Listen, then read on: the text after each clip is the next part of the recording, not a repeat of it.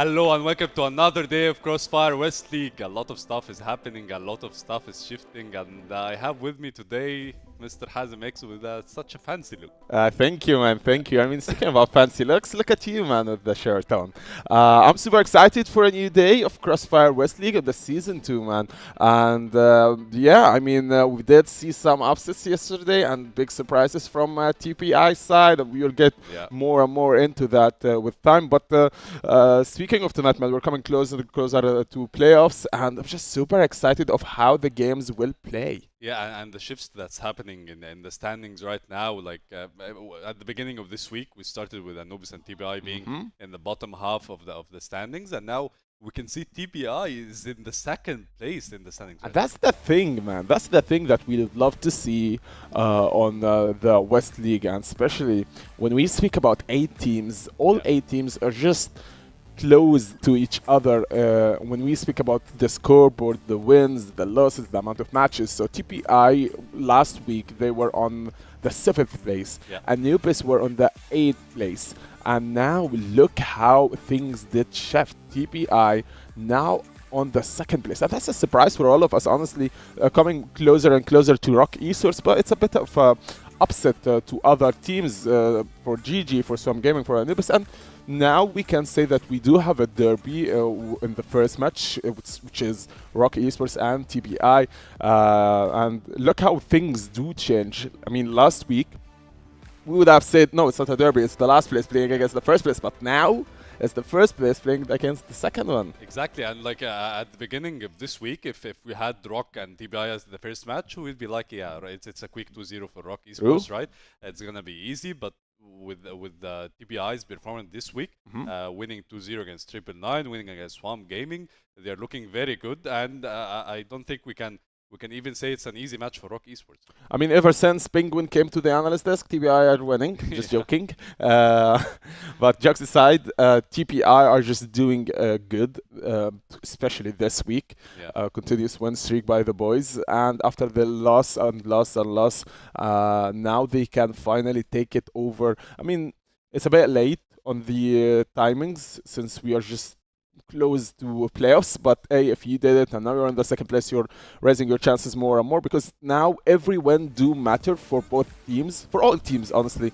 It changes and shifts because all the teams are just close to each other, and winning against a team like Swam Gaming is a big jump for a team like TPI.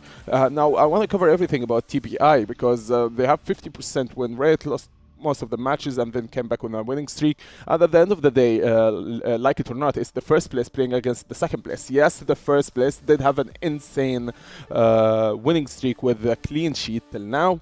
Not a single loss on their name, but TPI, they just came from 0 all the way to here, man. And with FaZe being the MVP all over the place, now TPI can try and manage to get another win, but this win against the final boss, it's like they did play the side quests and reached, you know, semi-final boss, which is Swam Gaming, and they did manage to win against them, and now they're playing against the final boss, which is ROC Esports. Yeah, and what's impressive is for TBI, we were talking about, like a Penguin mentioned that Noxin is the uprising star, and how he's like the missing piece of the puzzle, as he said, and that have TBI winning some games. But from what I'm seeing, even through the stats, everyone in TBI is having a good time.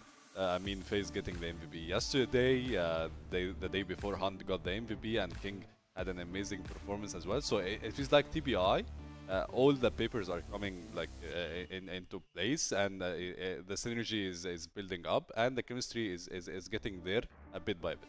I mean, yeah, for sure, and that's the thing that you love to see. I mean, however, or whatever time that you have on the off season, it doesn't compare itself for the time that you are having against actual teams on a competitive level and on a real level for these teams. So when you're on the server against ROC Esports, against any other team, now that's the real practice for me, is to play against the team with the competitive vibes that I need, with the soul and purpose of winning and only winning, and that's the thing that I love about them. Anyways, key players. Yeah. That's Snare against FaZe. Of course, FaZe name's going to be there, and how not? I mean, FaZe did surprise us, man, and he's ready to surprise us again.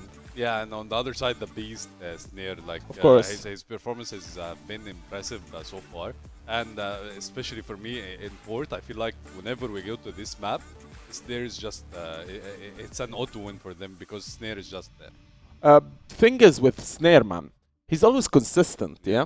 And that you don't find it with FaZe. Not underestimating FaZe, but it's like the rest of the team snipers are just not consistent as Snare is. Snare is just everywhere, man. Snare is on A side, Snare is on B side, Snare is on mid. He's just everywhere, and that's what you love and appreciate about him, that he can carry the team to the win. And give them the first blood. If they were playing on the blacklist side or GR, they can just counter the first kill. And for TBI, like you are the home team in this matchup, so Yes. you want to get an advantage in terms of the map selection, Of course. right? But for me, TBI's like favorite map so far from the stats, it's Ankara. They Ankara. always win on it. And on the other side, ROC Esports are pretty good at Ankara as well. So how can you find an advantage as TBI against ROC in terms of the map I selection? think Ankara will be banned, and if not from TPI side, it will be from ROC Esports. Meaning we will not see Ankara, rather than we would see Compound. Compound is ROC Esports' favorite map. They do not lose the Compound, and I think TBI are good still on Compound. We would see Compound here and there. Decider might be bored. I would see Eagle Eye too.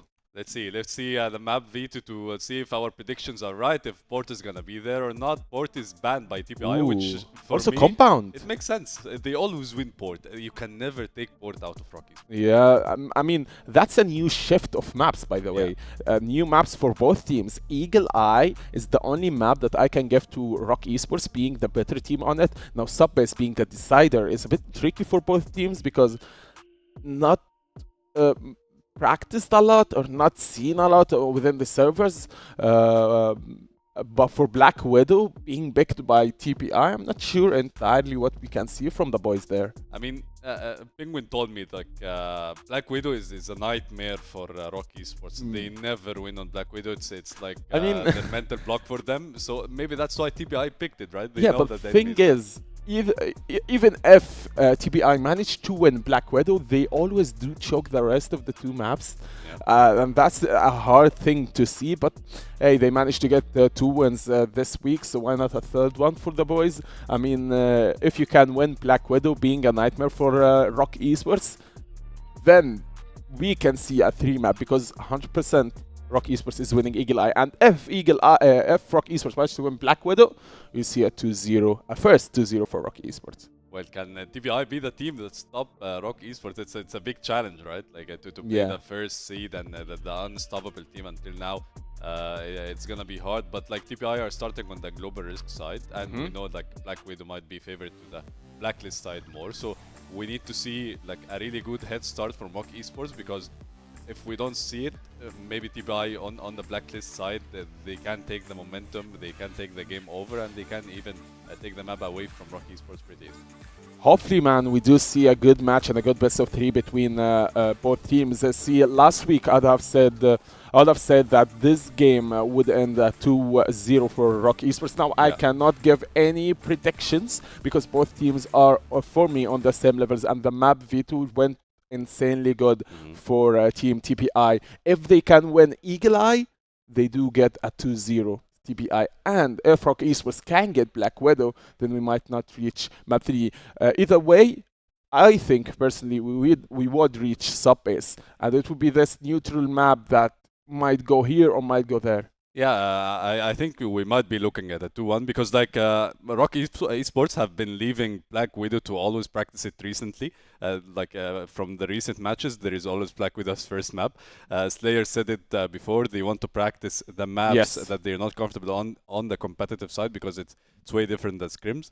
So maybe ROC Esports are having their time on this map to get more comfortable on it and to get this mental block out of the way, because we're getting even closer and closer to the playoffs. So it's pretty important. I mean, hopefully we see more of TBI, because if I did manage to win 2 or 3 games, I can't just stop there, right? I can't just get this winning streak and then say, okay, I'm gonna lose to ROC Esports. No, you're up against the first one. Keep in mind, you used to lose from the weaker teams. Now you destroyed Swarm.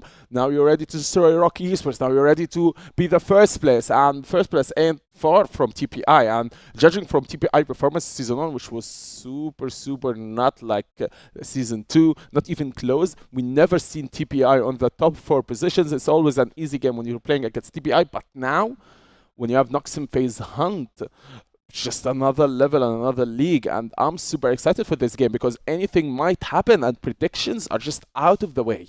Yeah, 100%. Who do you think are the key players? I mean, we know that the key players that we saw from like from my perspective, from 2 minutes ago, but from your perspective, I mean, we did see FaZe on the screen, but from my perspective, it's more of a Hunt show for me, and because Hunt is just, I don't know, man. Hunt just gives me Joker vibes. He's everywhere, and he's, you know, he's just jack of all trades, and he's just everywhere. He can be on A, he can be on B. He's the guy that you need, and you need to keep an eye on Noxin too. 100%. And that's from the TPI perspective. From ROC perspective, I cannot not agree with the screen, man, when it showed Snare. Snare is just on another level, man. It's the sniper gameplay for me. It's super intense, super insane, and also Horus. Oh, yeah, we will see. We'll see if ROC Esports will get rid of the mental block. Will they win Black Widow or not? We will know this with Trav and Kyle. You have the mic. Awesome. Thank you to the desk. Excited to be here. It's my first day into the season. Excited to see how things have been turning up so far. I know, Trav, you've had a good glimpse already at how things have been playing out. What are your thoughts initially coming into this head-to-head? Honestly, I think, you know, Hazem kind of mentioned it accurately. This could actually be a lot closer than people are expecting, right? You know, ROC are kind of experimenting with their map pool a little bit. They refused to win a game 2-0 this season. ROC, it's been 2-1 upon 2-1 upon 2-1. They always seem to do it the hard way. And TBI looking like the best TBI maybe we've ever seen in the CFWL, right? I mean, they have been... last season they had 1 win across the entire season. They shouldn't even be here, right? They failed in relegation. They shouldn't even actually be in this league. It's only GV's roster exploding that's actually got them this spot, of course, back in CFWL. And they're looking to start as they mean to go on here. Very quick start to Black Widow. I know that ROC do struggle a little bit on this map, and TBI trying to take advantage of that straight away. But you can't be too careful when Slayer is in a clutch. Yeah, very aggressive opening round, but that's what I want to see from TBI. I feel like they're definitely underestimated in these situations, and they're taking full advantage of that already at the start of this first map. So for Slayer, a bit of a tough position to work his way out of. He doesn't have that C4 in hand as well. He's kind of just out of position here over towards Belong, and FaZe gets the early spot, almost taken down actually on that peak. Has to be a little bit careful. Nade's going to come down, not enough to do any significant damage. The problem now is the utility that Slayer has to work his way past. That smoke is going to make this a really difficult bomb to recover. Less than a minute on the clock, but for TBI, they don't have to do anything too risky here. They can just play nice and patient. Yeah, just the bomb just in the open, right? This can't be retrieved unless you get a kill on the Hunt or FaZe. Of course, FaZe being low makes this one slightly nervy. You're going to lose a massive clutch like this in the first round of the game, but thankfully FaZe has got a very good angle, and it's going to be a comfortable start for TBI overall. And yeah, I think some of the things we've seen from TBI so far this season have been super fun. I mean, Hunt on the sniper, obviously. Sometimes we have FaZe on the secondary. But he's kind of more focused on rifling this season, which is a bit of a change up. But so far, Hunt on the sniper, whether that's the Orm or the TRG, he's been very, very solid. So looking forward to seeing how that's going to turn out for him. He does go down there, so it kind of ruins my my thought process immediately off the bat. Classic curse. But yeah, it's a good opening pick from Snare there. And we're going to need to see more of that from him, the Mr. Consistent over the course of these seasons for ROC.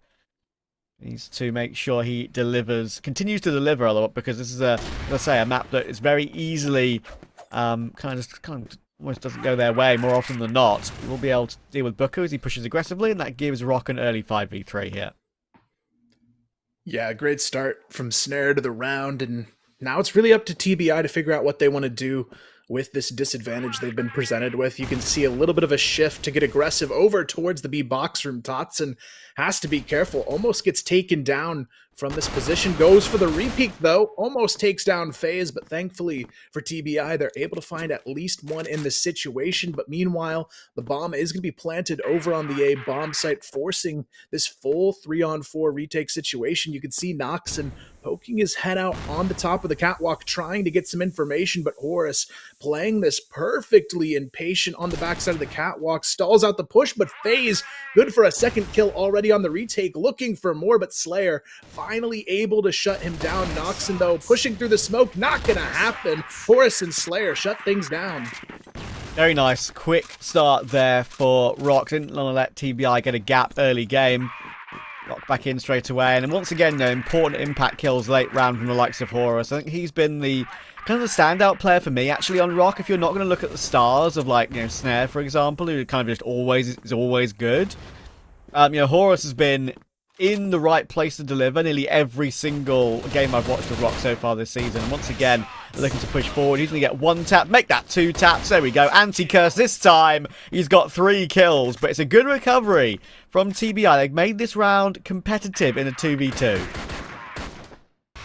King, unfortunately, though, going to catch Horus, shutting down that big play opportunity. Snare now left alone. It's a 1-on-1. He's able to take down Hunt to get it started, looking for a huge 1v2 to get his team out in front, playing the clock here, but unfortunately, he's given over a lot of space. King throws the nade as well, chips away some damage, but Snare right there with the reaction gets it taken care of. That's what he's good at. That is the impact from Snare in the clutch. ROC needed that. Horus did all the damage at the beginning of the round, and once again, showing up with him critical kills, whether it's entries or just late round impact. And yeah, they've actually done really well to recover that one on the back of Snare, but the fights are very quick in this game so far. Once again, we're going for an early round battle, this time toward long, and it does go TBI's way overall. And Slayer down to very low HP after his couple of kills, so he might have 6 on the board right now, and he might have the C4, but the advantage is all with TBI, and now it should be an equalizing round. Yeah, a bit of a tough start to the round. TBI, again, throwing out these early aggressive plays, but Slayer, I like the positioning here, might have a chance to catch a player or 2 off guard. If they both go in front of him, the timing could be devastating, but FaZe, thankfully, gonna check that corner to make sure things go exactly how they need to for TBI. So tying things up, but man, Trav, these are aggressive rounds so far. It's hard to believe we're already in round number 5. I know, I mean, I think the pace has been, it's kind of started a little bit last season when Anubis played a bit more of an aggressive style than they had historically. Of course, they made it through to the grand final. They've been struggling a little bit this season, but a couple of wins in the last couple of days has put them back into contention in the league. But yeah, a lot pacier style from quite a lot of teams actually in this league at the moment. And TBI, they are in the lofty heights of the top 4 in the league right now. Not a place where they finished before. If they can get a win here, it would be an incredible result against the unbeaten team in the league. I mean, as we said, we're kind of expecting this one, maybe this map 1 to go the way of TBI, but see, map 2 that we're a bit more sure of, then map 3 is also a big unknown. Noxon on long, he's been one of the most important factors for TBI this season, and unfortunately not going to be able to do anything in this round though. Hunt needs to deliver, but it's only a 1-for-1. Now it has to be FaZe. He taps down that split from short and is able to rotate and help out toward long, and he just keeps tapping away. 3 kills for FaZe. Brilliant hold, and Totson will not be able to do anything about this unless he gets peeked 1 by 1, but no, not to be. FaZe is a brilliant round, and TBI once again hold on. Yeah, FaZe just going untraded there with everything they needed to get themselves back in the lead. Now it's going to be up to ROC to try and shut things down. They're having a lot of trouble on these A-long fights.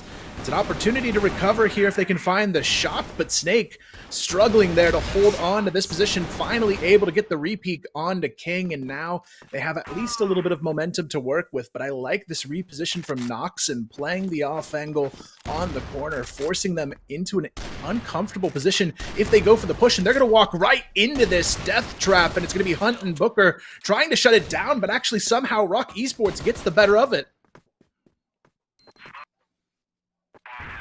A brawl to the start of this game. I mean, back and forth. I think feels like every single game I've watched actually in the CFWL this season have been pretty brawly like this. No team can really just get a comfortable gap. Maybe I've covered like 10-1 in this whole season so far, and every other game has been just back and forth. No team able to streak clear. Very competitive. And yeah, maybe that's down a little bit to that weaponry meta change, right? That kind of evens up the meta between a lot of teams. It's a slate wiped clean in a way. But yeah, 3-all to start this one. Keeping up with that pattern. Yeah, I think the big thing I was thinking this season is this used to be a BL-sided map, but you've got 3 HKs on the defense now. It's a much harder bomb site to crack through. You're going to see Horus somehow sneaks underneath Hunt, but the second shot going to land perfectly there onto Snare. And now you've got the entries coming through, but TBI holding the line comfortably for the moment. FaZe, what is that second headshot there? Beautifully done onto Horus. Moment, it seems like FaZe on the rifle is a bit of a masterstroke over the course of the season. Of course, he pulls out the secondary sniper sometimes, but you know what? 10-7, or 10-3, sorry, early. I mean, that's insane.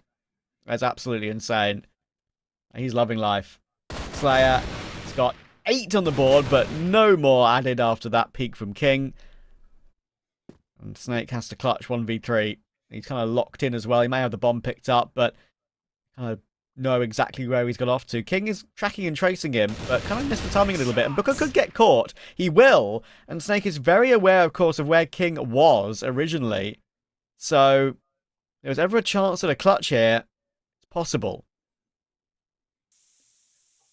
Yeah, it's all going to come down to the timing and this potential plant. You can see Snake working his way back over towards B. It's only going to have FaZe on the back of the bomb site, but that might be all you need if you're TBI. FaZe hitting the shots all day long so far, and he's just going to be holding on to the B window. Snake, though, taking his time. He still has 30 on the clock. Spots King underneath, able to find that early kill, but does he know FaZe can easily peek on the window? No, he does not. And TBI thankful once again for FaZe to be there. So reliable at the moment. FaZe is having himself a game. Snare looking to go for a pick long. There's one of the 3 rounds ROC won was kind of just... Actually, to be fair, 2 of the 3 rounds that ROC have won have mostly been down to Snare. Of course, he had that double entry on long, and he had that 1v2 clutch. So, it's all kind of in his hands at the moment, it feels like, in a way. He's all his 4 kills have been hugely impactful. And ROC keep it close again. TBI, they're doing what they need to, but for ROC Esports, Snare having a rough go of it. Already going down to Hunt, who has definitely stepped up quite a bit, putting in that work with the TRG, making things very difficult to take early A control. And you can see TBI, they're already just kind of swooping in across the map, closing in around ROC. Booker gets the information, able to fall off the catwalk as well, and now we can see ROC starting to second-guess themselves on this push, already sending Totson back into the B connector, and this is where they have to rethink their approach just a little bit. There's nobody directly holding this mid-push, only Booker from underneath on the A bomb site, so Slayer's going to go ahead and poke around here and see what he can find. Able to take down Noxon right away. That's a huge opening. Totson as well goes for the backstab onto the B bomb site, and ROC Esports, they've flipped the script here. Yeah, that's actually really nice. Oh my word, look at the run and gun there from Horus on the USP. That's crazy on toward Booker. FaZe did find Slayer, so it's still only a 2v3, but of course the B bomb site is pretty much open. It will be a quick rotation over to try and cover that. And Horus will be able to get the bomb planted just about before Hunt gave it a look. He will manage to get 1, but he needs 2 more, unfortunately. This is a well-played round from ROC so far. being able to gauge the timing of getting that kill over toward mid. That took the attention away from the box room player. In the end, it does work out for the round victory. Yeah, still a bit of a back and forth here as we go into the final round of the first half. It's truly anybody's map for the taking. FaZe being the only key difference maker really so far across the board. Everybody else very equal in how they've been performing in this map. But this time, it's going to be Noxon shut down. Hunt able to find Snare in mid, though. That's 3 rounds in a row. They've had an instant shutdown onto Snare. So if there's one thing putting TBI slightly above, it has to be that. Yeah, look how far King is forward here. Hiding pretty much in plain sight in a way, but on the lip of the ramp, he'll choose to pounce then when he hears Snake running toward him. Unfortunately, there's too much to do on a difficult angle, a difficult aggressive angle. There's no way out there. Once you put yourself there, and that you're at a certain point of the round where you know you could be split from behind, you just can't leave. You have to commit to the bit. And unfortunately, it's now out of contention.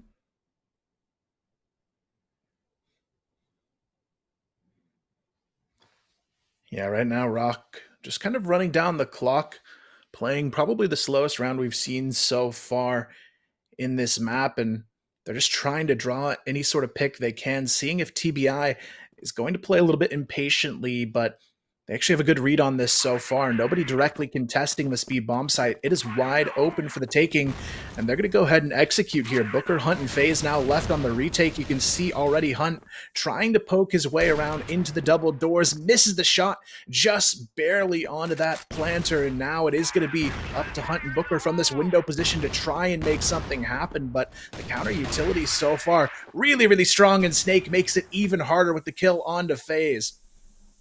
Yeah, lovely wall bang there. Good catch. This makes it pretty much impossible now. And ROC having a pretty decent blacklist side here. Be pretty content with it. Hunt will manage to get one. Actually not been able to trade it yet, but there we go. It was always going to come through. Booker has no chance with the clock above his head. And especially when Totson is playing with the angle like that. It's a good round and good half overall for ROC. And a speedy one at that as well. Yeah, honestly, ROC, a bit of a shaky start, but they were able to hold on and grab that first half. So now it's really up to TBI to show us what they can do. Hunt and FaZe, they had a brilliant first half, but the rest of the team left a lot to be desired here. But look at this play from Horus. Just goes swinging for the fences. A-Long able to find himself a big triple kill. On top of that, you grab another on the way, leaving Booker all alone in the spawn. 1 versus 5. There is just no way out of this one. Unless he grabs 2 headshots right away. There is a fighting chance, but not for too long, as Slayer's there to get it done.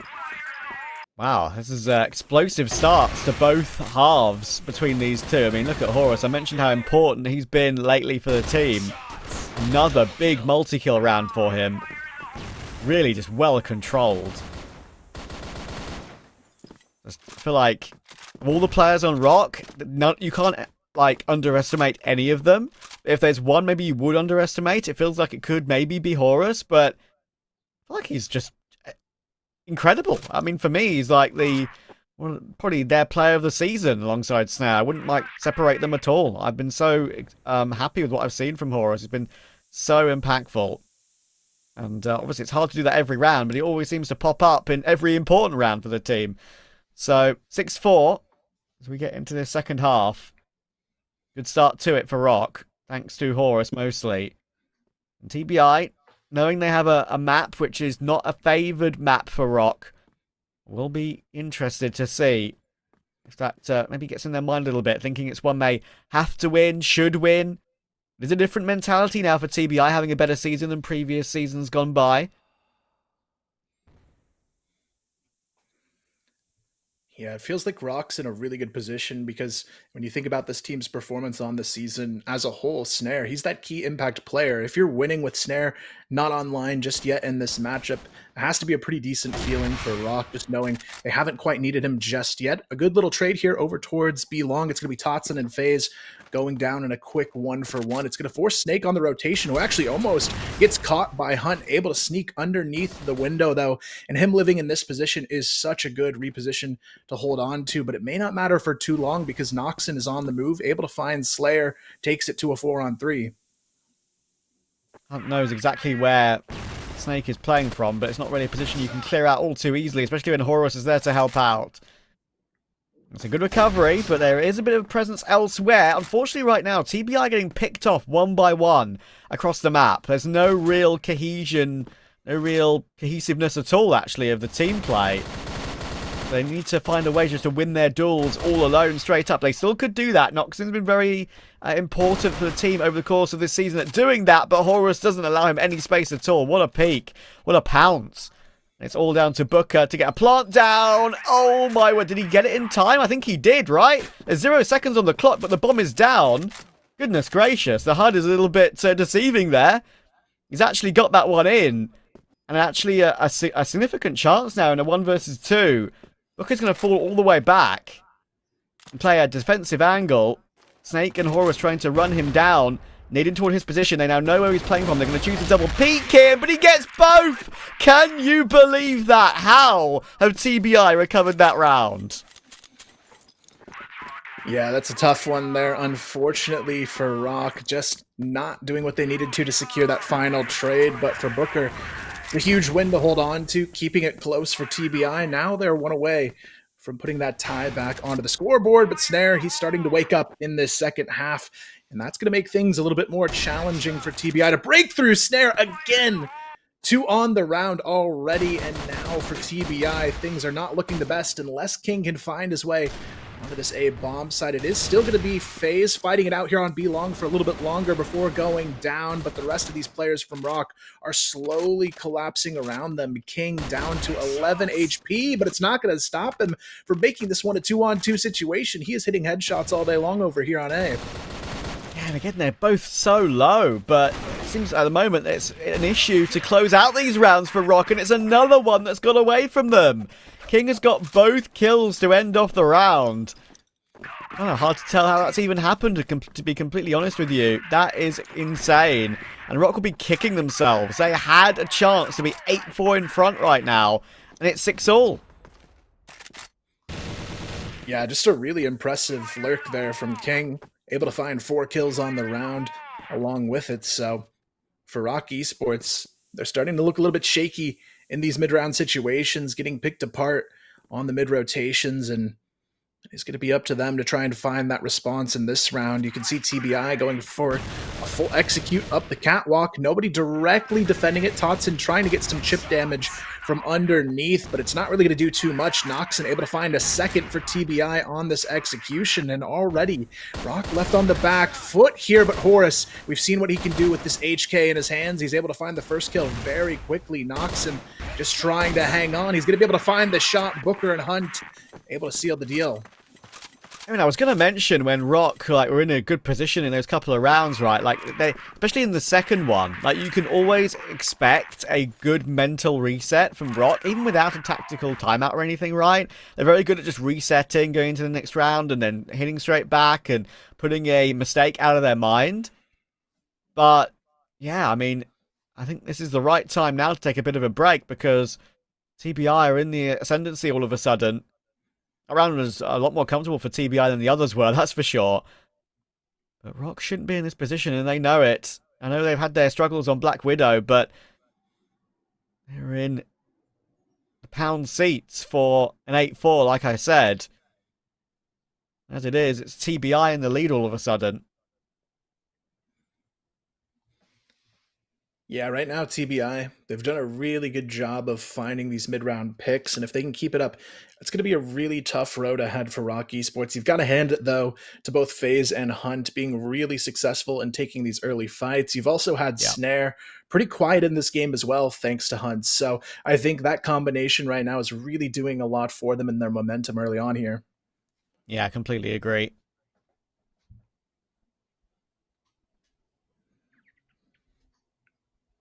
Ability of TBI, it's never really been in question, I feel like. I mean, we all know these players have like a good individual level. It's just there's just the extra teamwork and stuff that has kind of halted them and hurt them in games in past seasons, especially in the first season of 2025.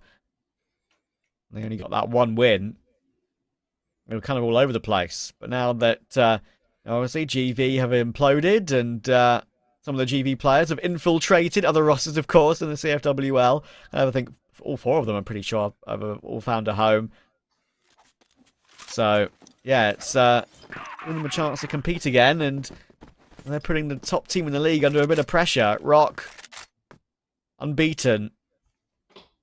Not maps, obviously, only results in BO3s. But Black Widow, again, could be going against them here. TBI get another opening pick in the round after ROC's tack pause.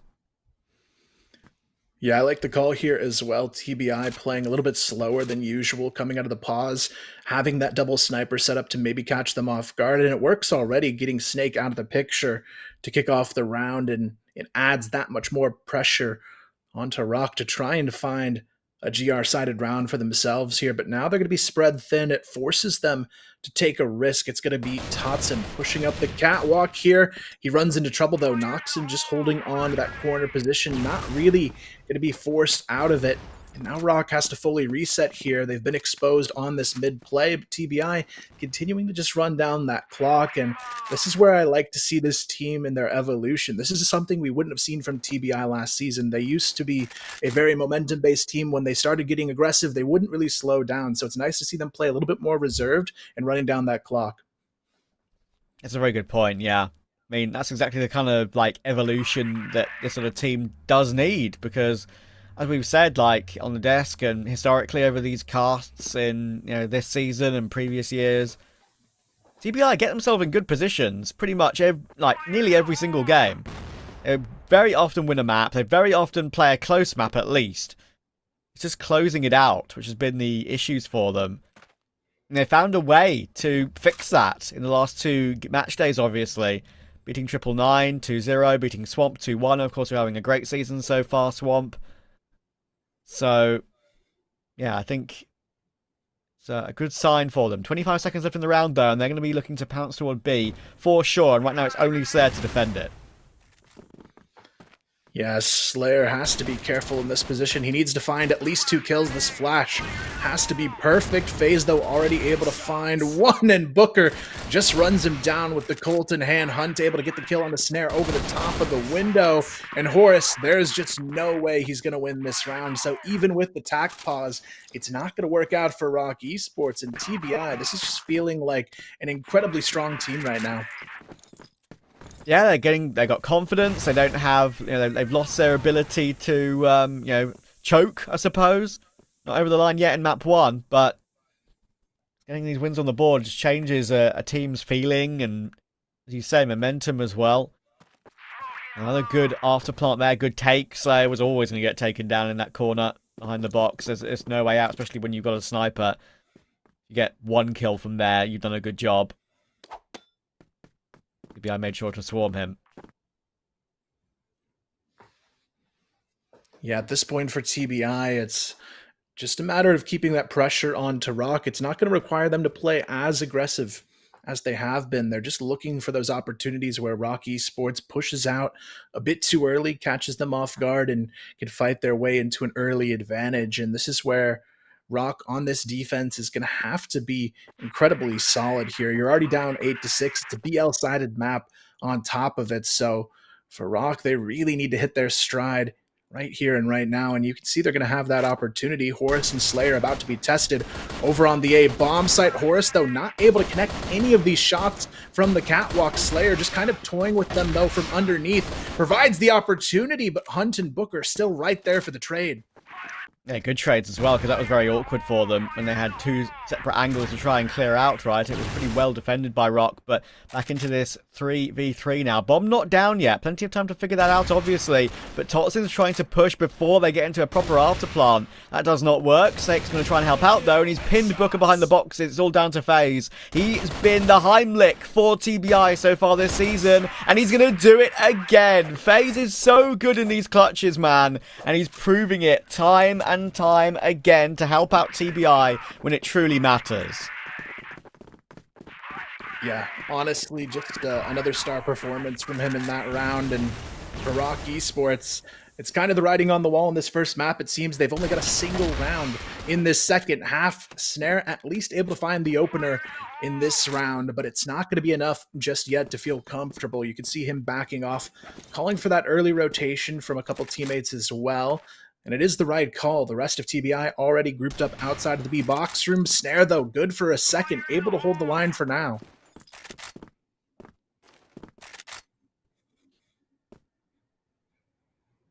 Classic case of getting to 9 and not being able to close it out straight away. Will that be the case once again? Time and time again. Hunt trying to stop that from being reality. FaZe could put a stop to that as well. It's a great kill on Snare. That's a big scalp to take.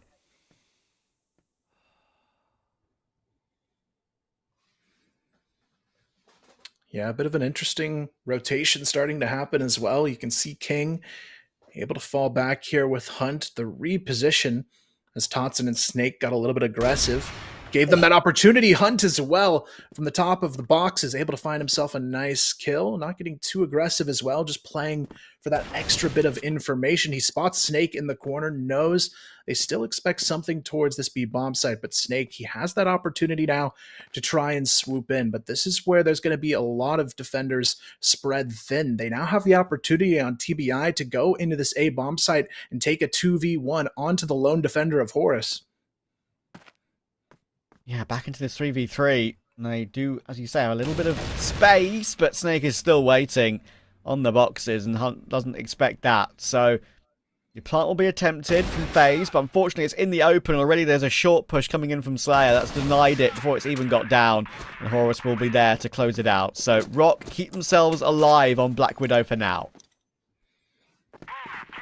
Yeah, not a bad way to answer back, but still not over for ROC just yet. They need 2 in a row to take this one all the way to overtime. But so far, they still have a lot of issues dealing with these early snipers, Hunt and FaZe, across the map here, causing a lot of trouble for them. And you can see Slayer trying to provide that secondary TRG over on the defense now as well to answer back, but not able to find anything just yet. He's going to go ahead and fall off here back onto the B bomb side. But for TBI, again, it's another slow round in the making, but this time ROC is going to go for the push down the catwalk all the way up short into mid. They might actually go for a full peek here, but they actually spot a nice little shoulder peek there from Booker, forcing them to fall off here.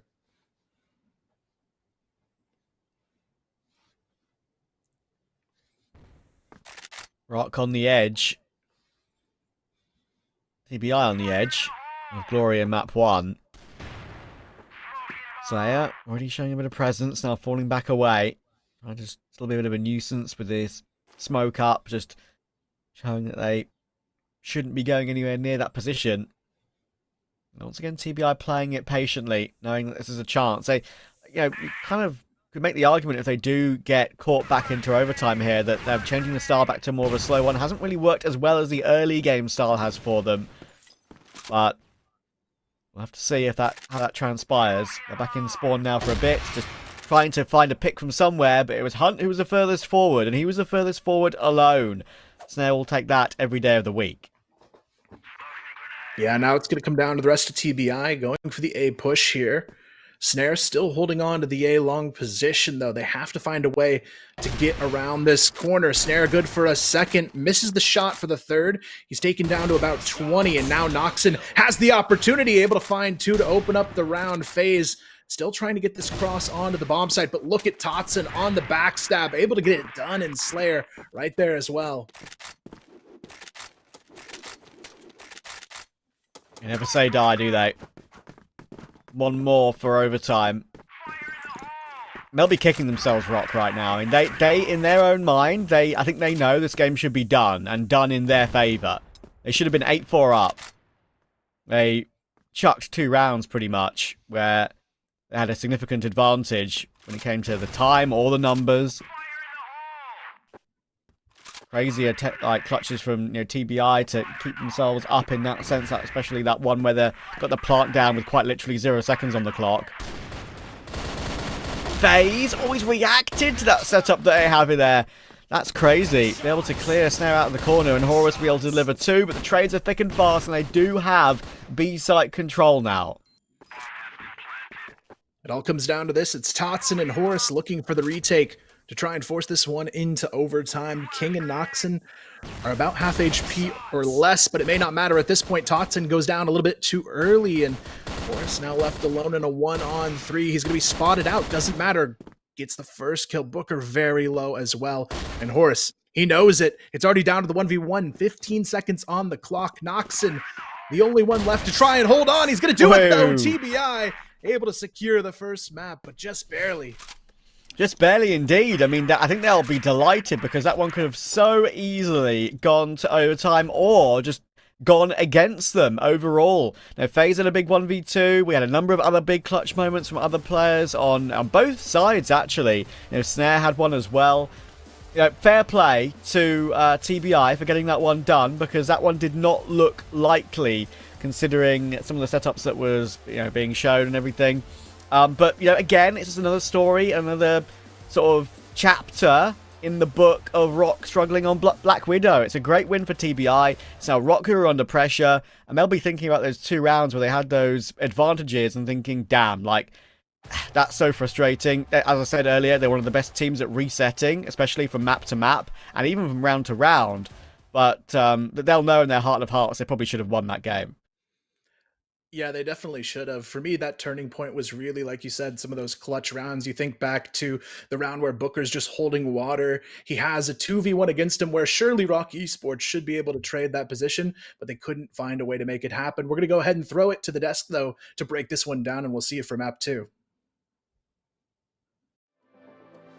Thank you, Kyle. Thank you, Trav. And it was close. I mean, closer than the last time, but of course, still too far. Yeah. Of course, man. I mean, if Black Widow is the nightmare for ROC Esports, imagine what's going to happen in the next 2 maps. And I say 2 maps confidently because ROC Esports would never take this loss easily. And I think we're going map 3, man. Did you see what happened in the first game? It was going back and forth, back and forth, back and forth, till the pistol round, the 1v2. Booker. Yeah, when Booker managed to get both of them with the pistol, that was the breaking round. It was a winning streak, win after win after win after win. And I think this is the snowball effect at its finest. When you win a round like this, you get this room of rounds where you can win continuous rounds, round after round, and you just put your mark. And this is a clear statement from Booker. It's like, I won the most important round, let me win like 3 or more rounds as a reward of my win. And that's what happened. And honestly, Horus, for the last round, he did what he can,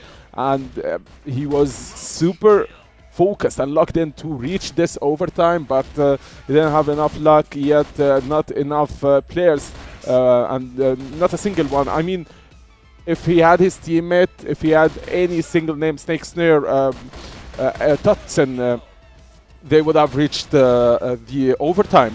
But it's a deserved win for TPI. No one can disagree with me here because, I mean, they did pick the map. They know the map is hard for ROC Esports, and they showed us why it's a hard map. But thinking of the score and thinking of the consequences of if we had reached an overtime, it's scary to think about it because next map is ROC Esports map, and it should be more and more scary for Team TPI. Yeah, and we were talking this map favor the blacklist side by far, and we saw this like when TBI switched to the blacklist side, that they showed some really like such amazing performance, such a domination on the blacklist side, starting from the Booker 1v2 with the pistol. Everything started getting together for TBI, and it felt like ROC Esports, they're gonna lose pretty easily, but like reaching the map point for TBI. They started to struggle a bit. It felt like it was the wake-up call for ROC Esports, but it was a bit too late because like reaching 9 point, it's pretty hard to make a comeback. And ROC Esports still struggle on this map, and to be honest, I'm not sure why exactly Black Widow is a mental block for ROC Esports. Why do they keep struggling on it? Because I want you to tell me more about it. But like looking at the set summary, it felt like the key player, or like before we started the match, the key player was Snare, right? We were talking about Snare, and he didn't have the best match. Yeah, I don't know why. Maybe because it's a map thing at the end of the day. Maybe, yeah. See if the map you're not that really good on it, so the sniper would be the most crucial point here, because there is a big dependence on the sniper on Crossfire. You need its first blood, or you need the counter for him, and if the map isn't going for you guys, going towards you, if you do not like Black Widow, Eagle Eye, you name the map, then you would have a big disadvantage when it comes to a sniper side. Let's give credits where it's due though. Black Widow, it's not their favorite map, yet they managed to get 8 rounds. Yeah. And Black Widow is a good map for TPI, and they managed to surprise us. Now, the big surprise here would be TPI winning the next map.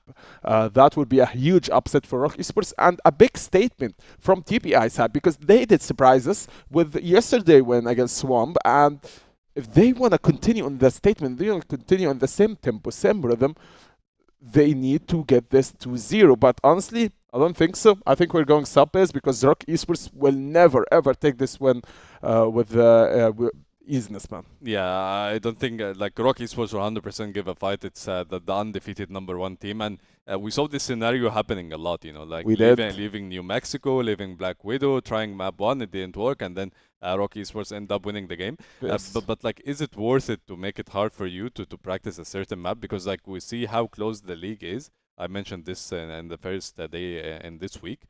Is it worth it to risk your place? Because like there are maybe 5 or 6 teams that are 3-3 now in the standings, so anyone can reach the first. Honestly, I don't think maybe it's worth against the weaker teams, but honestly, I don't think that was the intention from ROC Esports. I think they did lose the map V2, they became banned, and they struggled a lot, and they really wanted to win the first map, and that shows on their scoreboard, that shows on the 1v2 that Horus almost clutched. They really wanted to win. I don't think that's their strategy, like the New Mexico strat, where we spoke with Booker. He was like, not Booker, sorry, Tutson. He was like, okay, let's give them the first map, and then we're going to come back, get the second map. I don't think that's the strat. Maybe, I think they wanted to end this game 2-0. They couldn't, and now TPI are willing and need to get this 2-0. Honestly, I think ROC Esports might get their first loss tonight. Okay, let's see if it's gonna be 2-0 on Eagle Eye, or we are going to sub-base to map 3. We will figure it out with Kyle and Trav. You have the mic. Yeah, it's a bit of a tough one for ROC Esports as we get ready for map number 2. It is going to be Eagle Eye, which I do agree with the desk, Trav. It is a stronger map for ROC Esports. We've seen historically this is one they don't often lose on, but the big question mark for me was Snare kind of missing in that first map, and Hunt and FaZe, it felt like they were on another level, and I'm interested to see if they can do that here in map 2. It's interesting, right? Because Snare had 1.4 kills in the game, and all 4 kills were like round-winning kills, right? There was like an opening 2k toward long, and there was a 1v2.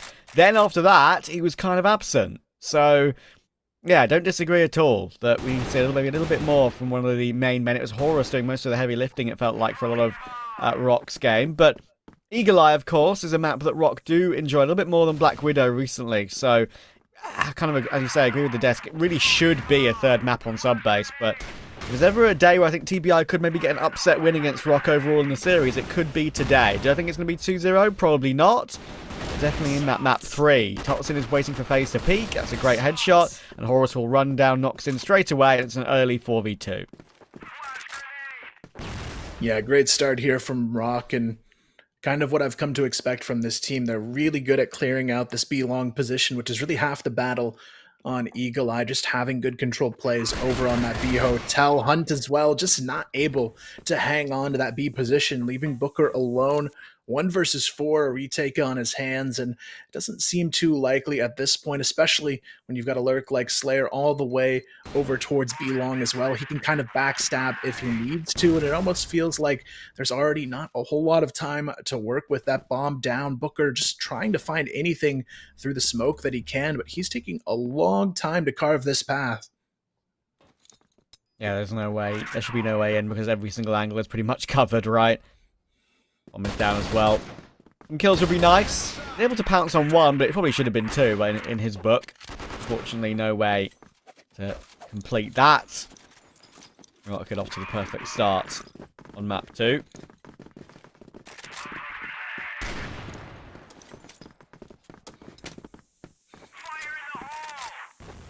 Interesting little bit of a riskier position from Hunt. He's going to go for this A-long pick, and he might actually have his opportunity to fight it out here. Misses the shot onto Horus. Has to back off. Booker completely flashed out of position. ROC Esports doing a great job of isolating these players on the A bomb site. King and Hunt able to respond, at least for the moment, but it's not going to be enough. Horus just completely shuts it down. Again, he's just so impactful, man. Might have been in vain in map 1, but map 2 gonna help out ROC to get a quick 2-0 lead. Horus with a big triple, figuring out that he was needed in every single one of those situations, right? I think he traded 2 of his teammates. Perfectly done. King managed to get that 1 kill, but exposed behind the box, there was no way forward. Booker trying to play aggressive, a bit more aggressive in the following round. Look how far they're pushing forward here to try and take the duel up into Slayer. Through the doors, and it's a great way of doing it. So that's something to work with. They're going to try and fall back with the advantage, and they're just going to be able to do so for now. Yeah, it's a really good start here for TBI, but they have to be careful because Horus is still alive, and he wants to fight on this lurk position over towards A. Hunt as well. Hasn't spotted him out just yet, but Hunt, what a reaction there to take him down quickly. Now TBI hold on to the numbers, and FaZe able to find them another one as well. Things are falling apart 1 player at a time here for ROC Esports, and now it's already a 2-on-5. Booker, he's stuck, but he's got support from Hunt, and that's one of the sort of hallmarks of the team in general. I mean, we kind of touched on it as well. I mean, in the first game, I think people still coming in and watching the league for the first time this season are surprised that we're seeing Hunt, sniping so much. But that role with FaZe as an occasional secondary has been working very, very well for them. Hunt's been very consistent, so fair play to him. You have to be consistent here as well, though. He's kind of tucked into the corner, and there's no way out of that one. Horus and Snake are going to run them down, and that's a big change of pace. It's going to work out immediately for ROC's 3rd round. Yeah, there should be no way of winning this one for FaZe. He's going to poke around in this mid position. Actually fakes it, though, to go quickly into the GR spawn, so maybe there's a chance here to catch a player off guard, but after this shot, he's going to be surely compromised. But I actually like the play from Horus, not even going for the peak, just holding the drop down on the staircase, and it's going to put FaZe in an even more uncomfortable position. Toxton able to take him down, and ROC make this one a early 3-1 lead. But I like what they're doing here a lot more so on this second map. It felt like on Black Widow on their BL side, they were a bit too hesitant, but the way they pushed in that last round, I think they need to continue that confidence forward. Yeah, I agree with that. I mean, they know in the back of their minds, they always know they're just plainly the better team. Historically, always have been, and in their minds, probably will hope always will be. So they need to show that dominance now, and Horus is once again trying to be the man to contribute to that. It should be a quick trade on toward Hunt. There's no way he gets away with only that 1, or more than that 1, I should say. And Noxin only get 1 as well, so it's down to a quick advantage. Horus cracking open the site once again. King and FaZe having to retake. Obviously, difficult being such a long way away.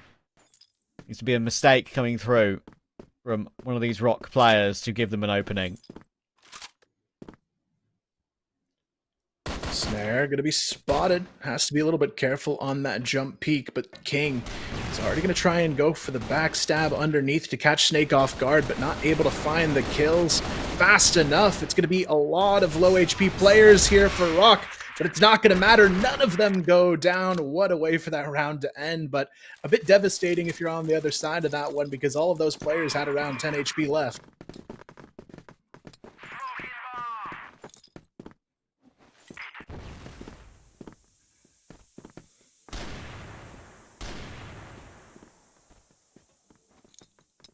Or 1 lead early for ROC.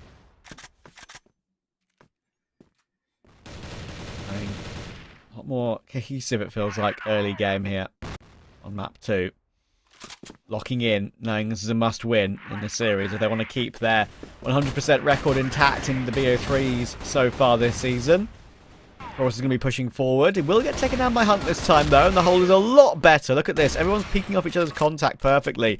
Between Booker and Hunt, it looks like it's almost perfectly rehearsed in a way. Snare is in a clutch. I'll never hold anything against him and won't put anything past him. Always possible when it's Snare, but of course doesn't have the bomb. It was dropped in the open, and there's a flank kill.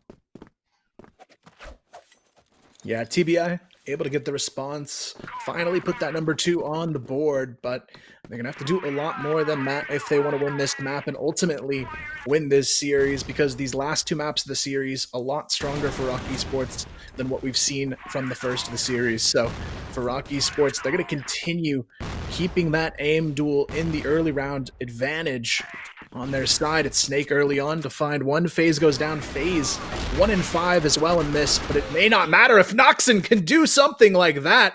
3 kills on the board for him. Hunt able to find a 4th, and already Slayer. He is left alone here. Noxon, why not make it a quad? Here we go. Starting to work back into it again with some great individual ability. Noxon's been so impactful. Seeing the replay of that, it's a great flick up with the sidearm. He's often been the, obviously as the new boy of the team as well, he's often been the guy that's kind of been left in clutches. He's not just, you know, an early round player, like an aggressive player. He's very often in a 1vx. He usually makes a pretty good job of those as well.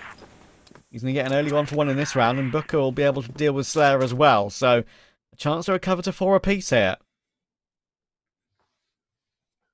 Yeah, right now, TBI, they're doing a lot of positive trading here on this GR side. That's what was missing in the opening set of rounds, and now this time around, it is going to be an even number situation, but caught in the air.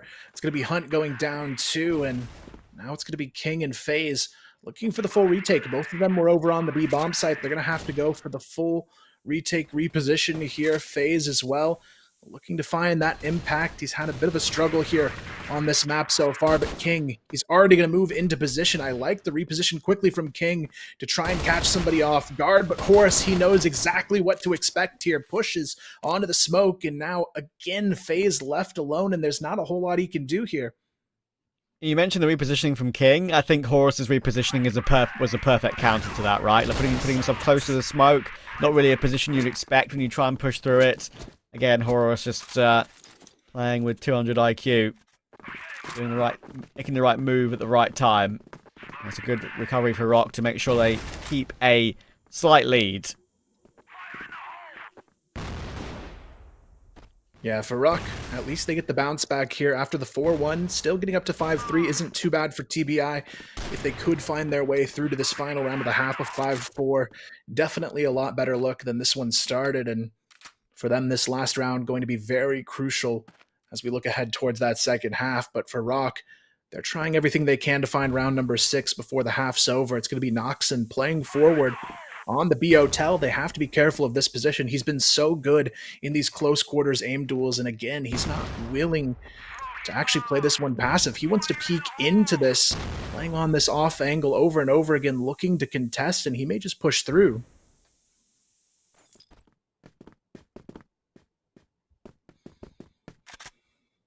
Quick rotation back round again, and Noxon will get his opening pick though. That push through is successful. So TBI's change up in this global risk side has just been playing a little bit more on the front foot, trying to cause ROC problems. And so far it has been working a little bit better. Bit of a peek here from Noxon again. It's another beautiful jiggle headshot. It's been incredible as Noxon after 10 kills a chance to be the main catalyst for a 4-round half for TBI, but FaZe will drop, and now King's in a bit of bother on a tough angle to hold, and Slayer will get a double kill and will allow a plant over toward B. Yeah, tough one ahead, but Hunt makes it a little bit easier with that kill onto Horus. Now Slayer repositions outside of the hotel. They're not really going to know he's here either unless they do a full swing check, but it's Noxon to go down right away. Hunt has to find a way to quickly secure this trade. The time is actually ticking away from him. Slayer good for 2, and now Booker is the only one left to put a stop to the half here, but Booker not this time around. No 1v2 on map number 2 for him.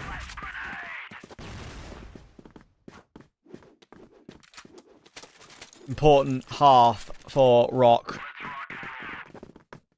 Just to get a lead and some confidence back again. I think they knew going into sub base or to Eagle Eye, sorry, that they'd they'll probably play a little bit better. Knowing sub base is on the horizon, it's not going to be easy for them. But now I'm expecting a bit of a clean-up to try and get this one done. Horus has got a bit of utility here to help him out for this push, but he should get taken down, you would think. He's actually managed to get his way all the way through while the kills have been happening elsewhere, actually. FaZe has got 2 in the meantime.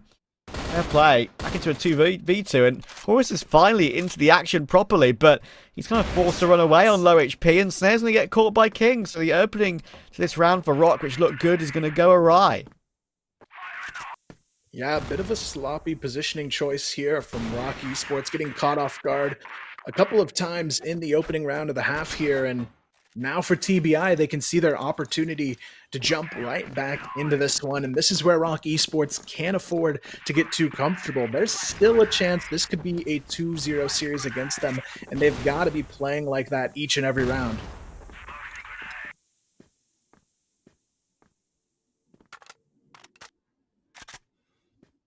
Yeah, it's a good warning sign for ROC. It's not going to be plain sailing.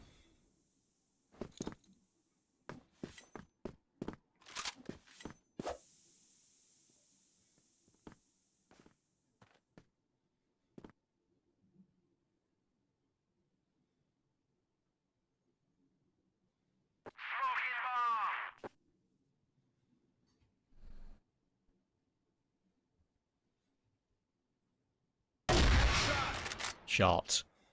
That's a really good catch on Hunt from Snare. He was ready in the right position to deliver, kind of keeping an eye on maybe 3 or 4 separate angles from the tower. 3 over toward A at the moment for ROC to hold on to that side of the map, and there is a bit of a push through coming through from FaZe to try and make something happen, but it's really awkward to try and make any progress at all. It might have to be Noxon, and there we go. Snare's actually been removed, but in comes the defense. Snake and Horus will settle them down a little bit. Yeah, at this point, it's going to be a really tough round for King and Booker. They don't really have any space to work with either, just kind of sitting back towards A long in the BL side of mid, and you can see ROC Esports already getting a bit proactive. Booker, though, able to be gifted 1, and he's falling out as well without any repercussions there. It's another kill going their way. Finally, Slayer able to find himself 1 for ROC Esports. Now Booker, 36 HP and a dream in this 1v2. This time, though, he has to try and get through Slayer, but it's going to be a bit of a difficult fight for Slayer. The window's on the position, doesn't stop him anyways, gets the kill, and ROC Esports are now 3 away from victory. Yep, 3 ahead and 3 away. That's a bit of a dangerous end to that round again for them, but TBI are keeping them honest. ROC are just having that extra bit of quality, especially now on the global risk side.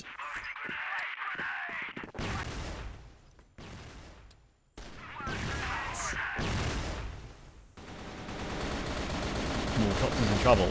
He's very much in trouble.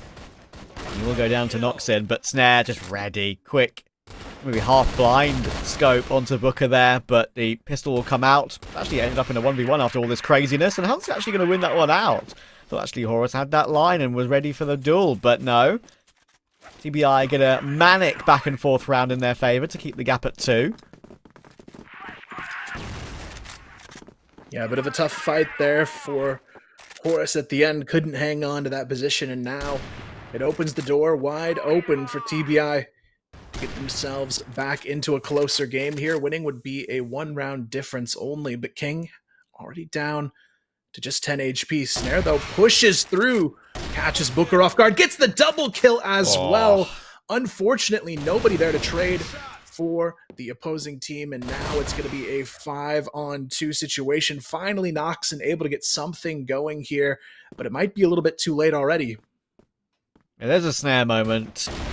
It's in a couple in the last couple of rounds, but that was a very, very clean one. 2 giga fast kills. And FaZe needs to find a way to find 4 players. Look at Snare's positioning as well, by the way. He's so far forward for a second, and it's Slayer actually who's going to push him down out of the round anyway. So that is ROC continuing the back and forth, but they'll be completely content with that if that's the way we go until the end of the game. 8-5 now the lead. Ooh, Slayer looking early for the kill, almost able to find that shoulder peek onto the B connector, but just not enough timing on his side this time around, and it's going to force TBI into this execution very quickly onto the A. Bombsite Snare has no idea what's coming his direction, thankfully able to find at least one, gets the double as well, and somehow they're able to hold on, even though at the beginning of this fight they were completely blinded and out of position. It's already down to just Hunt in a 1-on-3.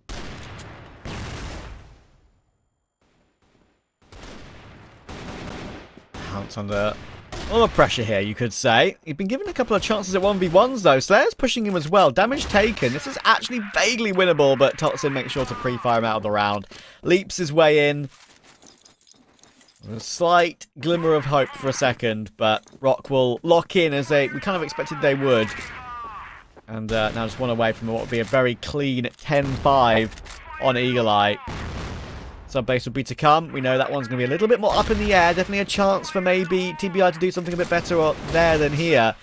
But this is being cleaned up pretty nicely, isn't it? Horus and Snare get a killer piece. Even playing in the very close corner Snare, just being an absolute nuisance right now. This is a Snare we know and love. Could even get the last as well. What a round to close it out. And ROC start to reassert some dominance. Yeah, what a statement, too, to close out the map. I mean, Snare fighting 4 individual players close quarters and not a single one able to trade him out of position. So you've got to hand it to these guys playing lights out in map number 2, forcing a very solid series now on our hands. But TBI, I got to believe there's still something left in the tank for this lineup. Yeah, I mean, I really think so, right? I mean, that is obviously the kind of the result we expected. Maybe against the TBI of last season, that would be the kind of game we would have thought to be seeing every single map in the pool almost, right? Like, TBI was very up and down. They were a lot better this season. And it's showing in the series, that's for sure. Especially on map 1, it was a great recovery. This was a bit more of an expected map 2. But Subbase, I really think, is up in the air. I mean, like, I really don't know which way it's going to go. ROC have played it, a couple of times over the course of the season. You could say that there's, they've historically they've been okay on it, but the only time we've really seen it this season was once against I think 999 and once against Gaimin Gladiators as well. So they won both of them, and especially you could say the game against Gaimin Gladiators would be a good sign for them to win that one. It wasn't overtime, but still a good sign to win a close Subbase against a very good historically top 4 team. But there's definitely an unknown here, and TBI do like a bit of Subbase, so we'll have to see if they can bounce back. But first, a break.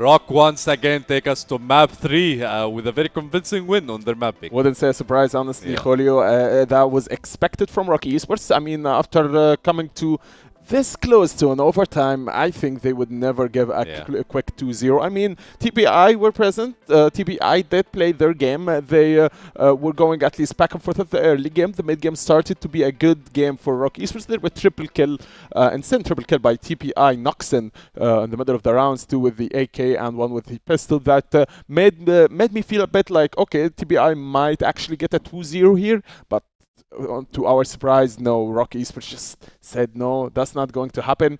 There is sub-base for a reason, and that reason is to decide which team is better. Is it TBI and ROC Esports? And I'd love to mention that this is a question that is being asked right now. What is the better team, TBI or ROC Esports? Because last season, and not even last season, let's not go that far.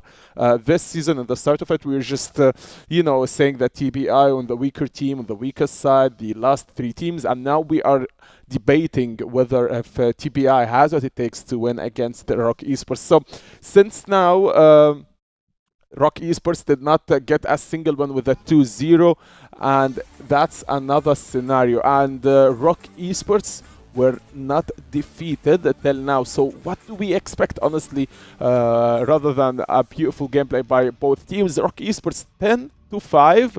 Honestly, the game, most of it was snare snipes and Horus clutches. Yeah, and from the stats, the main difference for me is a snare, with the 1.7 KD. This is the main difference from map 2 to map 1, in my opinion. The level of individual gameplay from ROC Esports, it felt like they are way more comfortable in this map. And for TBI, they had some good rounds, yes, but it felt like ROC were in control for the most of the time. And it makes sense, it's their map pick, and it's the same scenario and pattern over and over. They leave Black Widow, and then we go to map 3. But like TBI, they always give a fight. And you told me, like, for the 3rd map we have sub-base, right? And you told me, like, it's a pretty balanced map.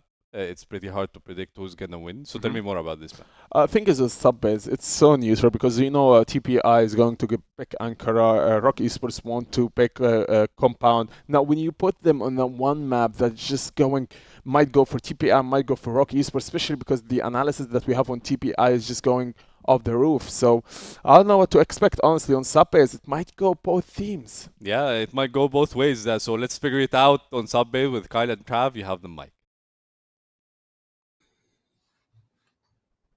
All right, it all comes down to this. It's going to be sub-base map 3 to see who comes out on top if ROC Esports can do it again in 3 maps and remain undefeated at the top. But more importantly for TBI, can they firmly start to push themselves into that number 2 spot? Because a win here would start to separate them from that team of, I guess, 6 teams at this point that are 3 wins on the board. So they're looking to kind of put themselves in front if they can pull it off here.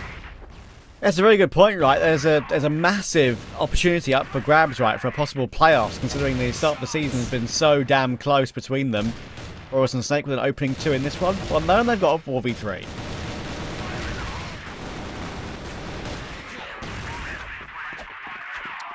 Well, a bit of a quick one. That was a lot faster ending than I thought. God damn.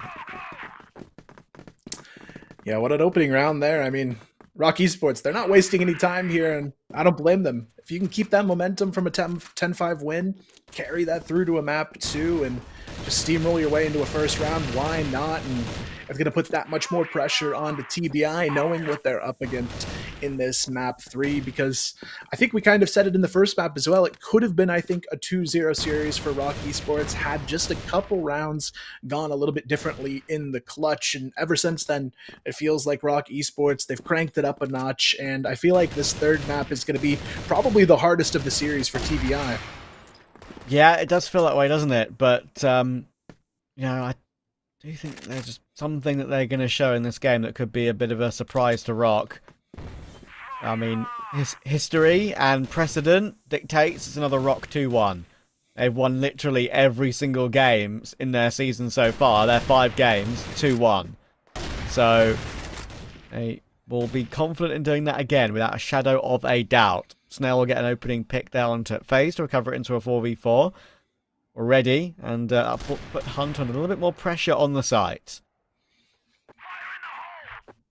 I like the pressure play, though, from Snare and Horus. Just getting control of lockers, but not overcommitting just yet. Horus able to find one, but again, Noxon always here in these anchor positions to put up those numbers. Now it's a 3-on-2. Snake and Totson forced to rotate back towards A, and that might leave it all up to Booker here, really the only player in position to respond if the A push comes through. He's only holding on to the upper bomb site position as well. No control over that lower missile, and for Totson and Snake, the timing's actually going to be perfect here. They sneak right past that cross from the upper bomb site. This is going to be a free plan.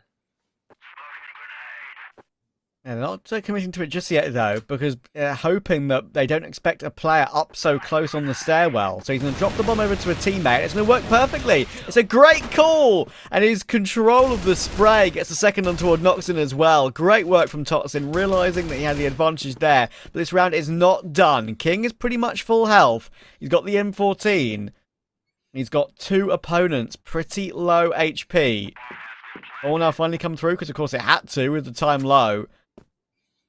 Couldn't exactly rotate to B or anything crazy like that. So they're going to have to commit to the bit here on B. And this is going to be really difficult. This is going to be really difficult indeed. On this very open site, obviously, King is very winnable here for him. Down onto this A site itself. We'll finally try and get a duel, but Totson will hold the line. And in the end, ROC do find an answer. It's honestly mostly down to Totson's aggression. Yeah, honestly agree with you there. I mean, the decision to push up into the upper A position, perfect timing, catches 2 players off guard, and it keeps ROC Esports, more importantly, uncontested in front on this third map. That decision-making just key to the round win here. Hunt, though, still having a lot of success in this third map, finding the openers. He's able to find 2 before the trades come through, but King and Booker immediately fail to hold the line on the A bomb site, and once again, this bomb site is going to be theirs for the taking. ROC Esports, they're so strong on these post-plant positions as well that this time FaZe knows on this lurk he might have to be able to find something from the upper A bomb site before they can actually push through.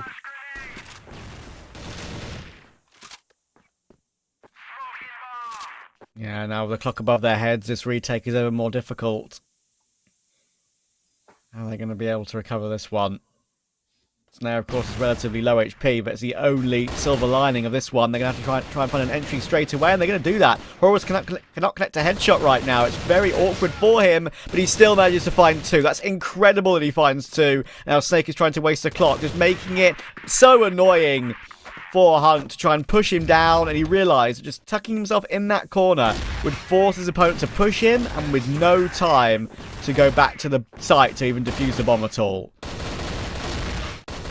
Yeah, a lot of this just comes down to knowing how to position at the opportune moment here from ROC Esports. That's 2 rounds in a row where they had a slight disadvantage in the moment, but made the perfect decision to keep themselves in the round-winning position. And now for TBI, this is already a really difficult fight for the remainder of the map. You're already down 3-0, and now they're going to start to second-guess their decisions because ROC Esports is just doing a good job of predicting exactly where these rotations are coming from, and they do it again here. Horus able to catch King pushing through a little bit too early. Hunt still right there as usual for those opening picks, but the rest of TBI now has to find a way to bring it up to another level.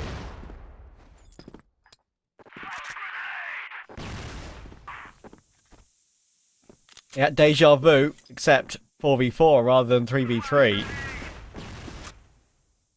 ROC right now are very much in the driving seat.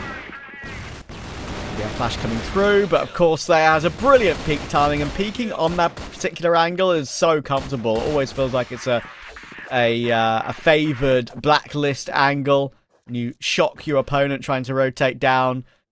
And it's another great hold from ROC, and that'll probably force a pause out of TBI if I'm not mistaken, because they're getting run over at the moment. Yeah, I mean, you almost have to if you're TBI at this point. You can see them starting to talk through their options here, but a lot of this just comes down to it feels like TBI The big thing we saw work for them so well on their previous GRs was playing aggressive and trading together. But right now, they're getting caught alone over and over again. You see a player overextending, getting caught on a peak too early. And this is just ROC Esports knowing exactly how to counter-strat this team. But if you're TBI here, I think the number one thing they're going to be talking about is that trade potential during this pause, because that's the big thing they've got to clean up here.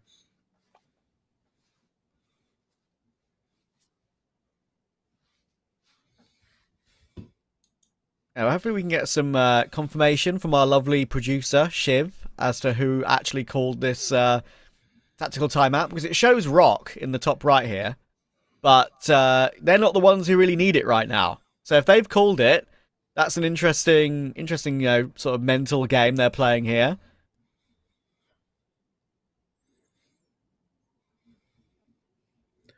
Yeah, it would be interesting if it was ROC to call it at this point, but you never know. Maybe they've got something they've noticed they can continue to find ways to exploit. That's been the name of the game for them as well, finding these key opportunities to get a little aggression snuck in there and catch their opponents off guard, or just knowing exactly what to expect on these retake positions. But you've got to think at some point they're going to set their eyes now towards the B bomb site. They've gone 3 rounds in a row, just aggressive onto those A bomb site takes. And I feel like coming out of this pause, you've got to think TBI is going to emphasize that site a little bit more.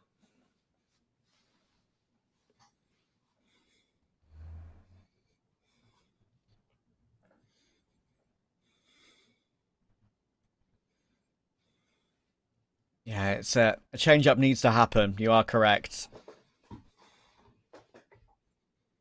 Otherwise, it's going to be a game that will get away from TBI very quickly. And historically, with TBI, right, if they were to lose here very comfortably, 2-1, I would be saying, it's another one of these stories for TBI. They're not able to close out a game. But after the previous 2 wins they've been able to get, and the fact this one's against ROC, like, I'm willing to forgive them. It's like, this is a whole different kettle of fish playing against ROC. So, like, they were to collapse here and ROC were to win this game super comfortably, that would be totally understandable, I feel like. Top will go down to Hunt, though. It's a good change-up on the defense from TBI in this one. They finally got themselves an advantage to work with.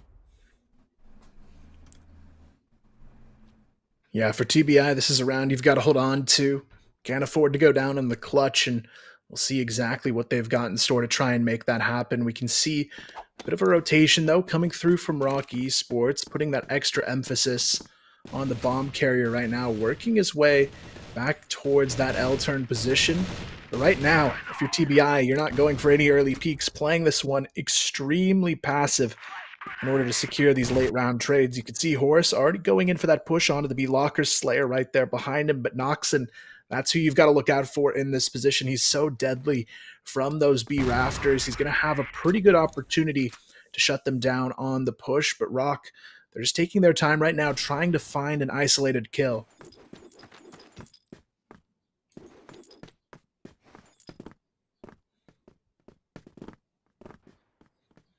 Once again, moving back toward A, and once again, it would probably be quite a good call.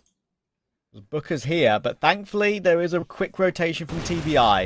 If Booker gets 1, it should be more than enough, and he's actually got 2 this time. That is very well played. King is there, as I said, to come and help out, and they did get a really good rotate there in good time, TBI. They read the fact that ROC would be going late A once again, and they got more than 2 players in action. Yeah, honestly, TBI, really good response coming out from this pause time. You can tell they fixed their setups just a little bit to make sure they can get done what they need to in these opening rounds and really capitalize on what Hunt has actually been doing the whole map for them so far, which is finding some nice early kills to go their direction. So now for ROC Esports, we'll see if they kind of revert back to a bit of the same old strategy, which is waiting down the clock and going for the late hit onto the A bomb site. It seems to be where they are the most comfortable as a team, and this time it's almost like they're going for an early fake to maybe go back to that repositioning on A, but for them, going into B would be a bit of a death sentence here at this point. You can see Noxon playing a bit more forward on the quad stack. 2 players now positioned over towards the rafters, so they've got a really nice setup if this push comes to life, but Snare, he's ready to take the fight. Oh, that wallbang could be Death sentence for Noxin. There we go. M4 has that wall bang ability. That's not a word, but I've created it. So be it. It's a good opening. FaZe is going to try and recover that, but once again, he's stuck behind the box, which is so frustrating for him. He's going to have some help from Hunt, so that's something, and Hunt's doing a brilliant job right now with FaZe in tow. Actually managing to bait Hunt in for a couple of kills. Snare will remove FaZe from the round in the end, but Hunt's doing everything right now. He's managed to find Snake. Totsin will drop to Booker, and suddenly, Snare is last alive, and he's been spotted by Hunt as well. Yeah, right now, Snare, not a whole lot he's going to be able to do here. 1-on-3 situation, trying to fight his way out of it, but he's going to have at least maybe a slight opening if he can get here in time to challenge Booker alone, but gets caught actually with the C4 in hand. Not what you like to see if you're a ROC Esports fan, but for TBI, it's at least a chance now to fight their way back into this game. 2 rounds in a row, they've really cleaned things up. Hunt continuing to be a big threat as well, but now, more importantly, the rest of the team starting to capitalize around his positioning.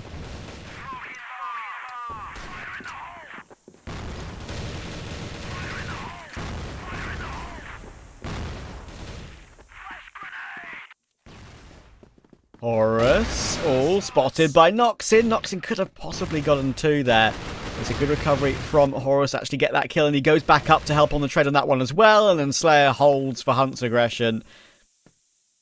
Quick 3v2 for ROC, and the bomb will go down on A pretty comfortably. There's going to have to be a retake, and King and Booker are still quite a way away.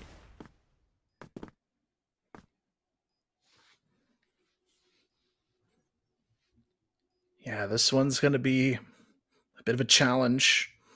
Booker and King also looking to find anything they can. A couple nades in hand to work with, but they still don't have any forward positioning just yet. But Booker, what a headshot, able to find Horus, but Slayer goes unchecked, and that could be everything they need unless King could pull it off in the 1v2. But Slayer again, there's just no time here to clear every position. King just has to go for the defuse, and ROC Esports knows that's all they need to win the round. Yeah, getting these ones over the line now, and it truly matters. ROC once again. 5-2. It's obviously I think it was Penguin who said last week, it obviously is still a slightly blacklist-sided map, so this is a massive shock, but it does feel more even than anything over the course of the games that kind of we've watched so far this season. Noxon's going to put himself in his favourite position on top of the lamp here, but it's a position that can be hard cleared, and we see teams check it pretty hard in certain situations. I'm going to bypass it this time though, but Snare checks it properly. He sees the feet sticking out, and it's a great entry. He can get a second as well. FaZe can only get 1, and he's trying to tap away at more, but it's not going to be any more than just that 1. Booker will get found as well, and that's a very quick 6 for ROC. Yeah, ROC Esports making it look very similar to what we saw on map number 2 for them. A lot more commanding in the server, and really TBI just kind of struggling to hold their feet to the fire in this 3rd map. I would have expected a little bit more from this team considering how close things were in the previous map's fights, but for ROC Esports, you can tell, you give them a map 3, it's a much different team here that we're seeing, and TBI just can't keep up with them. Already a 4-on-3 situation. That nade could take down Booker as well, who's down to just 1 HP, but Snare goes for the headshot quick scope anyways over the top of the missile, and it's already down to a 3-on-2 in favor of ROC.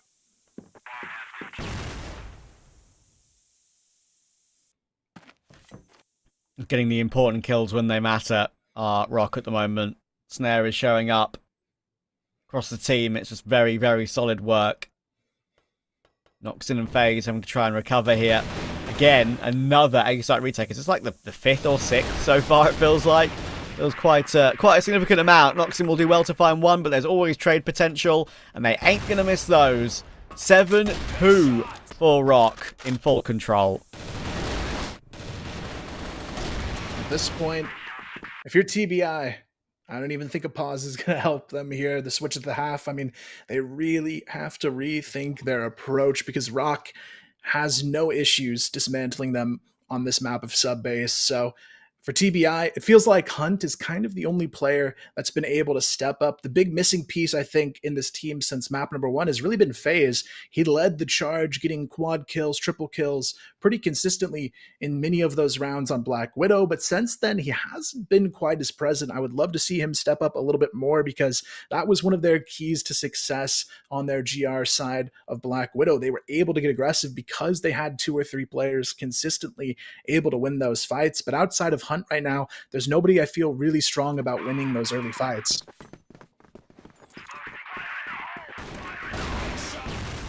Oh, very pacey to start the second half. Horus trying to assert some dominance, and he does get a quick kill, but it actually doesn't go ROC's way at all. ROC have a style and a history of playing these very aggressive opening rounds on quite a lot of separate maps, right? They don't do it every single time, but it's definitely something they throw in, especially on Compound, for example, on their Global Risk side. But yeah, that one has not worked out, I'm afraid, for them, and TBI will get a all-important third round at the beginning of the half. There's a bit of missed utility there, perhaps, I think, in the early stages of this play, but Hunt will still peek and out-snipe Snare straight up. Yeah, Snare definitely having a bit of a struggle so far in the second half, but it's far from over just yet. TBI looking to find themselves a second round to kick off the half, and they might be able to just do it here. Horus and Snake, though, creeping up behind them already, and this is where these B players just have to be able to hold the line. If they can stall for this flank, it could be massive. Horus as well, able to catch one in the vents. King goes down on the push. Slayer, a big headshot there to hold on is going to cause enough timing here for this rotation to come through. Now the flank is going to be perfectly positioned from Snake, but he can't connect on the shots. Thankfully, finally able to take down Nox, and now Hunt, he is trapped in the rafters, caught on the drop down, but gets the shots. Oh, wow. Anyways, Slayer, how do you miss that one, buddy? Yeah, I mean, I'm thinking the same thing. That is a round that should be ROC's every single time, but TBI have started the second half well. They do not want to say die here, but Snare, once again, are going to try and just get an important kill early round when it matters for ROC, just when they've had a couple of rounds of slight adversity. And Horus will get one with the nade as well. It's very, very thick and fast between these two. Once again, it's a 2v2, and once again, TBI are somehow getting away with it. I just don't understand how. They're both one bullet from death, but they've survived it. And they're going to get some form of a chance here to close the gap to 2. Thing is, Snare is in between them right now. He's on the flank behind the B bomb site. The bomb is going to be planted on A though, which is going to be frustrating for Snare. It's the longest rotation possible, and surely he won't be expecting FaZe just sitting on the site randomly. Well, he didn't, but he reacted for it. So it's all down to King. Low HP on Snare, of course. Now he's had that fight against FaZe. He's got repositioned back to the corner of the site, has King ducking and diving. He's got Snare to fight, and King will hit a quick headshot. And TBI still in this one. Yeah, a lot of close back and forth here, but now TBI finding their way to hold on to these rounds. And a lot of it, though, has been the step up from FaZe and Noxon since the last pause here. So if they can keep this momentum moving forward, we may have a much closer finish on our hands in this final map. But still, ROC, they've got that 2-round advantage, a little bit more room to play with than TBI in this situation. But for TBI, they're going to slow the pace down just a little bit in this round. They've already got themselves a nice little cushion after a good start to the half, and they don't want to give themselves a chance to let that slip through their fingertips. So for ROC Esports, it's going to be on them to get proactive if they want to aggress in this round. You can see Horus pushing his way up to the A double doors, now sitting right behind it here, waiting to see what's going to happen. But TBI, they've got a full set of players right on the other side of it.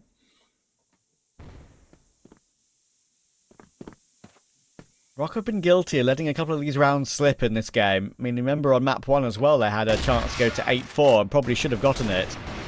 Probably should have won this series 2-0 in their minds. But now we're struggling a little bit again to get this game done and dusted. TBI with a good trade considering Snare got the opening. They removed him quickly. They did have a path to maybe have a go and a push down toward A at one point, but it was a quick rotation coming in from ROC to stop that. So they're going to go for a full rotation all the way around, actually, from spawn pretty much. Usually you see maybe a bit of progress outside, right, rather than the full spawn rotate, but they're worried about a bit of aggression the aggression coming through in the meantime, so he doesn't go all the way through to the outskirts of B. And Horus is going searching. He wants information, and it's a great catch on Booker.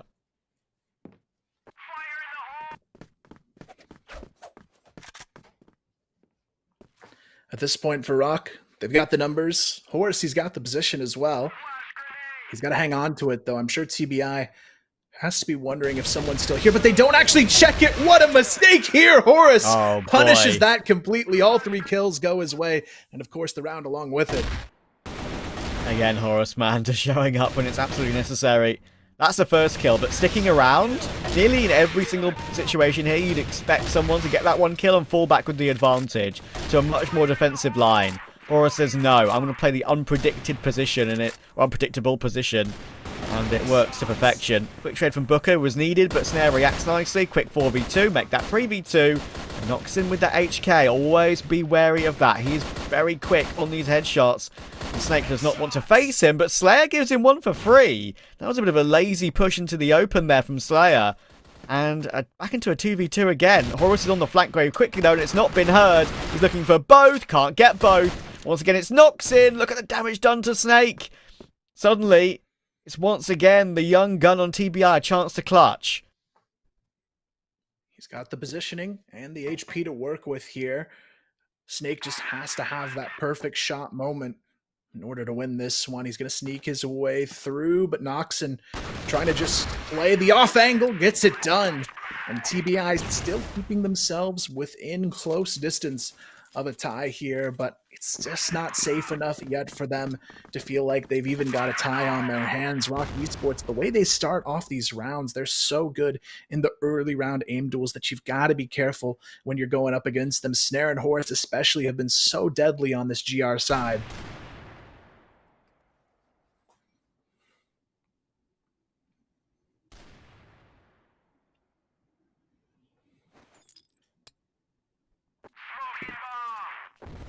Yeah, starting to get a bit spooky for ROC. That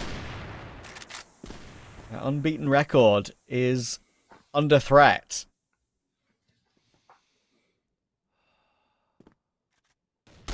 Checking the angle, trying to gauge the jump spot, but he takes Hunt instead, actually. Funnily enough, it's King's jump spot that consigns Hunt to his demise.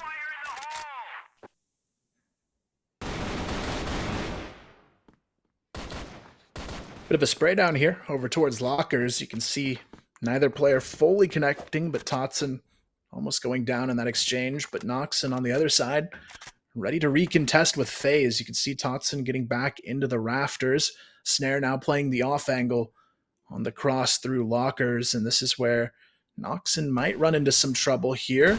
Snare misses the shot though. Noxon able to get across, but Slayer, he's got the off angle in the rafters as well. I like the setup on the B bomb site. They've got a bit of a triangle of death here going for them that could actually pay off.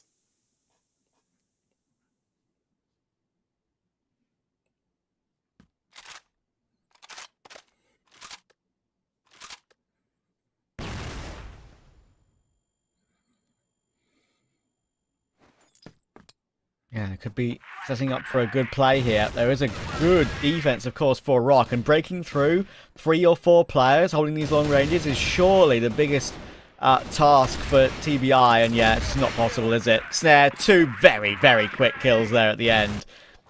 That was very clean, and just a perfect read from ROC overall, and now they've got a tiny bit more breathing room. They can take a deep breath with that breathing room, and no, they've got at least an overtime confirmed.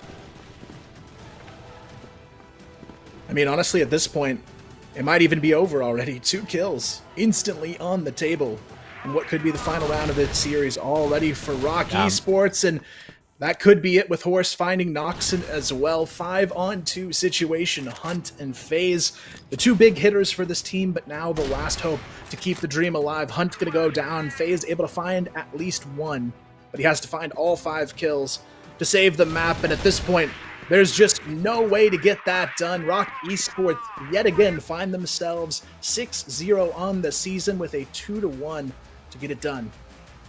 Yeah, pretty impressive performance once again from both, actually. I'll give them both the benefit of the doubt, right? I think they won't be, either of them won't be too disgusted with their performance, I think. I mean, ROC will be a bit annoyed by map 1, but That's Black Widow, where they've had their issues.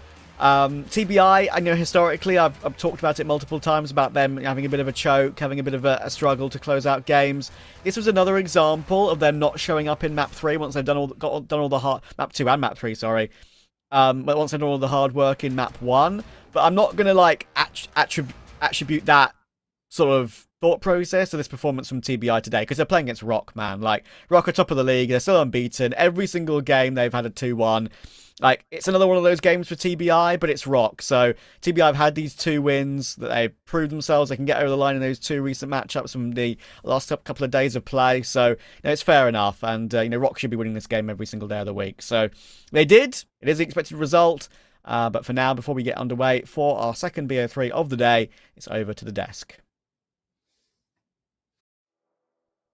Thank you, Trav. Thank you, Kyle. And ROC Esports managed to get another win. They always limit test, but they always find their win back. Yeah, they always love to, you know, get us on our feet and, you know, surprise us with the win eventually. And from TBI perspective, how can I not agree with Trav? They love to, you know, get the first win, give us the vibe that, okay, that's, you know, our day. That's the day we're just gonna shine. We're gonna continue climbing. We need this top one, and they'll just choke on the third map. And I think with this continued scenario, I mean, nothing going to change. Honestly, TBI is going to still be the first with the 6-2, or TBI would be the second on the leaderboard, and the same scenario, the same script just repeats itself over and over and over again. Keep in mind, I think this is one of the most close games for TBI and ROC Esports. For ROC Esports, honestly, I'm not speaking about Black Widow, I'm speaking about the series itself, especially Black Widow, the first map. I think it was super close, being a nightmare for ROC Esports. They did shine. Overall, it was a good game for ROC Esports. TBI do need to step up more and more in order to, you know, save their place on the standings, and not because you can go down on the leaderboards in a flash of a second. Just like you came up from down, you can go back to down to the bottom of the leaderboard. Yeah, and it's going to be a bad day for TBI after climbing all the way up if they came back to the bottom. I mean, maybe it's a bad day, but it's a very, very successful week for TBI. Let's give them some credit. They showed some really good performances. It's a 2-1 week at the end of the day, and it must feel good for them.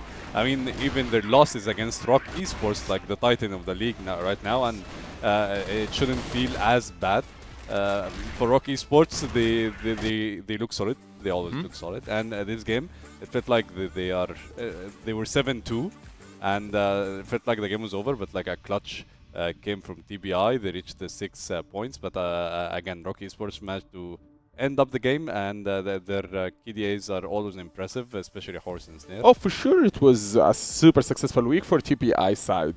For sure, I mean, going from the bottom, from 0 to hero, is just a different type of story. Anyways, let's talk more about the MVP, and my opinion, Kholo opinion, and in everyone's opinion, Horus with 1.6 KDA. The guy shined tonight, and as he always does, I mean, on another level, if I'm being honest. And I love the diversity of the MVPs from Team ROC Esports, because every time we do have a different MVP. Last time I was there watching ROC Esports, it was Snare, time before was Slayer, and now we're speaking about Horus. So that says a lot about one team, that it's not only the chemistry that they have, it's also that every player has his own, you know, charisma. Every player has his own, carries his own weight.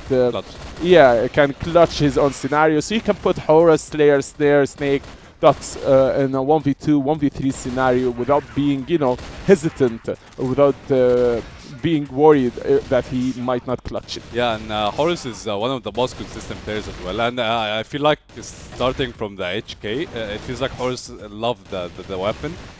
He thrives on it. I feel like he's very, very comfortable on it. And even in map 1 that they lost in Black Widow, Horus had probably the highest KD, if I'm not wrong. So he's always consistent. He's always there, and he has the clutches. He has the ability to turn around games. So his performance is always impressive, and he's one I mean, they're all stars in For ROC sure, Esports, to be man. I honest. mean, Yeah. when you reach this scenario, I mean, back-to-back season 1 and season 2, and you're still on the top position, and no team. And look at the names of the season 2. The names just going out, new Yeah. names in Swamp Gaming, PPL, and now you see new teams. And you see new names, and just still there, ROC Esports at the top, whether it's 3P, Knights, InnerCircle, and the list goes on and on and on. So ROC Esports just keeps on surprising us, man. 100%, and it's a perk to have the roster, For the same sure. roster for Huge a lot of time. advantage. Like it's some chemistry, especially if the other rosters keep shuffling as well. Like it adds a lot of power to you as a roster. So congrats to ROC Esports on like staying undefeated. Congratulations. TBI, they had a very impressive week, so they must be happy about that as well. But let's talk about the next match, because it's a Ooh. very, very hype match. We have IC versus Anubis. IC, like they had a very, very rough week too. Super rough. But the mental reset to come into week 3 and win 2-0 against GG, yes. it's very impressive. And GG, in my opinion, are the second team that I'm cheering for, and I'm looking at them with the look of victory, and seeing IC just dominating, seeing GG, sorry, dominating every team is just so surprising for me. And now IC coming here and just a quick 2-0 from their side, and now playing against Anubis. So thing is with Anubis, half of the matches are wins, half of the matches are losses. So it's technically a struggle for them too. But jumping into week 3, maybe it's a different scenario for They're them. 2-0 still. Yeah, in week and being the 5th place, playing against the 6th place, this match is super important for both teams because it will make such a huge difference on the standing side. And keep in mind, you need to be in top 4 to reach playoffs.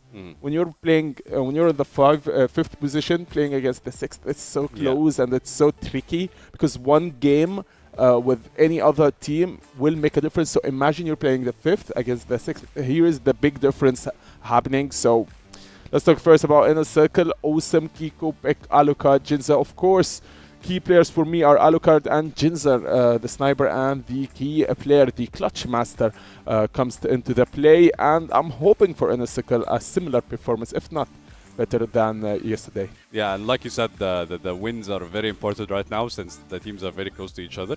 And I feel like even the stats difference might be important as well, since like the scores are very close as well. So I feel like all the teams must step up. All the teams must get back on their feet really quick to stay consistent on the standings and to reach the playoffs, like you said. And from the stats we have in front of us, like you said, Jinzer, Alucard, they are the highest 2 KDs in IC, and they are considered the key players as well of IC. For sure. I mean, seeing Jensen just in the map, it just scares me, honestly. Imagine what it does to other players.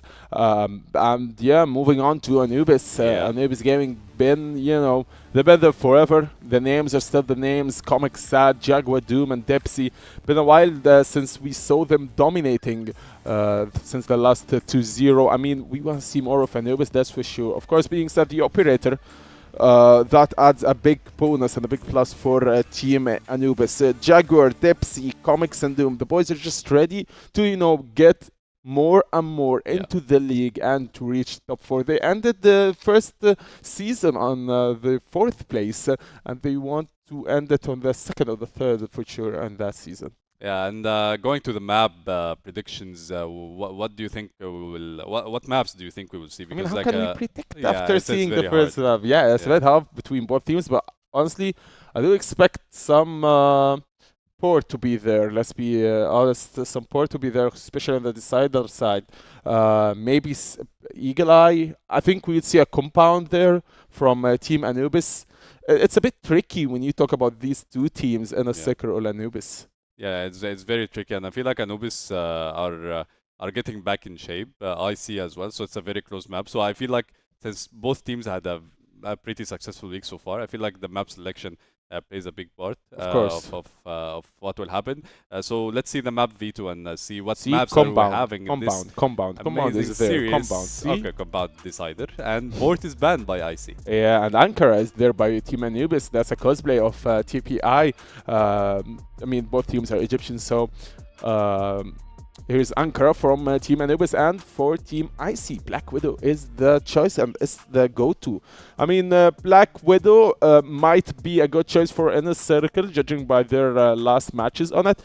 I don't know what's going to happen on Ankara, but I know Anubis and TBI do love Ankara, and that's a match that I can expect and predict boldly that we would reach a decider on it. Yeah, and we have Black Widow again at the first map, and we saw a very close like map or a very close Black Widow in the first match. Do you think this is gonna be the same case for IC versus Anubis, since like we saw some good performances from Anubis on Black Widow, but IC picked the map, so they must be pretty confident on it. And on the other side, we have Compound Ankara. We have very basic maps on map 2, map 3. So I feel like this series can go anywhere. Right? Maybe there's something with the Egyptian players and the Egyptian teams with Black Widow. It's a struggle for them. That's what we saw for ROC Esports, and I think that's the same pattern of thinking from Team IC against Anubis picking and going to Black Widow as the first map, and Anubis picking Ankara as the second map. I think InnerCircle gets the first one, Anubis gets the second one, and then the decider will take us to the reality that Anubis can take compound for them. So, if anything, I can predict a 2-1 for Team Anubis. Okay, I mean, we're going map 3 for sure. That's what you're saying. It feels like both teams have the map pick that they're very comfortable on it. I mean, I see coming from a very big win against GG. We're gonna talk about GG later, because like I feel like it's a very tough week for them.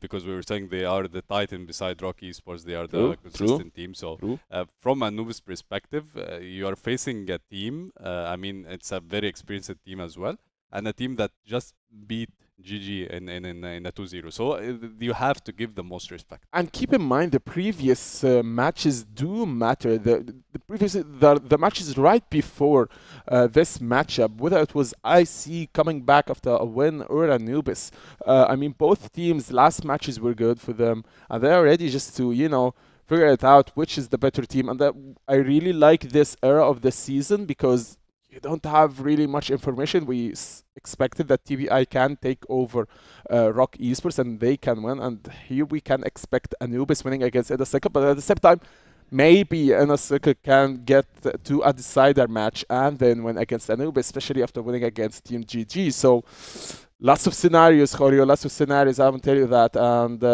lots of predictions since both teams are playing on the same level and the same rhythm at the 5th and the 6th place.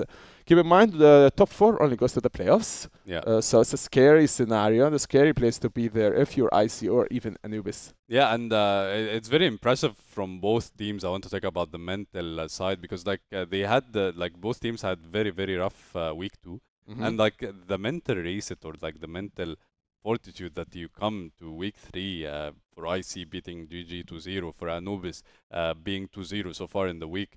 It must be it must be very courageous to have this kind of power, right? Exactly, and I mean, we did see TPI, and we see how they climbed all the way from the bottom, because it doesn't get worse for any team when you're on TPI side. Yeah, you're just on the 7th place, climbing all the way to the 2nd place.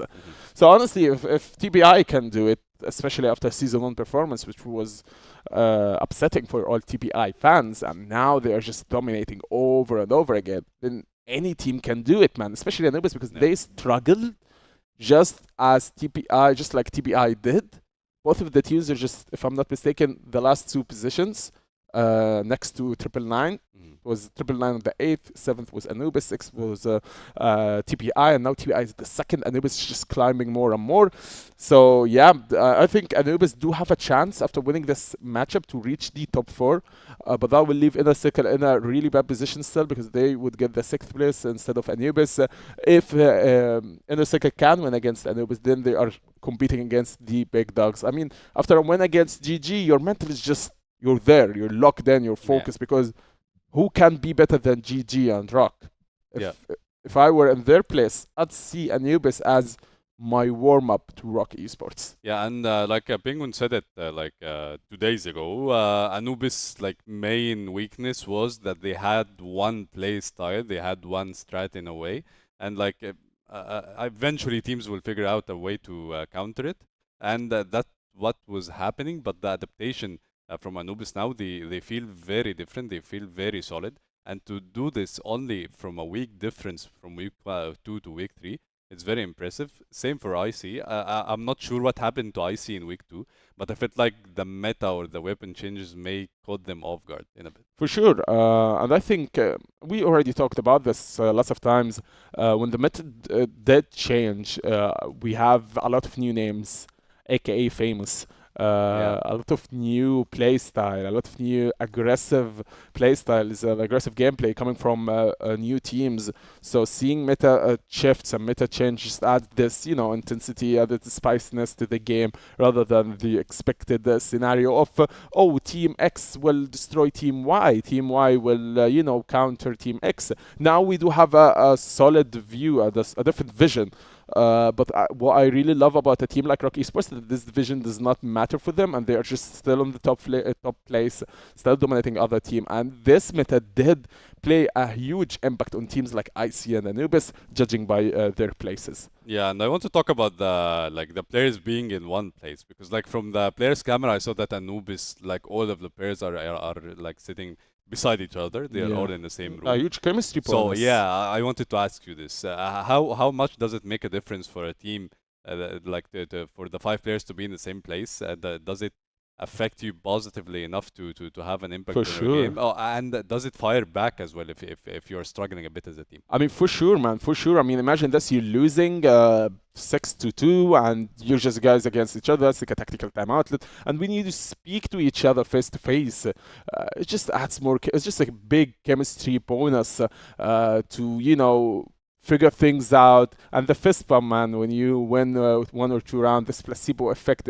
even if it's not real, man, but it's the effect that you get mentally that, hey, just there, it's okay. And you can see the facial expressions also of the other players. So you wouldn't, if you guys are on audio call together, you would not know if he's actually tilted or he's actually joking, or is he mad or is he upset. But if Doom next to Depsy, then you would see the facial expressions that, okay, he's not that mad that I missed this shot. But for the other perspective, InnerCircle, it's a different kind of, the vibes are just, you're not there, you guys are not there together, but it's more scary on a competitiveness level when you guys are not scary. Maybe if, when you guys are not there together, maybe if, every player in his own flat or his own room or whatever, the vibe is just not the same. Yeah. When you guys are together in a gaming house, just you have someone to comfort you if you're losing 6-2. Exactly. And, So, and you have you have the perk of being there, talking even after the games. You can talk it out. You can review. Being in person is way different. And I feel like this add a lot of synergy, especially that the 5 players are from the same nationality as well. Yeah, I'm super excited for the match, man, and I think the casters are too. So casters, tickets to the game, and good luck.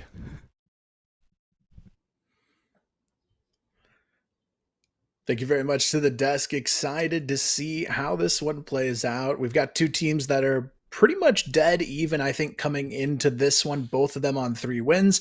Both of them have previously beat Gaimin Gladiators as well this weekend, so I think we're in for a really close, intense matchup on our hands. But InnerCircle, to me, I want to get your thoughts on. I feel like they're maybe the more inconsistent team coming into this one, but it's still very winnable either way. Yeah, InnerCircle have kind of worried me this season. I mean, there's been a couple of unforgivable losses for me. I mean, they lost to 999 in week 2, first day of week 2, and they were 9-5 up in both maps and lost them 13-12, 13-11.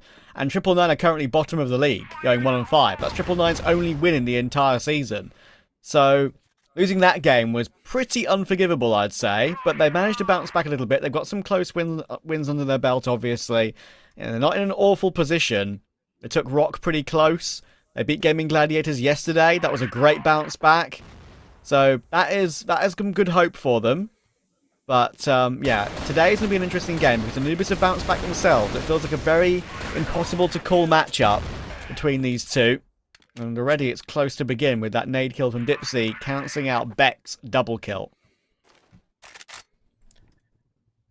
Yeah, a bit of a back and forth start here, but ultimately it is going to be Dipsy who might have a chance to change that course, and he's able to find Awesome, catching him off guard in the mid double doors. Now they've got the chance to win this opening round. Alucard and Jin, the last two alive for InnerCircle, just playing pretty safe individually across the map. Jin lines them up, but can't fully connect on the spray down. Does a lot of damage to Dipsy in the process, but it's not going to be enough to hold off and stall this plant. Alucard caught on the lurk as well, underneath the A ramp from Sad, and that will be the opening round going the way of Anubis.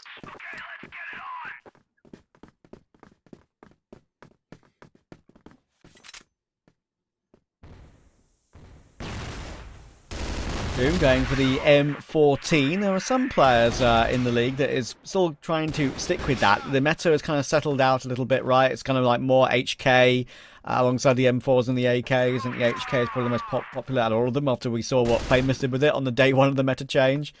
The M14 is still used by a couple of players in certain scenarios when they want some wallbang damage and extra bullets to use, of course.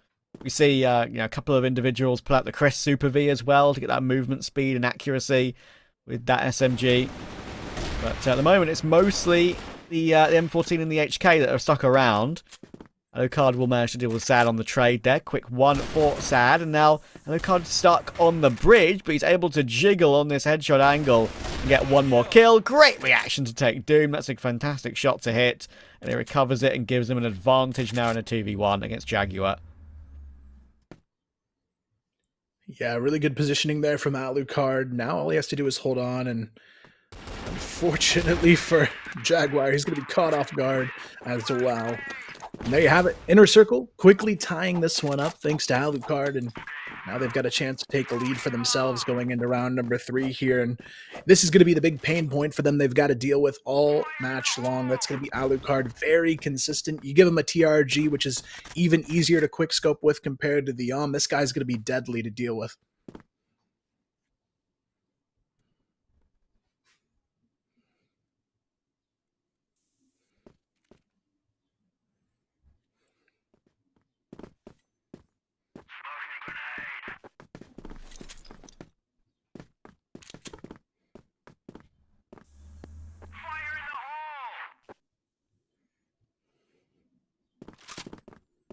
Moving their way back toward B. Two defenders on the site in Jin and Awesome playing off of each other. Very difficult site to hold though, with of course plenty of utilities available for Anubis, and they're going to start to take control of box room now and pounce. Awesome's on a tough angle. Probably one of the more unchecked ones. He probably checked the close left box first, so he could get some good work done here, and that's exactly what happens actually. Awesome does get one for free, considering they check that box to begin with. And Beck is still here looking to try and fight. It's an early 2 for 2 with the C4 dropped on site. Yeah, I like the repositioning choice here from Beck as well. He was on the back of site, but instead decides to play into the double doors in case he needs to fall off and call for the support of his teammates there in mid.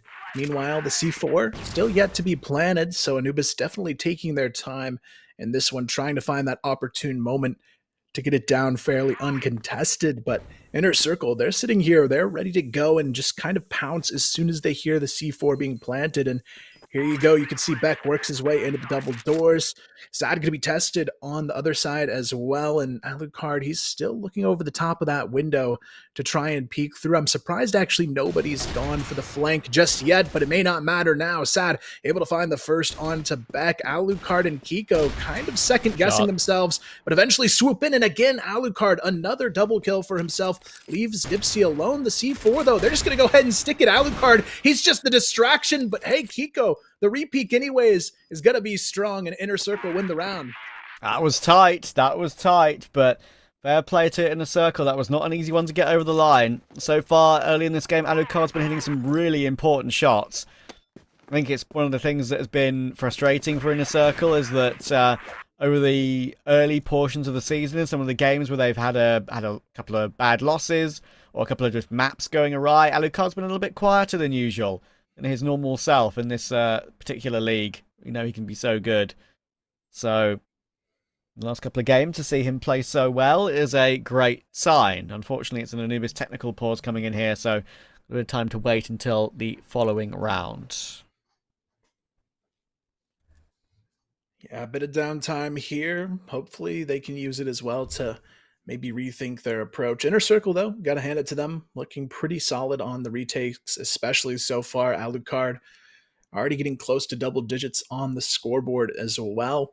Going to be a big challenge to deal with him. I think that's the one place where I haven't quite seen Anubis find their stride this season. I feel like the snipers have been elevated for many of the teams. I mean, you have FaZe joining TBI is a great example of that. Alucard continuously strong, Snare very, very strong. And I feel like Anubis with Sad in the mix hasn't quite had that same flair from the sniper you would expect from a lot of the other teams they're going to go up against.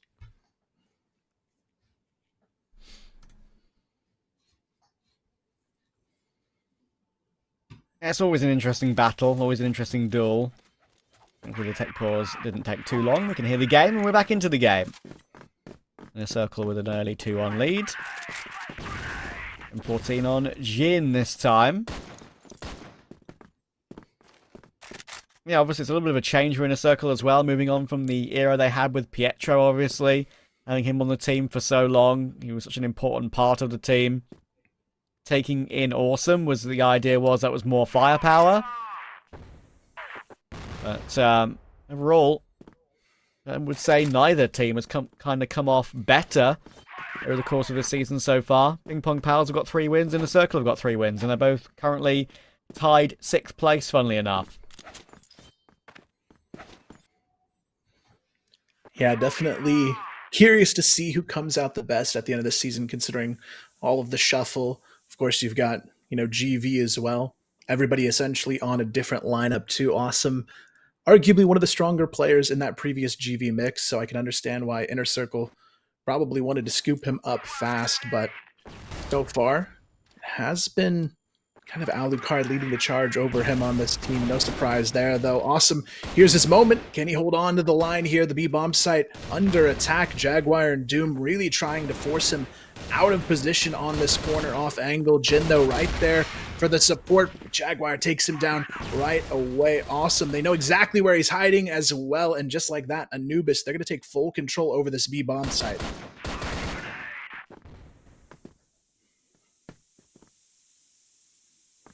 It's very hard now for a retake to come through in a 3v5. When it's an even standpoint, you can kind of believe in it. Alucard's close to the doors, trying to look for one player just overstepping the mark to possibly get a opening back in. But it's pretty much impossible. There is that big rotation dealt with by Dipsy. Beck will drop.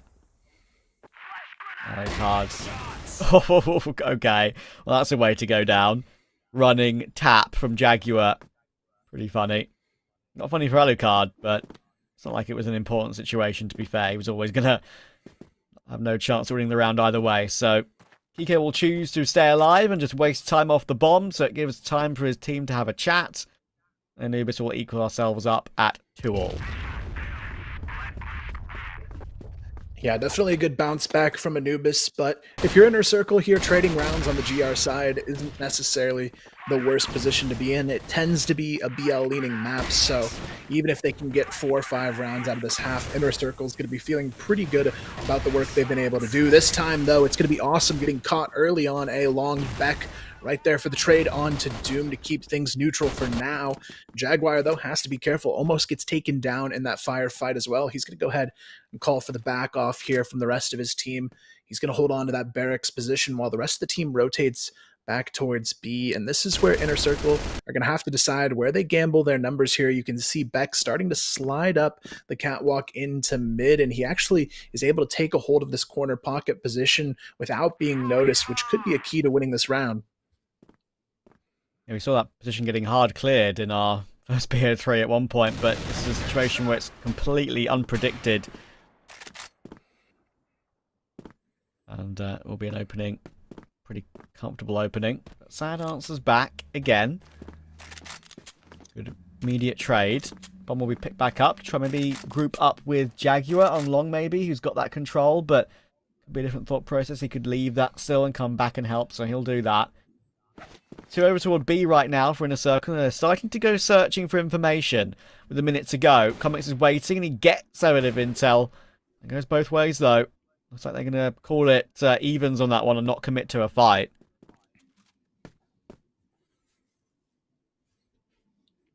A bit of a slower pace now from Anubis, just slowly walking their way into this B bomb site. You can see Jin playing in the corner. Kiko kind of floating back and forth on the B doors, and they've got a nice little cross set up here, but they're going to be contested pretty quickly. Kiko, they're trying to bait him out of position, but he's not going to give them too much to work with just yet. Instead, he's going to go for the full rotation in for the support here, but Comics instead actually going to get the best of this push through. Now Alucard left alone in the double doors, trying to hold the cross here. He's going to be able to find the first. Sad stuck in the corner, but there's only 15 seconds to get this C4 planted. He's going to have to move or aggress immediately onto the fight, and Alucard knows it here. Sad misses the shot. Alucard connects through the door, but somehow that C4 is still going to get planted, and now Alucard, he's looking to recontest here, but Sad, he's got the perfect position to stall this one on the retake. Alucard, it's all about the timing on the peak, and he gets it perfectly to get out, but Sad,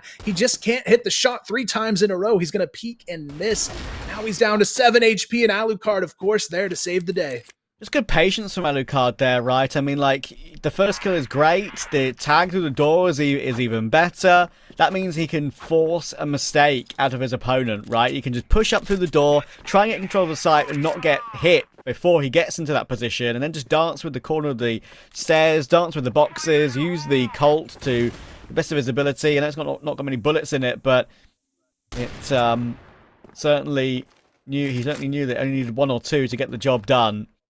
And just staying put, right, force his opponent to make the move first and force him into the open. So just good awareness and a good way of clutching. And that's what Alucard's so good at. He can just be a nuisance. It can be all these impact kills early round, but he's a great clutch player too. And that's kind of what they've been missing in some parts of the season so far. So I'm really happy to see it back. Yeah, at this point for Anubis, they're going to be put to the test. And this round already looking a little bit harder to fight through. Dipsy and Doom go down in that mid-exchange. And now all they've got to do for InnerCircle to win this round is just play it safe. But Alucard goes for the swing anyways, able to find 1 before the trade comes through thanks to Comics, who makes this one at least somewhat more winnable. Still a 2-on-4, though, to deal with for Anubis. They've got the C4 and the A bomb site, but it might not matter when you have this flank coming through. Jaguar really has to hold on to this barracks position. It's going to be a 2v1 for it right off the plant, and Beck, he's going to go swinging a little bit early. Jaguar misses that connection, and that could be a bit of a crucial miss here. Jin gets the trade on A long, and now it's all on to Comics, and there's just no way he can hang on. Yeah, overrun at the end there. Well played to Swarm and not give him any opportunities to take any duels in his favour. InnerCircle up to a early lead here. Looking pretty calm and composed as well. They will be full of confidence after getting a win against Gaimin Gladiators yesterday. As I mentioned, they've had their bad results this season, but that could be a result that totally changes their season. Dipsy will get a quick trade on Kiko. Quick 1-for-1 at the beginning of the next round.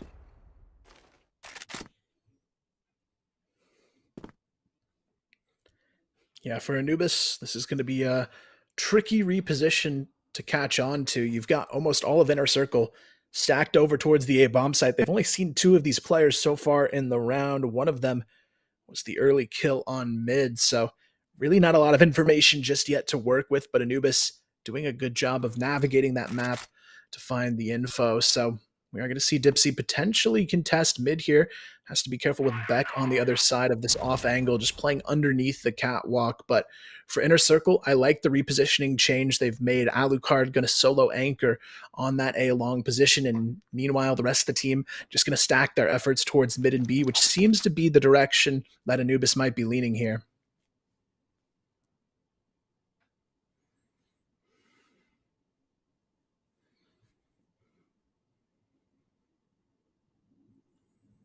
Oh, Alucard is waiting. Arms about to cross the angle. Comics and Dipsy. They swing it together. It's going to be difficult for Alucard to get away. Put himself in this position to fight exactly like this, and he's doing a great job of it. Ducking and diving like he so should. And that's already made him a bit nervous to peek any longer. peek any more toward him.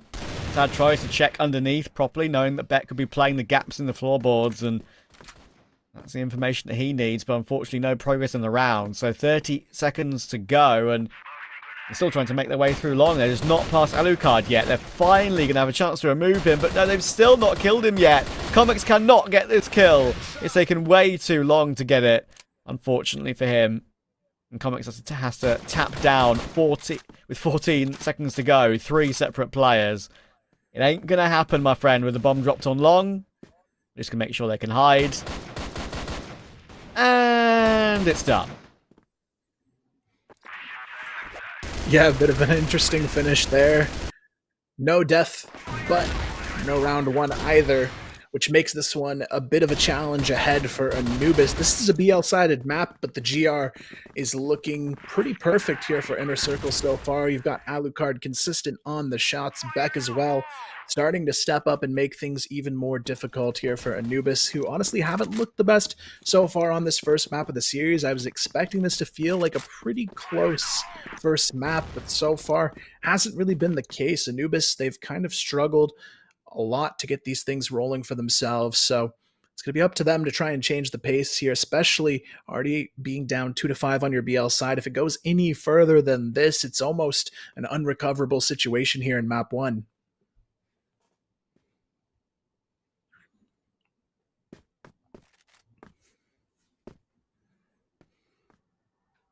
Again, Kiko putting himself in an aggressive position and then not clearing it. It could be 3. Doom's just recovered. Kiko's done really well. It's a good control of the spray before Doom reacts for the headshot. Definitely could have gone down there. He's below half HP off the back of that, down to 35.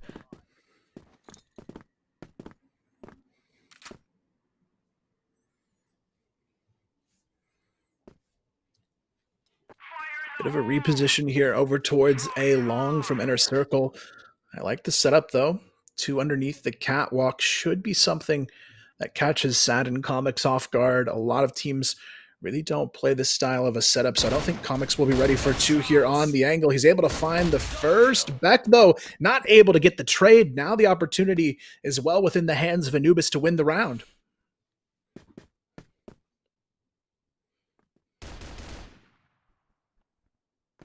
Doom. Ooh, chance for Awesome to catch someone on the cross, and there we go. That actually makes it back into a 2v2, and that's the bomb dropped in the open. There's time to figure it out, and they should be able to clear him from the angle, and they will. And that's actually a good timing peek, I feel like, from Jin there. Like, he peeks while they're trying to deal with Awesome, stuck in the corner. So it's probably the right decision to go for the peek then and there. It's just the fact that Anubis were very, very ready for it. So, got back down to 2.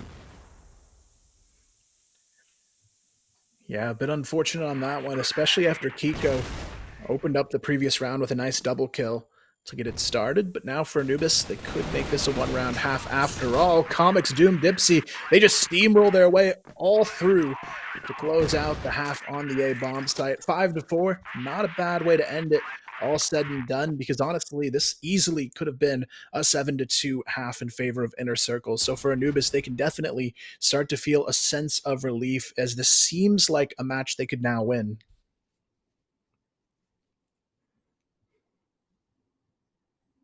Yeah, quite often it's how these halves sort of go, right? I mean, you have a nice lead to begin with, you have like a 5-2 or whatever, and then you think, okay, but we're in pole position here, and then the half becomes 5-4, and suddenly it's game on again.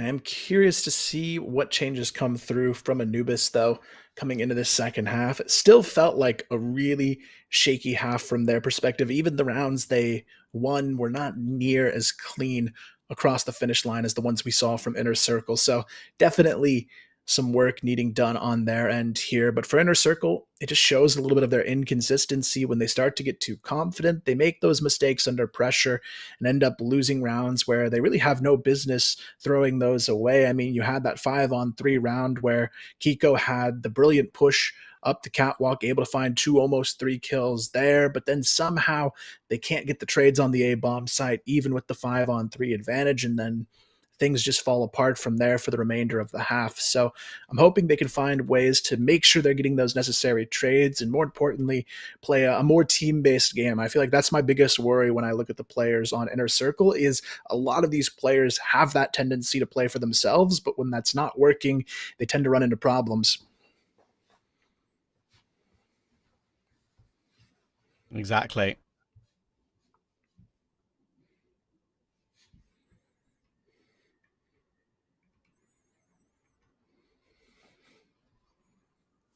Some stretches. Getting yourself back involved again. There's been a couple of days where we haven't actually seen the Anubis guys play at their sort of team house, their LAN house, right? But we'll see, all back together now. And time to rock and roll. 4-5. Good recovery at the end of the first half. Now on to the global risk side. On InnerCircle's pick. They do love a bit of Black Widow doing a circle. They are okay on it, but they have been caught on it, like, as we said, a bit unexpectedly in recent games. But Beck is going to start the second half brilliantly with 2 quick kills. Yeah, that'll open up the B-bomb site pretty much completely here. You can see Awesome almost running into some trouble on the initial fight, but Doom down to 10 HP as well on the opposing side.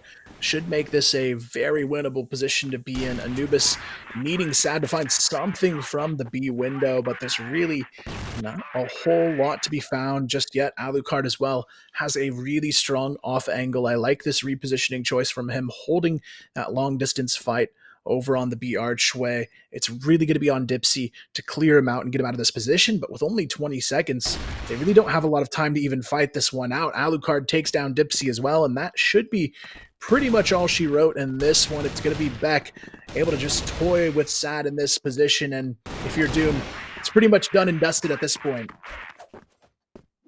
Yeah, that's a comfortable and confident start to the second half. I think I need to play a little bit faster toward the side of the map early here, just when we try and duel Sad. Sad is looking for both angles, and he reacts really well. That's Kiko that will drop after that early push. Good flick up. And as again an example of just Anubis finding a answer early in the following round that they've lost. They're very good at bouncing back. I mean, some of these top teams in the league, historically, they've always been around the top 4. These are 2 of them that in the last couple of years have always been in the top 4. That's why we're expecting a good game. Just always seem to find an answer when it needs to come through for them. For the moment, all's quiet, but Beck almost goes down there with a couple shots through the door from Dipsy. He's taken down to about 40. The bomb, though, starting to work its way slowly but surely up towards that catwalk. You can see Alucard even thinking about peeking onto the mid doors, but Dipsy, he has this angle on lockdown, but Alucard's faster anyways. Not going to matter if the angle's held at all, and InnerCircle definitely have him to thank for the opening they've created in this round. You can see now that pressure starting to build towards A. It's going to be Sad on the off angle, holding on to that catwalk push. Meanwhile, Jaguar over here just trying to stall things out towards A long, but for InnerCircle, they know they've kind of rattled the defenses, so they've got a chance to shift their approach.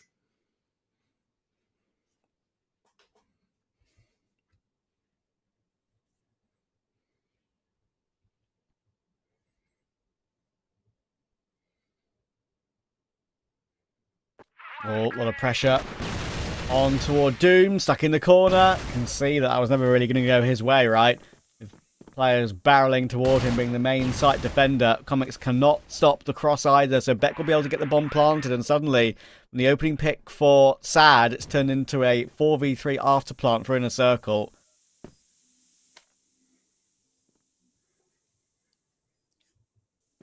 The B-bomb side here, always incredibly tough to retake, especially with a disadvantage and not a whole lot of utility to work with on top of that. You can see InnerCircle has a lot of their players stacked in the box room as well, which makes this even more challenging, but Jaguar Is he already on the bomb here? Didn't matter at all. Jin was ready to swoop in and make sure things didn't go south. And this is where InnerCircle, for me, has really stepped up a lot on this side of the map. They're playing a lot more cohesive gameplay, and I love to see it from this roster.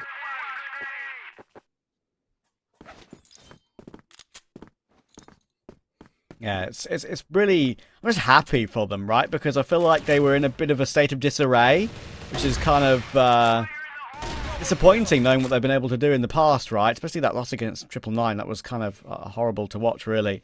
So a complete choke from nowhere on both maps as well. For it to happen twice in one game is crazy. But now they're looking a lot better again. It's going to have to be the individuals for Anubis to deliver, and once again, they actually force the issue pretty early in a circle, but Anubis hold on for a 4v3 this time. 7-4 up in a circle, 3 away from their map pick in their favour.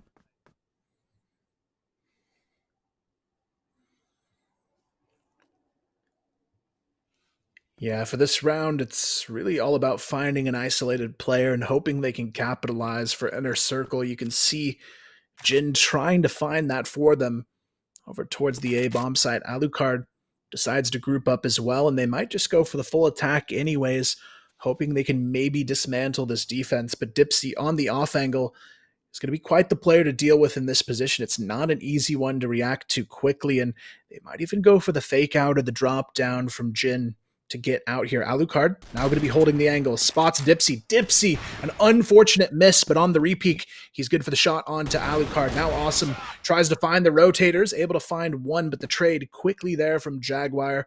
But now Jin, 40 seconds on the clock. The C4 is down as well. He's going to have to find the win on a 1-on-3, but Jaguar has something else to say about that one. Anubis finally getting themselves back into the fight here. Yeah, that's the one they had to take. I think 8-4 would be a little bit too much, right? 7-5 keeps them in the game.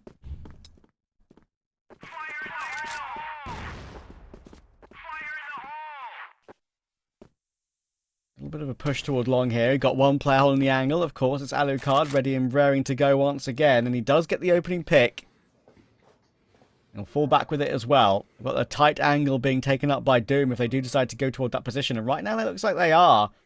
4 players looking to push Doom's position. How many can he get? The answer is 0. Completely destroyed by Jin. And it's only Comics on the site. This is an impossible task for him. He's going to tap down 4 of them pretty much. There's one looking for multiple. He's not dead yet, but Awesome will finally find him. And that should be enough to take the site. Yeah, now for Dipsy and Jaguar, it's going to be a lot of heavy lifting needed to redeem themselves in this one. But Dipsy, that's a good start. Jaguar as well makes it a 2-on-2. And somehow they're still alive and kicking in this one. No trades just yet. Awesome, though. Looking for the backstab. The timing has to be picture perfect, though. It's now a 1-on-2. He's good for the first. Can he find the second, though? Awesome needs this round, and he's going to find it, saving the day from sheer destruction for InnerCircle. Crazy. It's critical clutch from Awesome. The jiggle there with the angle on short on bridge was so dangerous, and Jaguar did so much damage, then Awesome did so much damage to him. It was just a battle of who swings when, who catches whoever off guard. And look how quickly InnerCircle are pacing up in the following round. I mean, they're already up through bridge, up onto the site. And look where the long player is. He's in the middle of the action. Somehow it's a 1-for-1. But again, lots of presence, lots of site control. Bomb down for Alucard. This is, again, a very difficult one. Awesome's directly underneath the window to stop Jaguar from forcing his way in as well. That's almost an impossible peak to have to make if you're Jaguar. Yeah, some really tough angles being held here. Kiko, though, has a chance to maybe catch Comics out of position, and that's exactly what he's going to do on that lurk. And now he has a chance to double back into the site and help his team, but they're not even going to need the help at this point. Sad, all alone now, 1v4, not going to happen. And InnerCircle already moved themselves very close to winning map 1.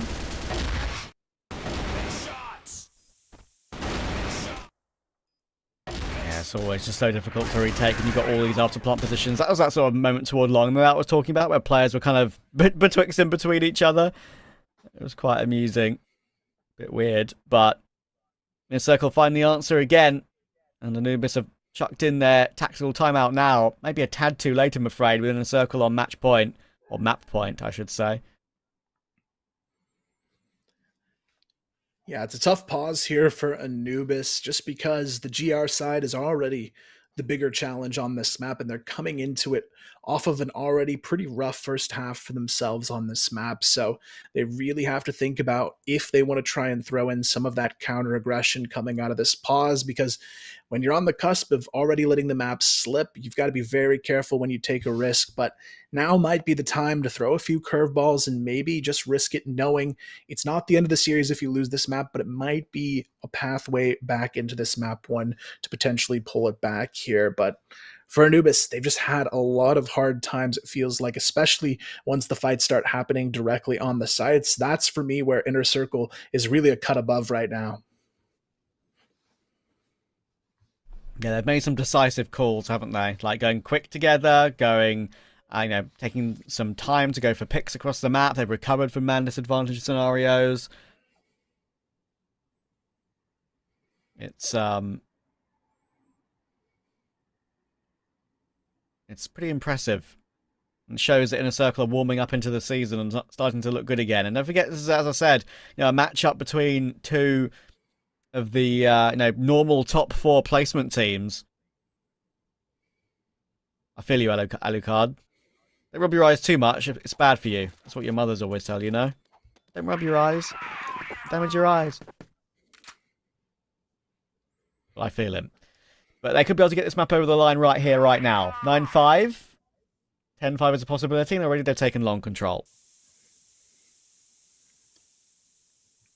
Yeah, for Anubis, this is going to be a crucial one to see if they've got that fight left in them. Otherwise, it's going to be a 10-5 victory for InnerCircle, but I like the approach here. InnerCircle, they'll sneak awesome underneath the mid-ramp. Everybody else ready to go outside of A long, which is actually pretty much uncontested. You've got Dipsy playing an off angle on the backside of the catwalk, but that's really all they have for coverage directly on the A bomb site to challenge it. And now Doom, he has to be careful as well. If he over peaks, he could get caught even earlier, losing any potential advantage. But Dipsy, that is a big miss. And now there's a chance to close out this map for InnerCircle. They're going to take control over the A-Bomb site comics. He whiffs the shots as well. Beck gets the double as a reward. And now Jaguar, not really much left you can do with this one except say, hey, it's time to go next.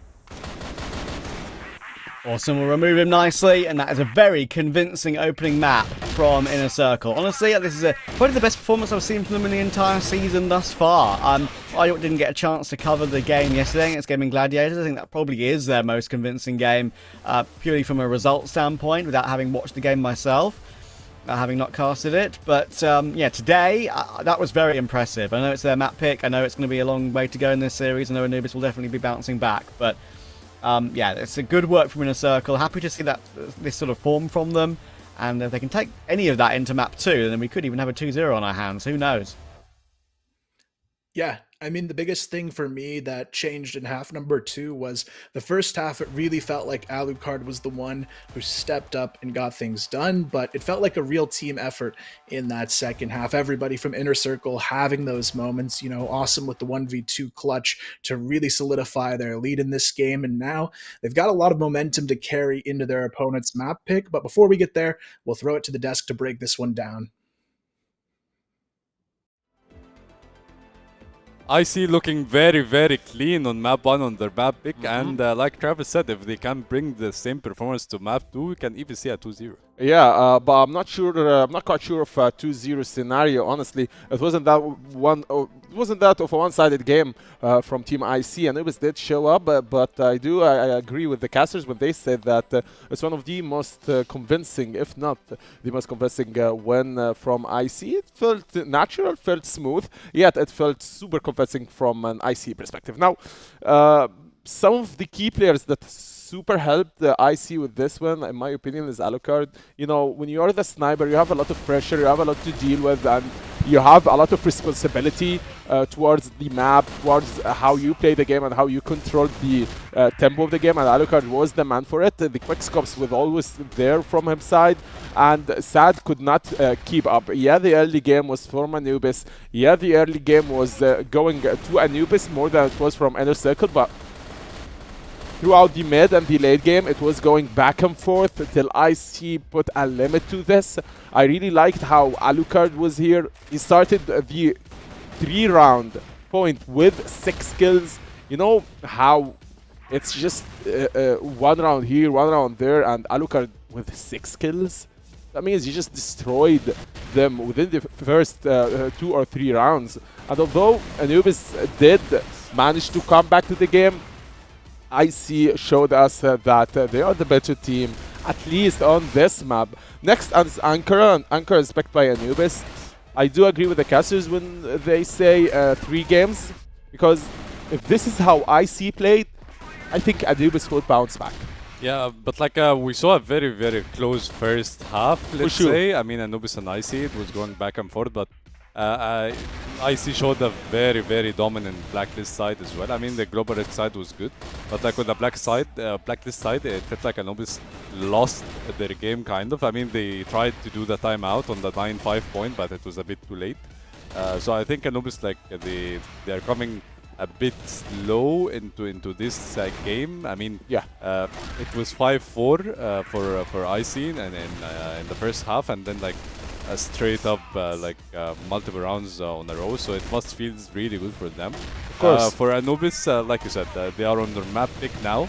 So what can we expect from them on Ankara? Because like we know that Anubis are pretty solid on Ankara, but I see they had some good Ankara games as well. Yeah, hopefully we do see the same performance as we did from IC, which is I'm gonna stay at the top no matter what happened, and Anubis can catch up with 3 to 4 rounds every now and then, and that's what happened, no? IC gets 7 rounds, Anubis, you know, remember that, okay, we are playing the game, let's just win some rounds, then they reach 5 rounds, then IC, you know, keep them at 5 rounds, and that's what happened. I do expect this on Ankara too. Anubis have the lead from early to the mid to the late game, and IC tries to catch up with them, like with 3 to 4 rounds to 5 rounds, and then you know, get the game done and get us to the last game. From the boys from Anubis, they managed to get themselves some rounds, but the upper hand, of course, was with the InnerCircle. Now, Ankara, Kolio, it's Anubis map. Yeah. And thing is, they need the upper hand, and they need to do same as IC did. Yeah, 100%. And like you cannot neglect Anubis from a series. Not at all, like no. it's a very experienced team. They had a very good week so far. So we predict to see a very, very solid map from them. From the IC side, it felt like the guys were chilling. It felt like the game was very easy for them. Awesome was there. Kiko back. Alucard was just sniping. I'm telling you, Alucard, from the 3rd round, he had 6 kills and 1 death. I mean, who does that? That shows this, and that's not a bad thing. That shows how comfortable he is, how confident he is on himself and his teammates, and it might reflect in the second match.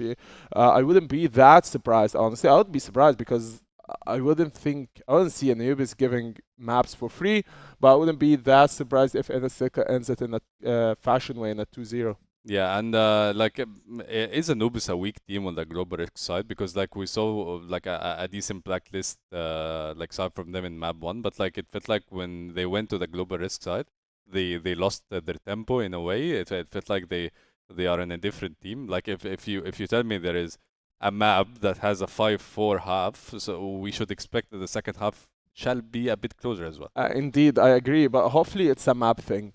Hopefully it's not a GR or a BL thing, more than being a map thing, and they are not that comfortable on the first map. I mean, if they are weak on the GR on Ankara, then it will be a disaster from Team Anubis, since they did not show up, in my opinion, at all, GR or BL, because what I saw from my perspective is IC getting themselves 5 rounds, 6 rounds, and then Anubis, hey, let's get 2 rounds, then 3 more rounds, let's get 2 rounds for Anubis. So it ended 10-5, which is a big upset. GR or BL, either way, IC was just better on this map. And I really hope to see Anubis doing the same thing, but with the twist, with a change of the names. Anubis dominating IC and not vice versa. Yeah, and like what can make a team? Because like I feel like this is a thing that's happening right now. It feels like, I mean, it happens everywhere, but like a team that's not in their day, let's say,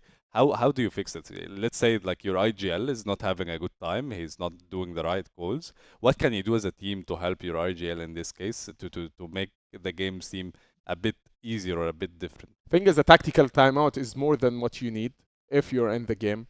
And the time that you have from one game to another is just more than enough for you to, mental reset, because it's all about words and how you discuss and the communication. And you asked me at the start of the game, what do you think of the concept of being together in one gaming house rather than everyone is on the room and his own house? And I was like, yeah, it adds a lot of chemistry, and that's the type of chemistry that I was talking about. Because if you do lose a game, you can just gather up, speak about it, go back to the drawing board and the between games, and have some time to chit chat about what actually happened in the game, without any emotions.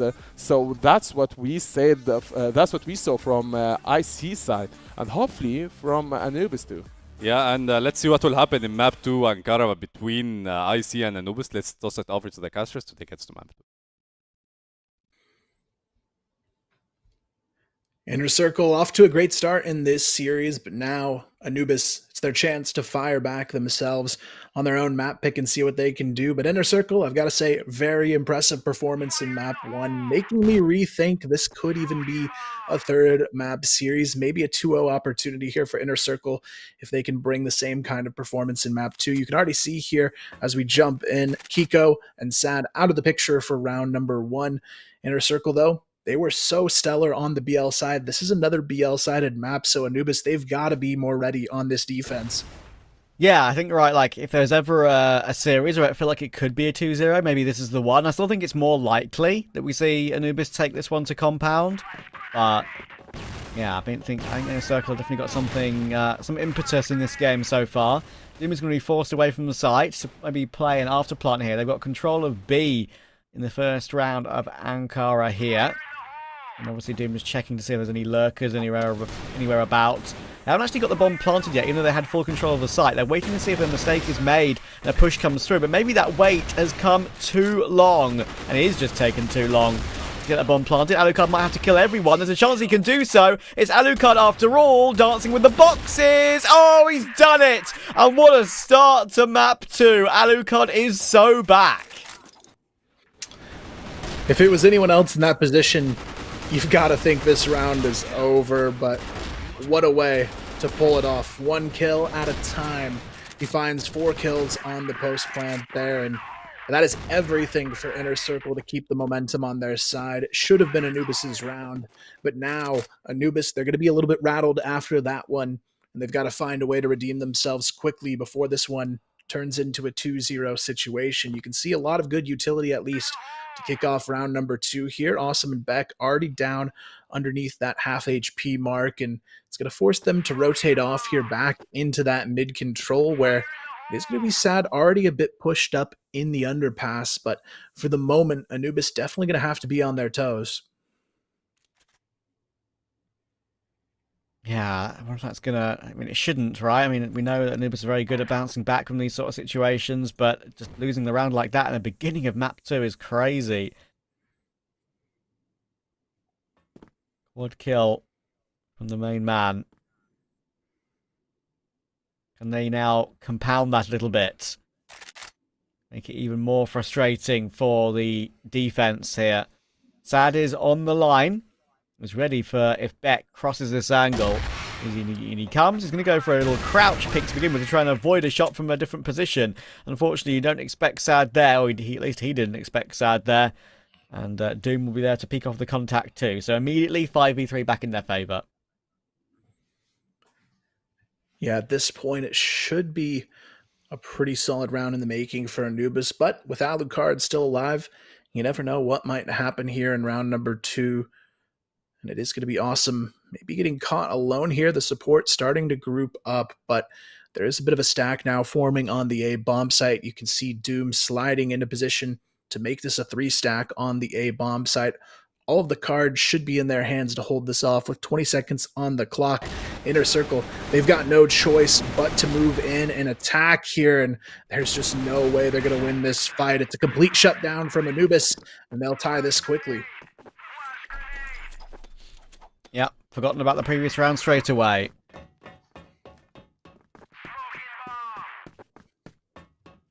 Quick recovery.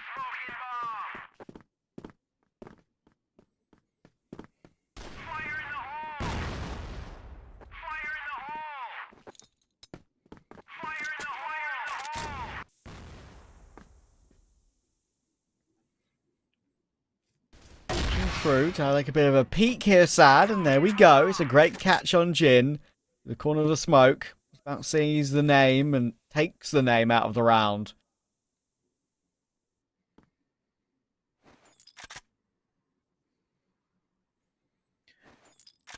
Yeah, for the moment, Anubis, they're holding on to some good positioning advantage, but for InnerCircle, they seem a bit unsure now of where they want to approach these fights, especially after that previous round. Didn't work out too well for them. You can see a bit of a split forming towards A. Last time they went this direction, they were just completely shut down. Jaguar a big part of that along with Sad, and we'll see if they can do it again here. This time they don't have that extra player in Doom to support them. Doom instead going to be holding on to the mid windows to try and shut down that lurk coming through from Alucard, who doesn't have a whole lot of HP to work with, so it should be a decent read here. Alucard might even get caught early, but it's not going to matter too much if Comics and Jaguar can just hold the line here. The C4 gets dropped instantly. Kiko at least able to make it underneath onto the A staircase, but now with the rotators coming in, it's really on Alucard, who somehow is still alive on the lurk, able to find Dipsy, but the rest of the team starting to fall very quickly for him. Alucard goes down as well, and now Kiko, it's all in a 1v4 situation where Sad is going to be ready for him. The trade comes through, but now he should surely be spotted in this 3-on-1 peak. There's 3 players just ready to go, and there's no way you win that fight. Yeah, not in this lifetime. Fist bumps and straight back into the next round. Anubis looking like they have reset pretty well here.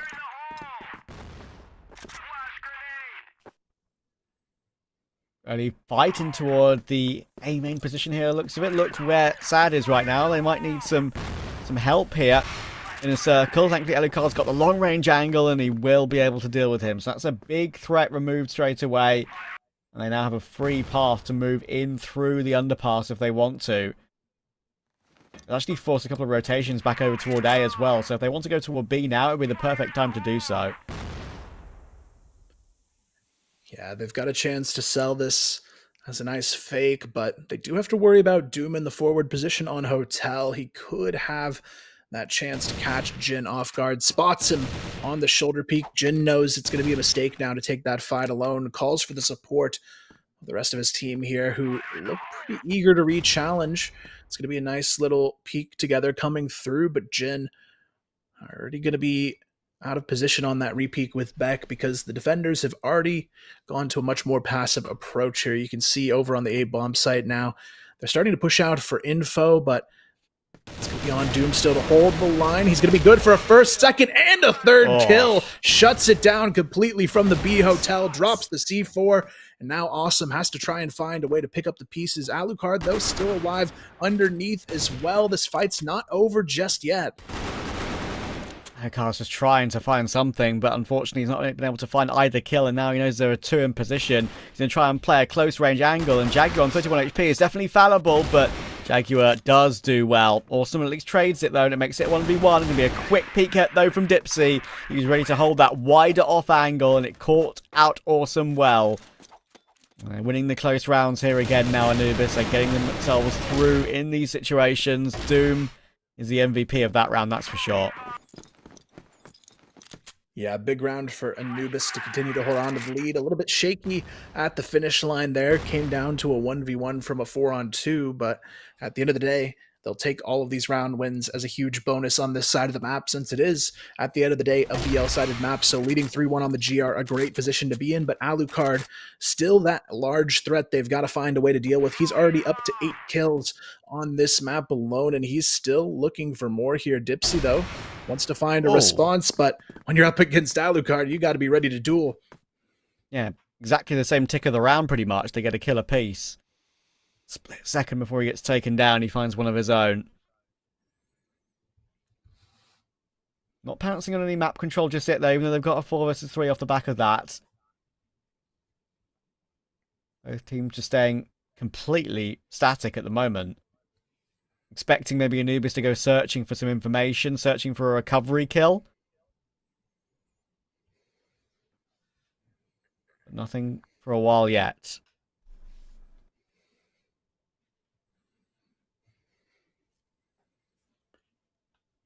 Yeah, for Anubis right now, it's really just hoping they're gifted a chance at a clean fight that goes their way. Otherwise, they're fighting from behind for the remainder of this one. And you can see the C4 not too eager to push into A just yet. They're hoping they can find maybe even a 4-on-2 advantage before fully committing here. And we are going to see a gamble coming through from Anubis, putting a lot of their resources on this B bomb site, which unfortunately for them might not be the read they were looking for here. Instead, it's going to be a lot of pressure onto mid from InnerCircle, kind of forcing their whole team up onto this position. But with Alucard still holding on to A, they might even go for a GR spawn play over onto the A bomb side, and that's exactly what they're going to do here. They sneak past the defenders. They know there's a huge opening now of maybe just one defender on this A bomb site, but it's actually completely clear now, and Anubis, they're forced into a full retake. Yeah, they've waited a very long time to make this decision, but it has worked out with the way Anubis repositioned. There's a big flank coming through from Doom, but right now it probably need to get 2 kills. He's so disconnected from the action right now. Jaguar is trying to find one, but the smoke is still being really frustrating for him. He actually does manage to find Awesome, though. It's a really good kill to take, but Beck smartly retreats away. Not to give up any sort of advantage, plays the close angle, deals with it Jaguar nicely. Now Doom, who was showing presence for a while on this big flank, is not really in a position to do much more, I'm afraid. Alucard will run him down. InnerCircle are in a bit of a better position now than they had been in the early couple of rounds. Yeah, I mean, honestly, this would be a much different game if Alucard wasn't already on double digits 5 rounds into it, so they've definitely got him to thank. This is only a 1-round difference so far, but for InnerCircle, this is where they need to step up as a team and rally behind him a little bit more if they want to get things going their way. Comics, though, the timing is going to be devastating on this one. Beck just swings out early before he has a chance to even react there, and now the whole B bomb site is already in full control of InnerCircle and Anubis. They're going to have to show us this time around what they can do to win on the retake. Oh, Jaguar is quite far forward. He actually manages to get one, and a bit of a surprise for Kiko, but Awesome quick trade again. Jaguar and Doom, they'll both go down. It leaves it down to Sad, and now only Sad alive. He'll be found by Awesome. 3 kills for Awesome there. Very well played. Yeah, a lot of the post-plant situations just looking so clean from InnerCircle that if you're Anubis, you've kind of just have to stall them out here before they even get on site to feel like you're going to win these situations, because all 3 post plants we've seen have been pretty clean for InnerCircle to hold on to. And now they have a chance to take the lead along with it. So Anubis, they may have put in the work in the early rounds, but if they can't hang on here, it could still be a pretty brutal half in the making, because now not only do you have Alucard as that big threat to deal with, Awesome's up to 7 as well. Beck's starting to find some nice footing across the board here. So if Jin could come online, this could be a very swift move back in front.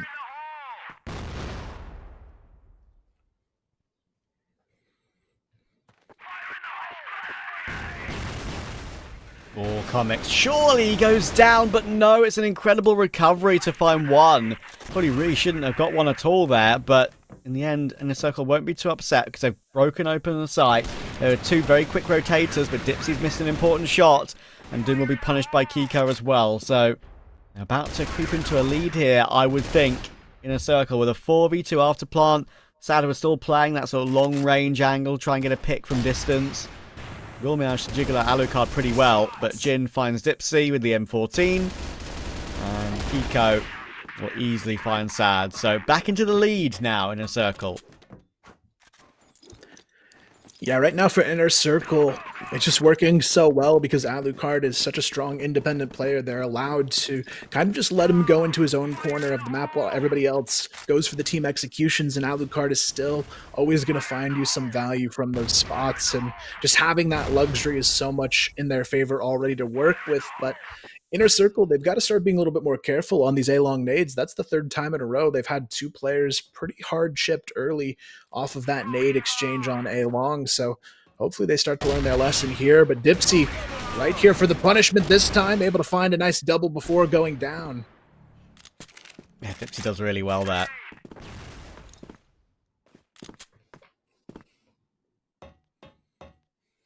Could be the double that gets a critical 4th round. I mean, they are, of course, on a good bit of form in this map anyway. They're not on the disadvantageous scoreline, I would say, yet at all. Round down doesn't really matter this sort of stage in the game. Doom's repositioned his model there and his crosshair so he can look at the gap on the right-hand side of his screen. You can see where he's looking right now on the player cam. So if he sees any player crossing that angle, he moves away, throws some utility, forces the clock to get whittled down a little bit more. Looks silly that he's looking at nothing, but he's keeping an eye on that pixel angle.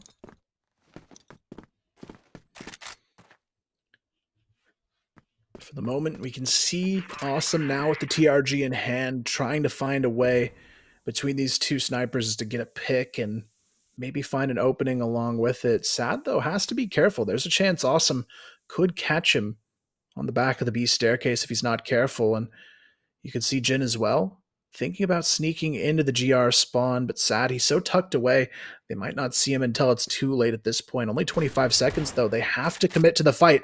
Sad misses the shot as well. So now Awesome has the opportunity to stall things out, but look how far away the C4 is. It's not even up on the mid stairs. There's not even time to get this bomb planted if he's not fast. Alucard has to get a move on it. Jin just going to go in swinging, but with only 6 seconds on the clock, the fight Alucard just takes there, refuses the plants. Goodness me, that's a bit of a whiff, isn't it? That's really unusual that we see just a complete misjudgment of the clock there. Bit of a blunder from InnerCircle. Actually did get the kills that would have afforded a 2v2 in the end, but just 2 seconds too late. That's an annoying one to think about later.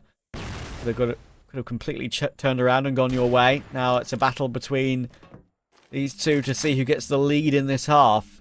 Another 5-4 is a possibility, and Sad stands his ground. Remove Kiko nicely. Should get removed, and actually only just does. Beck got found by Comics pretty much immediately. E-trade frags continue to come in, but overall, Anubis grabbed the advantage. Still going to be a tough round, though, here. Jin, he's able to sneak in to the double stack on B. If he can get the timing peak on Doom, they'll be able to take this bomb site fairly uncontested. And you can see Alucard starting to group up with him as well. Comics is nearby, so at least a bit of support ready to go. But Jin, he's going to sneak out just in time. Misses the headshot, though. Now Alucard has to help secure it, but Jin goes down a little bit too early in this one. Alucard stuck in the corner, not able to hang on. It's still going to be a 5-4 half in favor of Anubis. Yeah, no closer to finding out if we're going to a map 3 or not yet. I would favour Anubis from here to just about sneak it through and send us to compound.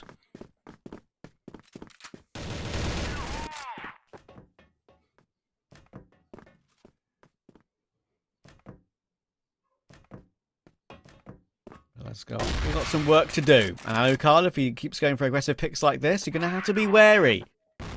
Sad will get taken down immediately as a quick check from Alucard goes rewarded. Yeah, really a nice start here for the GR side, but at this point, Awesome has to be careful on the B Hotel.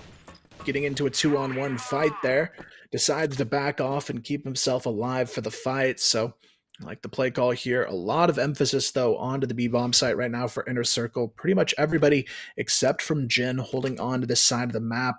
And it's the right call so far. Only one player lurking towards A from Anubis. It's going to be Jaguar, but Beck, the timing, picture perfect in mid to find Dipsy.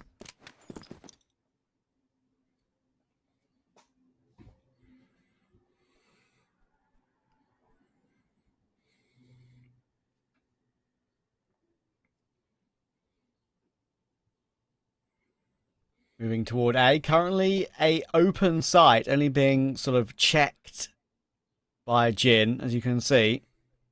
I actually like this play, right? I mean, you can kind of commit to a little jiggle fight to maybe keep yourself alive, and you can maybe wait for your teammates to rotate and commit to a 5v3 retake. You know, in this sort of situation when you've got a two-man advantage, it's probably the better course of action, I would say. Pump will come through, but it actually does mean that Doom's going to take the advantage, and fair enough, right? Jin does do the right thing and kind of waits, but Doom's like, I'm not going to let you wait. I'm going to push you out of the round. So this gives him a chance now. Yeah, Doom as well. Immediately looking for a flank. Awesome. Just barely going to miss spotting him as well. So the timing could actually be really perfect from Doom here if they're not looking behind them. And look at this. Anubis collapses at the perfect time thanks to Doom on the lurk, giving them the information. And that is a beautiful way to keep themselves out in front. It's a great sort of on-the-fly call, right? Because Doom gets that kill and was like, okay, well, I now know they're probably going on a full rotation round as 4 from that same position, considering he was waiting for them there. So, yeah, decides to push all the way around on the flank. That pins them in, and then they just completely get mowed down. Just good knowledge of the map there, and realization of where InnerCircle was setting up.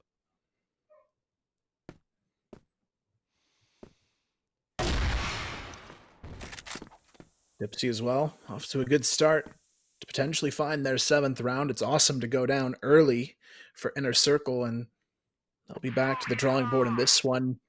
The tough part in the 5-on-4 on a map like this is the rotation between the two sites is one of the longest here you'll see in CrossFire, so it does make it quite challenging to know where to stack their efforts. It's going to force them at the moment to leave Jin kind of alone on an island here. They do get the late support, but might not be for long. Alucard goes down as well to Dipsy, doing a lot with this TRG in hand, and surprisingly, they actually have 3 TRGs in the hands of Anubis players right now, and it's working well.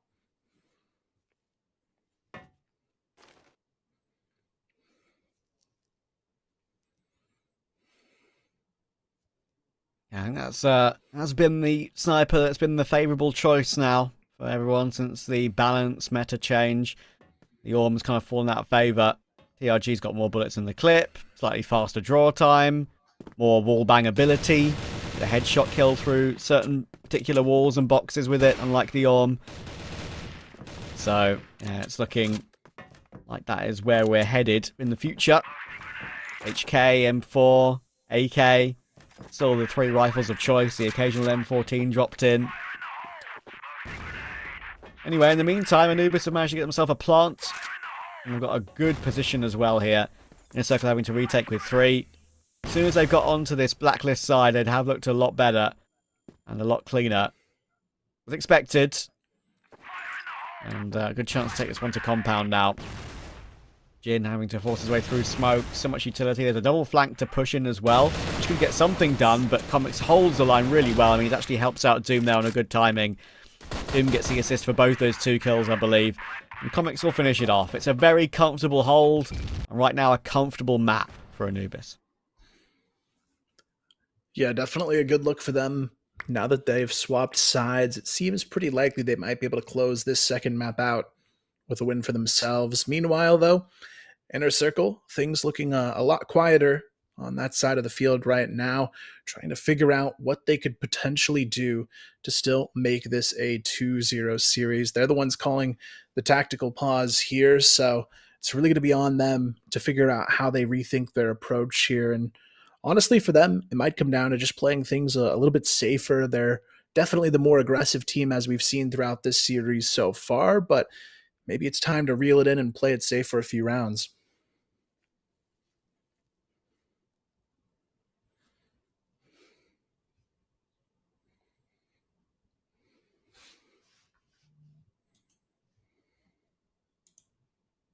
Yeah, there's a chance that they can get something done with the tack pause in a pattern of these tack timeouts, working out for recoveries with a couple of rounds pretty quickly every single time. I think it was only the first day I did this week where there were a couple that kind of went awry. Every other time I've casted this season, I've pretty much seen the attack pause work each time.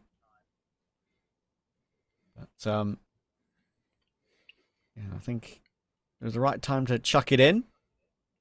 May as well use it if you've got it available. Beck, of course, taking a little bit of a break as well. A bit of maybe a toilet break, who knows? When you got to go, you got to go.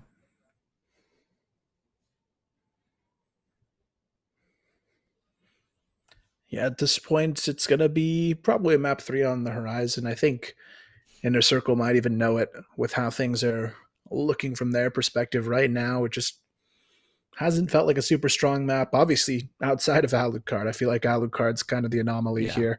Just getting things done no matter what map you put him on. He's going to find a way to get that impact. But Anubis looking a lot more confident, as it looks like we are ready to jump back in coming out of this pause time. So hopefully for InnerCircle, they were able to put something together, but at the very least, a chance to kind of regain some composure, keep the fight close going into a potential map 3 situation, as it looks like we are going to be jumping back in here. And Alucard not showing any signs of slowing down on his end, already going to go for the aggressive peek underneath mid. Meanwhile, you are going to see Anubis sending 4 players pretty quickly over towards A.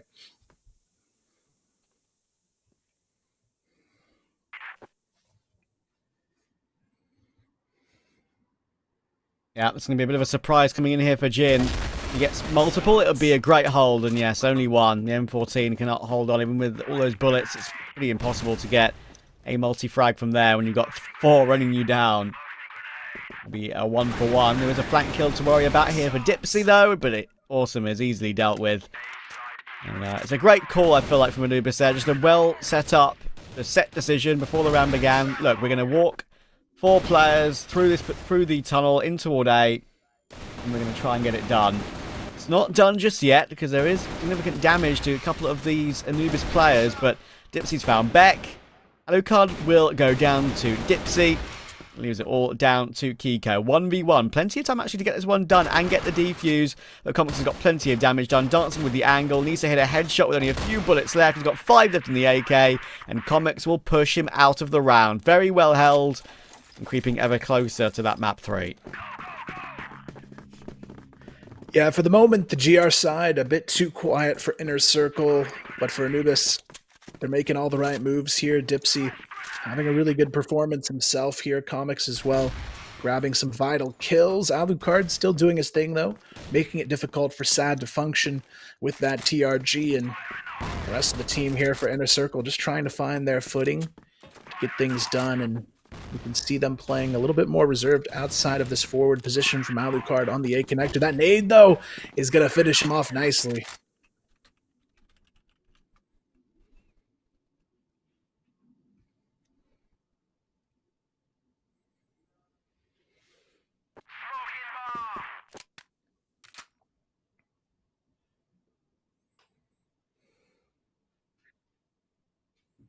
A bit of a look here for Dipsy. Awesome and Becca kind of around this area that could catch Dipsy off guard. Oh, I say that, but he checks his right, and Beck is given no chance whatsoever. That's a rough one. I bet he felt like that little crossfire they could have had with Awesome there to pick up each other's contact would have been pretty good. But Awesome then goes searching, caught by Doom, and it's all falling into place for Anubis. Yeah, at this point, definitely looks like a map 3 on the horizon. 9-4. Only one more needed to get themselves across the line. And for Anubis, they've just been playing like a much stronger team across the board on this one. You've got Dipsy really putting in the work. You had Jaguar looking strong in the first half along with Doom, who I think had 11 kills in the first half as well. So really strong effort from this team to get themselves in a fighting position to maybe take this series in a third map situation. Meanwhile, InnerCircle, though, you can definitely see why they're looked at as one of the more inconsistent teams in the league right now. They looked almost unstoppable on that first map, but right now, not looking to be the case here on Ankara. Could potentially fall, but awesome. Trying to keep the dream alive here. Gets a nice couple of headshots and an opening out here on B long, but it's still not over yet for Anubis.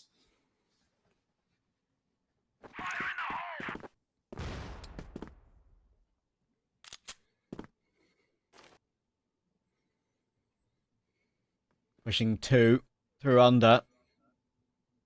Try and catch a couple of players off guard. Up they come through the stairs, but Awesome actually flanks them both. What a great round from Awesome overall.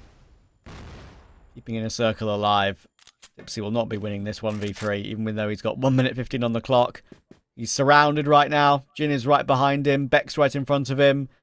He's more stuck than a stuck thing, but you know what? It's actually done well to get one. Jin will hit the 1 bullet required to get it over the line, though.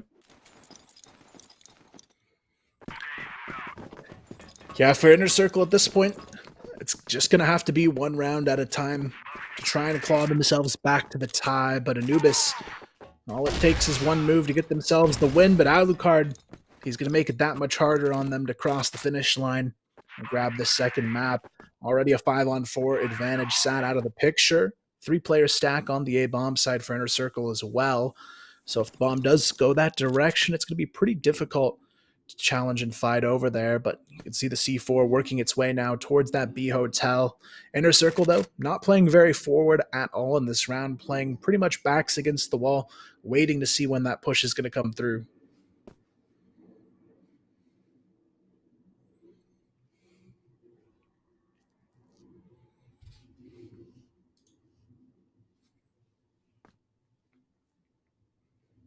Three over toward B at the moment for InnerCircle. It's a great defense if they keep wandering over here, Anubis, and that would probably catch them off guard.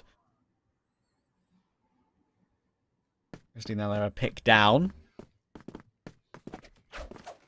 Dipsy will rotate in now to try and go for a bit of a split maybe. You've got 2 in buddy system, 2 players together on different portions of the map.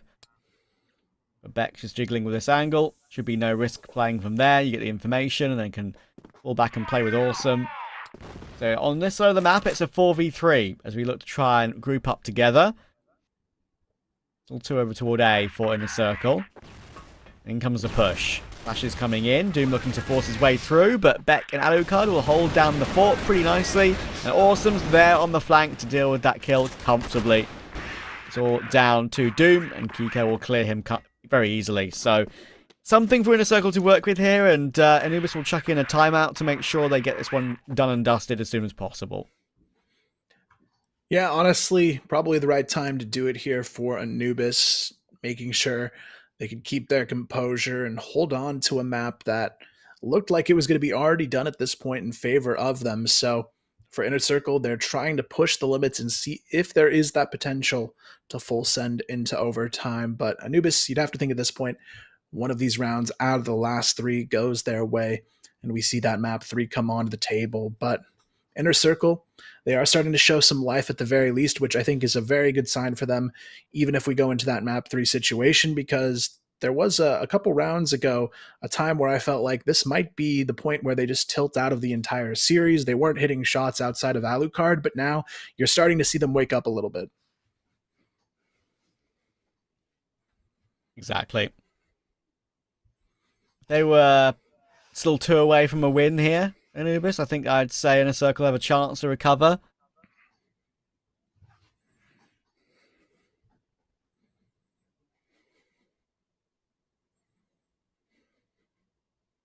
It's probably a bit too far gone now. You can see they're still not entirely calm. Dipsy and Doom kind of calling these shots right now. It's Dipsy who is very often the most, I guess you could say, loud. Probably the most articulate with the body language. Yeah, you can tell they're trying to kind of rally themselves together to make sure there's no mistakes when they hop back in for this next round. And I don't blame them here.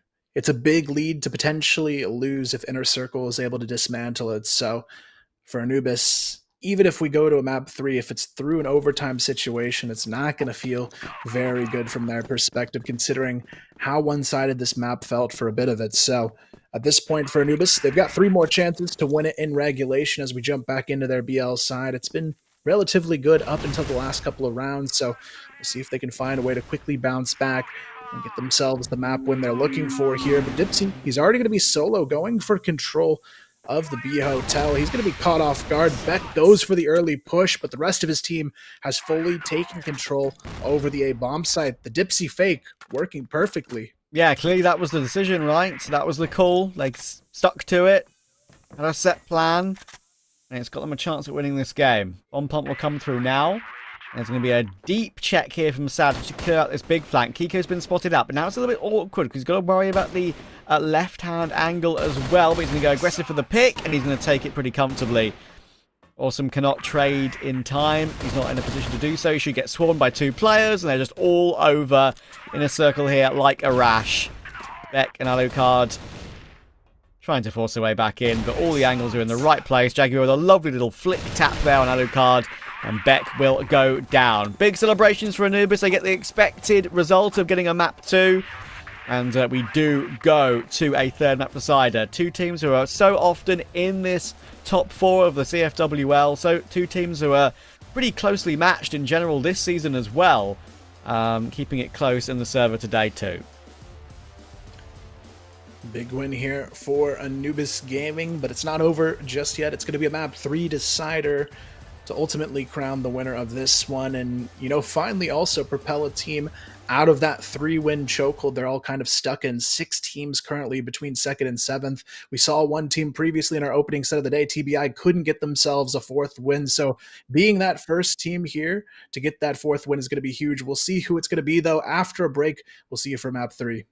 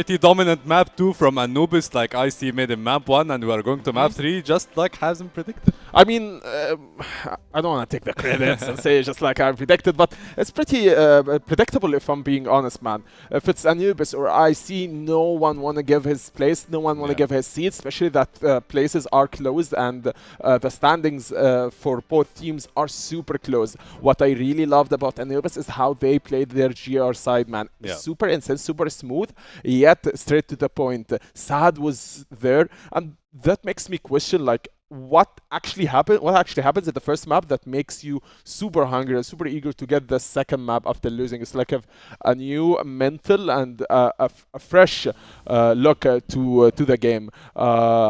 Speaking of key players from Anubis, to Jaguar and Depsy, which is the golden duo, and Comics, for me, he was the MVP. Honestly, it's just the whole team. They know Ankara. They picked Ankara for a reason, and it shows how they played on it, especially on the GR side, like I said.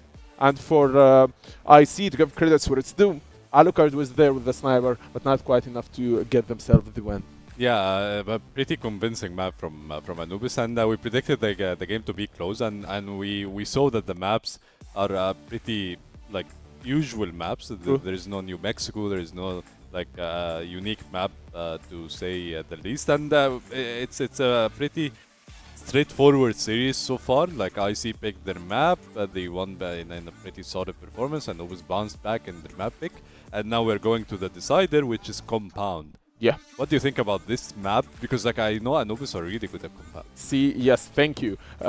Thing is with Compound, we know and admire how Anubis plays Compound. They are super good and super nice in it, and they know its corners. But do they have what it takes to win Compound against IC, against the team that managed to win GG? That's the big question here, because now this can go either way, especially with the meta change and the meta shift that made IC capable to win against a team like GG. Now it's a meetup and a matchup between Anubis and IC on Compound. I'm gonna go with Anubis, since in my opinion they are better on Compound, but still do not forget and ignore the possibility of IC winning this map, but not stop. If anything, we are going to get a good best of one here, which is Compound map.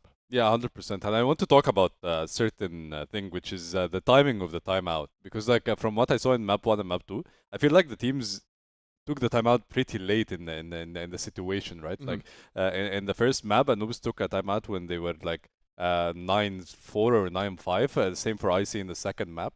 So I want to tell you, I want you to tell me about the value of the timeout and when should you time out, because I feel like if you do the timeout pretty early or pretty early, it it's a pay bit off. bad. Exactly. I think if the communications and the comms are good, and that's from Anubis coach, not Anubis coach, sorry, one of the coaches told me that if the communication is good, and if you guys are, communicating good, no one's shouting, no one's tilting, everything's good, even if you guys are losing, you don't take a tactical timeout. But if you lose 2 or 3 rounds and you start tilting or start panicking or start not even speaking and the room is just quiet and you don't know what to do, here's a tactical timeout. And the coach is always reading the other players' perspective and their lines and their play style, so he can, once he take a tactical timeout, have a better view on the game. Yeah, 100%. And the decider Compound, let's toss it over to the casters between Anubis and ICs to figure out who's gonna take it.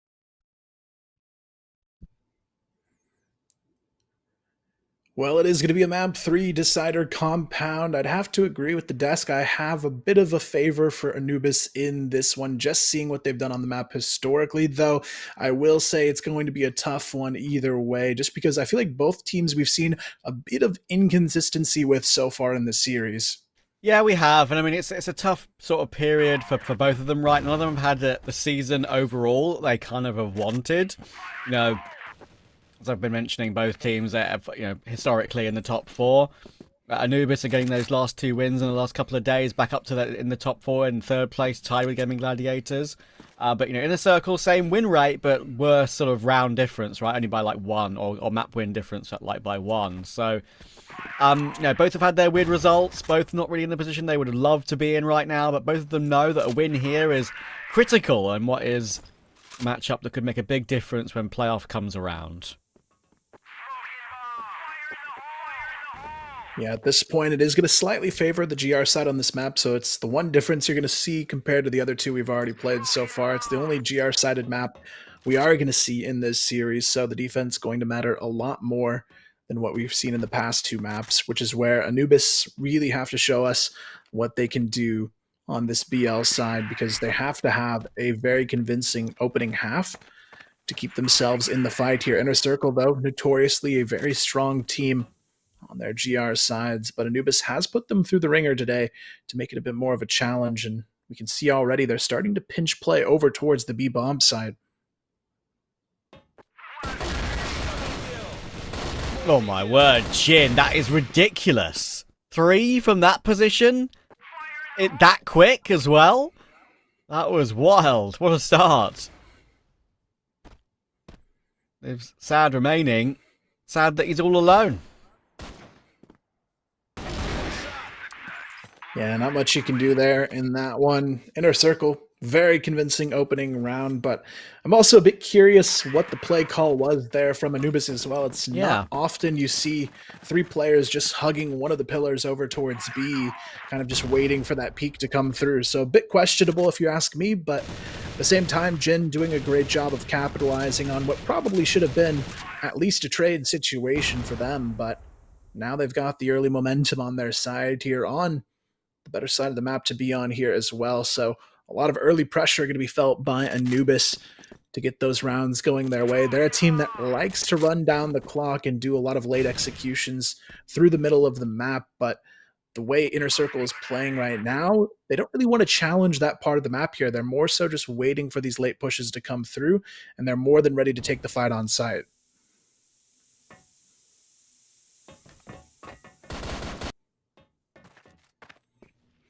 Jaguar managed to find Jin, and they're already forcing the issue over toward B, but it's a good hold from Kiko. He's able to find one. Alucard will also find Jaguar and Dipsy.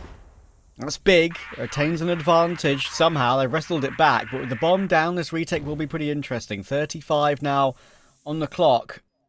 That clock is above their heads, and they've got to stick with it.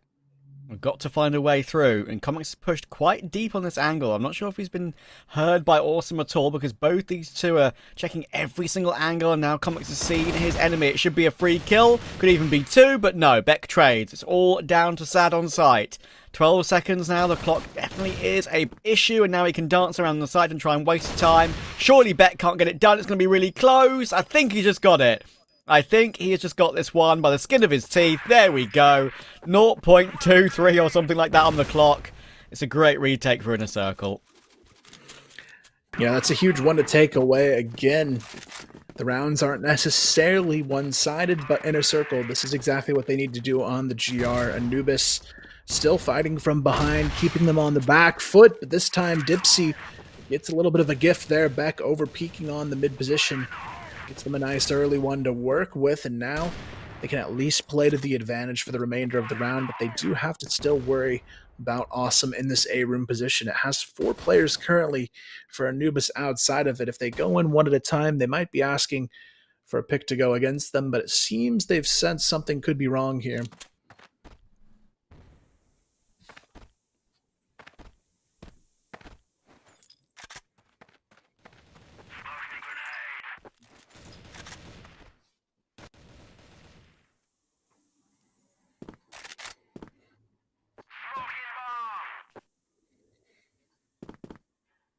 Keeping them at bay in mid at the moment.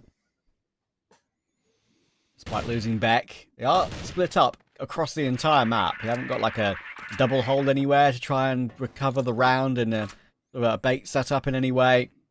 It's relying on an individual stepping up.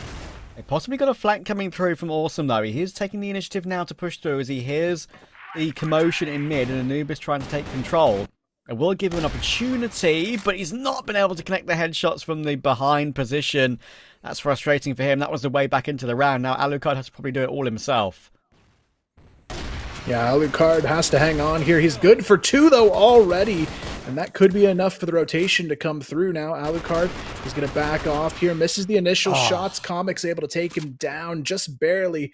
3 HP escaping with the bomb as well. It's going to be on to Jin to come in for the quick retake. He hasn't been seen, though. This corner position could be absolutely massive. Jin good for one, but not for the second. Sad. A quick peek over the top gets Anubis there first. Critical. Absolutely critical. Dipsy knows it. InnerCircle definitely had a chance in that one. It was a great recovery. Alucard was in the right position. He had a teammate to play off of him. That was kind of what I was mentioning. Wasn't really in place for a split second there for InnerCircle. Gave themselves a chance. Well, it looked like it was all lost. Anubis did find the way through. Alucard, if he got that one extra kill when he put that final play was dealing with down to 1 bullet from death, that would have been the difference maker.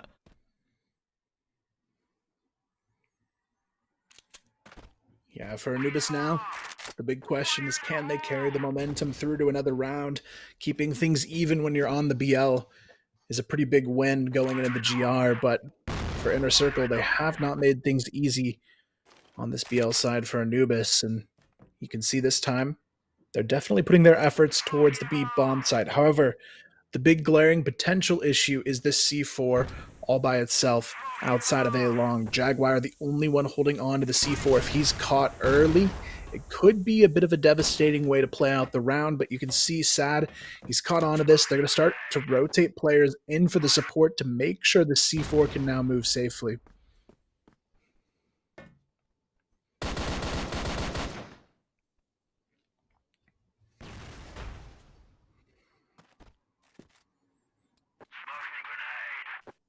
Back in the normal mid setup.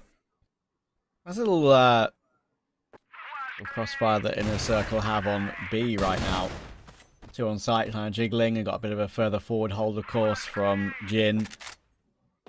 Now he's going to probably be called upon.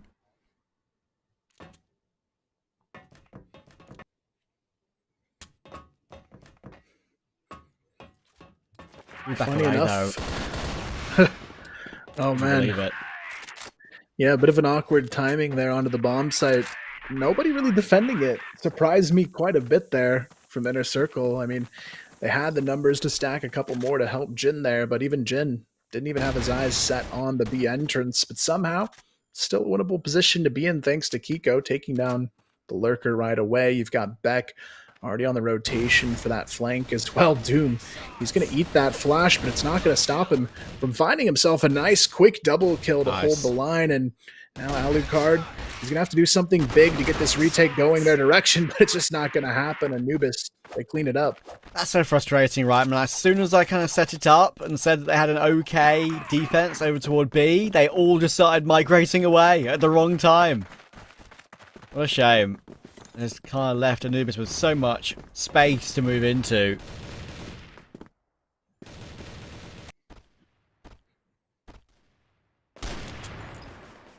And this aggressive hold in mid from InnerCircle in the following round. Going to be forced back away from it, I think. There we go, back into more normal positions. And Anubis have done well there to avoid getting nabbed by one of the InnerCircle players there. 5v5 still. Yeah, you can tell InnerCircle, they want to be aggressive, but it really hasn't worked out too well for them so far on this map. So I like the call to just reel it in, play it a little bit safer and wait for the push. Jaguar, though, not wasting much time underneath, able to find Awesome with a grenade in hand. Great way to catch them off guard and force the execute here. Beck now looking for the sniper himself to get something done with, but honestly, not really a whole lot to be had there. Anubis just mowing their way through onto the A bomb site, leaving Jin alone. 1 versus 4. Not really much you can do here, and Dipsy gets it done. Yeah, it was a lot more comfortable. Jaguar is just that. It just right now seems to be making the right calls to kind of counter most of InnerCircle's holds, right? I mean, they moved in toward B when they were moving away. Sure, it's an element of luck, you could say, that they get that timing, but making the right moves across the map to keep themselves like unpredictable and hard to read. So ever more difficult for InnerCircle to even get these opening picks. And once again, Alucard cannot get anything done there. It needs to be a big hold from Kiko, but it's a faster play from Anubis, and they're running over InnerCircle in toward that A side of the map again. Doom will get a couple, and it's a 3v2. Awesome, though. At least a good start for the retake, able to find himself one. Jin, though, if he goes down too early, it's already over. Awesome has to get a move on it here to help support him through this fight. But unfortunately, the timing isn't looking the best for them to fight together. Jin, he's just sticking the bomb. He actually might have had it there. Wow. If he committed to the defuse. He's going to go for it again this time. He's got it. He's actually going to stick it. It's going to be a ninja defuse Jaguar. I'm not sure where he was looking there. A bit of a misread, but they'll take it all day long for InnerCircle. I mean, he tried it the first time and then they didn't commit to it. And then you would think then after that first attempt, Jaguar would have been a little bit wary of it, maybe, and would try and peek him a little bit sooner. You know, he knows where to pre-fire. The bomb's planted in a spot that he knows where it is very clearly.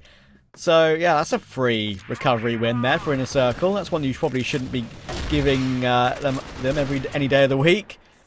And the following round is pretty quick as well. Comics Inside will again get a couple of entries, but you know how these rounds have been switching back and forth. Kiko and Jin could entry Jaguar here, and the round could be completely different, but no. Not on this occasion. 4v2. Yeah, honestly, for Anubis, these pushes are getting better and better. You can tell they just feel comfortable making sure they trade out as they go through these pushes onto the A bomb side. And now Awesome again, left in a clutch situation, this time even less support to work with. He's all alone, 1 versus 4, and really not a whole lot he can do here except hope someone makes the mistake of peeking him alone. Sad has the support system ready to go, and Anubis, you can see them starting to hype up here because they know winning the BL side is a very strong indicator you might just have the whole map to run away with.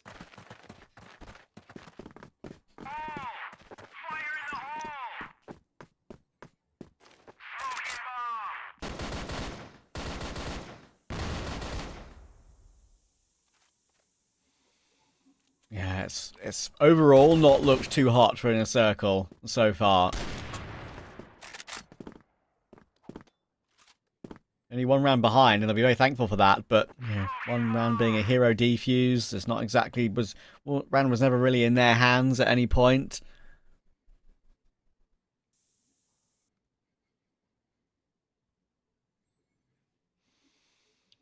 Bit of a challenge here. Dipsy, he wants to take the fight, but isn't going to risk too much for it just yet.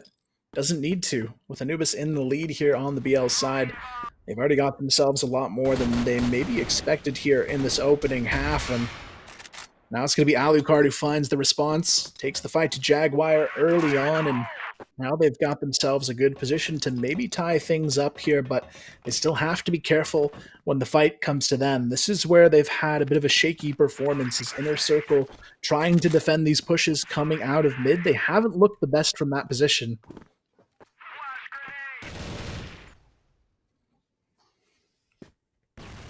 Have got a great defense over toward A currently set up, though. If they do push forward now Anubis into toward that side of the map, look, of course, Dipsy's got space in mid to push into to try and catch either a rotation behind him or just entry the A-bomb site straight up.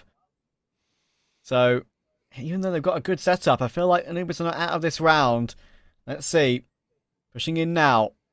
Comics, ready to go. 30 seconds on the clock. They have got 1 player watching the angle that needs to be watched. And then, of course, they look watched by Beck. And Dipsy will go down. Awesome will deal with Doom, and that should be enough. It should be pretty much impossible for Comics to work his way back in now. Alongside Sad, they're both pretty low, and now Sad is stuck behind the site. Very, very blind as well, and removed in the end by Beck. So that's a lot better and a lot well read by InnerCircle. Yeah, all tied up once again here, and anybody's for the taking as we go into the final round of the half. Definitely a more important one, I would say, for InnerCircle to hold on to, knowing they are on a GR-sided map. Losing this half for them would be a lot more worse for wear than Anubis just going down here in the final round. It would be kind of a standard score line to go into the second half with. So for Anubis, not a whole lot of pressure here in what they might do, but for InnerCircle, they're going to know how important this final round of the half truly is to keep the dream alive of a 2-1 series. And now you can see here Anubis trying to kind of play things pretty similar to what we've seen work for them all half long. They just have these late pushes where they kind of just try and plow their way through mid towards either the direct challenge on A or a split onto B. And this is where InnerCircle have been a little bit shaky in dealing with how these pushes come to life. A lot of it has to do with them just overestimating themselves, I think, on these rotations as needed. But this time, it's going to be a full commitment towards B. That's a lot of pressure onto Kiko to hold on to this one, but it's actually going to be maybe even a wraparound play. They sense the opportunity. They have control of the GR spawn and can kind of go either way now.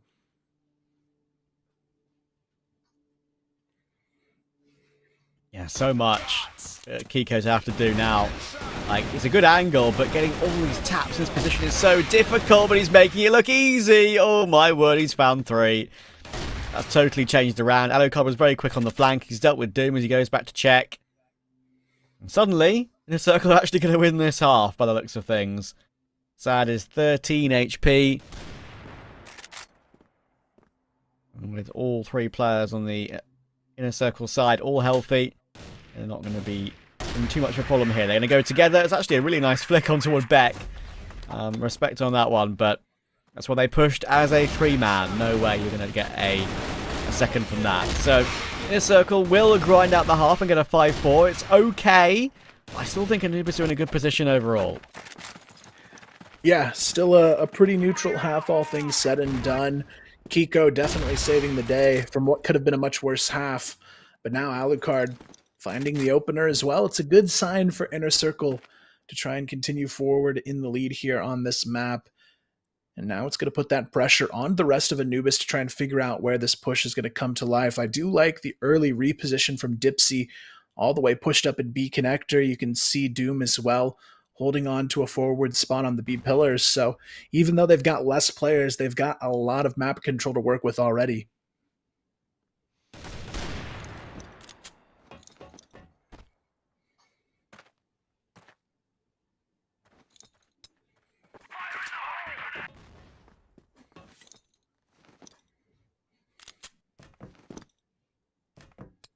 First kill will come through in the form of Alucard to get a 5v3.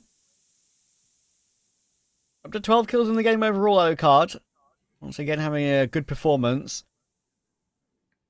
I think it's very happy to see him firing on all cylinders again. Doom playing that massive push behind the smoke. Always going to be wary of these off angles. He knows it's probably likely there's a couple of players there. But he also wants to have a look because he wants to recover this 3v5. And look at that. What a great push. What a great flash. Doom gets no chance whatsoever. Jaguar's got to tap down multiple and he can only find 1. InnerCircle with a good start to the second half. A bit worrying there for a second for Kiko, but he actually reacts really well to get a quick headshot with a sidearm. Yeah, InnerCircle off to a good start in the second half. Some good trades to get control over the bomb side, and ultimately Anubis struggling a little bit in the early round as well, proving to be extremely helpful for InnerCircle, and that's where they have to find a way to change things up. Alucard, a very proactive player on this BL side, loves to challenge players over towards pillars and the back side of mid, and usually pretty successful in winning those fights, so they might have to think of a different way to reposition these TRGs across the map to get that extra value and maybe not have to contest them so early on here, since that'll be the big way they can find to hold on to these sites. Meanwhile, InnerCircle this time, though, putting their sights down mid. Alucard and Kiko putting a lot of pressure there onto Comics.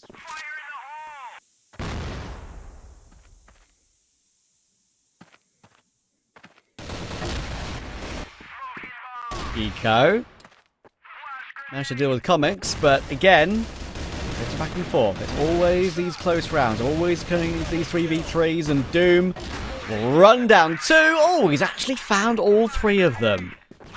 That is very, very nice. That was a lot easier, made that look a lot easier than it actually was, that's for sure. I think you see it starts here with that first kill. Alucard is kind of, they're trying to throw utility toward that position to block him off, but in the end, he just takes the initiative and pushes down by his own accord and just says, "Look, I can hold W at you, my friends. I'm not gonna get held back." Yeah, at this point, still A very, very close game on our hands. Just when you think InnerCircle's starting to get some momentum, Anubis, they're right there in the fight to answer back with something of their own. So for Anubis, they still haven't found too much opportunity to lead yet on this map, but they're slowly chipping away at those opportunities. This time, though, Anubis is going to be playing 3 passive on the A bomb site. They've got a forward player on B. It's going to be Dipsy pushing out into pillars. The problem here is if Dipsy goes down a bit early, even if he finds one, it might fully compromise this positioning over towards the B side of the map. So he really needs to find some extra value over here.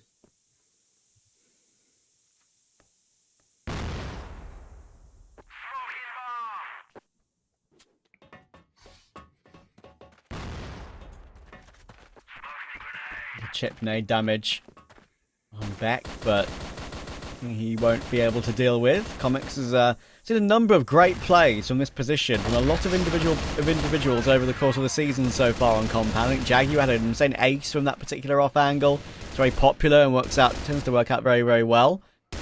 It's only a 1-for-1 this time.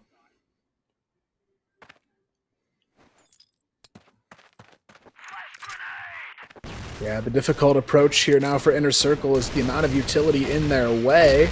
And they don't check the corner for Doom, a crucial error, and now it's all on to Alucard. 1 versus 3, no control over that C4 as well, and this should be Anubis in a prime position to steal away this round. Alucard, he just has no time to work with here, even if he can somehow find this pick from the tower to somehow scoop up this C4 with the amount of time left is just going to be an impossible task. So it is going to be a tie situation here for Anubis to work with. Alucard maybe just using this time to talk things over with the team, figure out what's next, because the GR are looking better and better for Anubis right now. Yeah, they're warming back into it again, aren't they? And I think they're even after they're losing the half, I think they're always the favourites going into the second half. Especially considering the form they've shown yesterday. InnerCircle, of course, that they are also improving. But Anubis got a very clean 2-0 against 999, and then InnerCircle, of course, great winning against Gaimin Gladiators. Probably their best win of the season without a shadow of a doubt.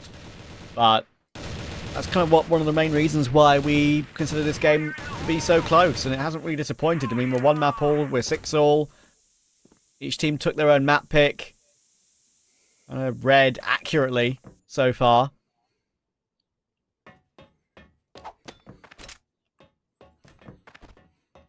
I do think Anubis will close this one out, but remains to be seen. 4 players over toward B. 1 defender, that's Dipsy. He's in an okay, calm position for now. No risk. Yeah, the tough part here for InnerCircle is they've given up rounds. This would be the first lead change, though, we've seen. It's going to be up to them to try and keep a hold of it, but right now, they don't really have too much map control to work with. A little bit of forward pressure towards pillars, but on the opposite side, you've already got Doom and Dipsy pushed up and ready to take this challenge, and they might just have that opportunity, but instead, Dipsy, he's going to decide to give this up, and this is where it could be the wrong call at a potentially opportune moment now for InnerCircle to pounce in. It's really all on to Doom here now. He's going to be faced with a 4-on-1 situation. There's no winning that one. He's going to find nothing out of it, and now Dipsy has to hold on to the lower bomb site with 4 players ready to put that pressure onto him, but Dipsy, good for the first shot. There's no commitment for the trade as well, and now this is where things could go south. You have players sneaking in and rotating into positions where they can actually support this, but Kiko, what is that headshot? Opens up the site completely. That's crazy. Insane shot to hit, and we thought for a second that Dipsy might be able to hold on, but now it's obviously very difficult to retake when you're playing this headshot angle. You're always going to get cleared pretty much, and you're always going to be at a disadvantage when you're pushing through into the site. And InnerCircle take advantage of it well. Back into the lead, creeping closer, 7-6. Yeah, right now it's still such a back and forth game that anybody could take this at any given moment, and you can even see it in the scoreboard as well. Everybody pretty even across both teams, and it's really going to be up to one of them to try and find a way to pull out in front here. At this point, it's going to be InnerCircle kind of going back to the drawing board, playing this one safe in the middle of the map to start off the round. You can see Comics He's going to be pushed up a little bit here on this mid corner, but nothing too aggressive from him just yet. Biding his time, waiting for that fight to come to him, and he may get that opportunity, but the first point of contact is actually going to end up likely as Jaguar in this round. He's got 3 players now pushing up towards that A room, and he's going to have to find a way to win this fight.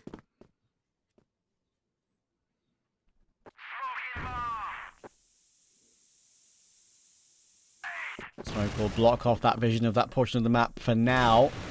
He's getting a lot of pressure put on toward him, and yes, he tries to go for a bit of a different angle around that smoke, and it doesn't work out at all. That's a big risk from Sad, especially 6-7 down in the third map decider. That's going to get punished.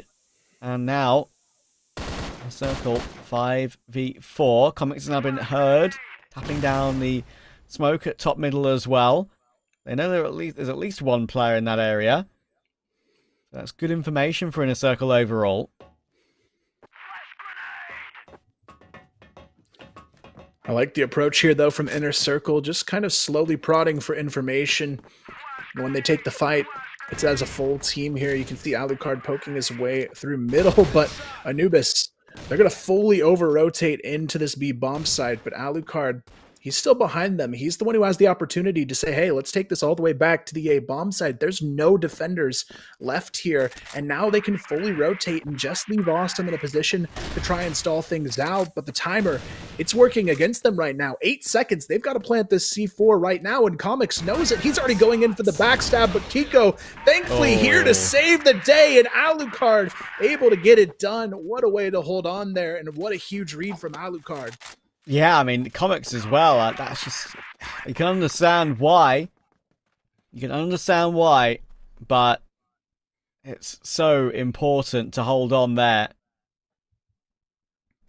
There was such a risk that bomb plant could have possibly been denied. Especially with that little time left on the clock, it can always create some havoc, create some nerves, some unsureties.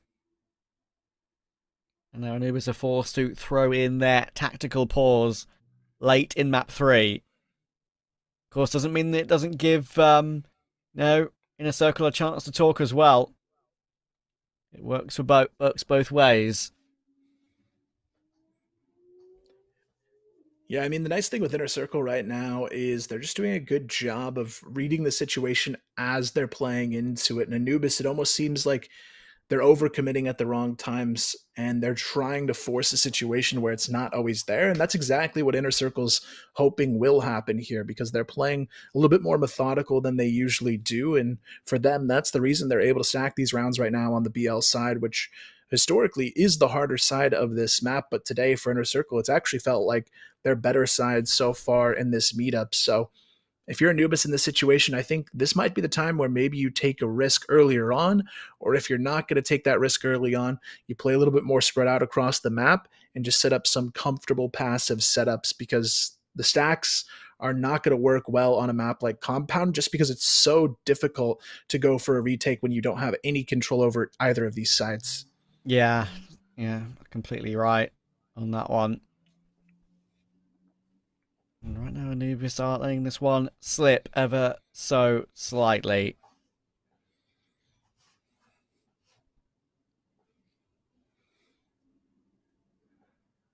Not really much that InnerCircle need to change. They're making the right moves at the moment. They're putting Anubis under pressure. Attack pause is over. We're still chatting. We've had our 1 minute 30.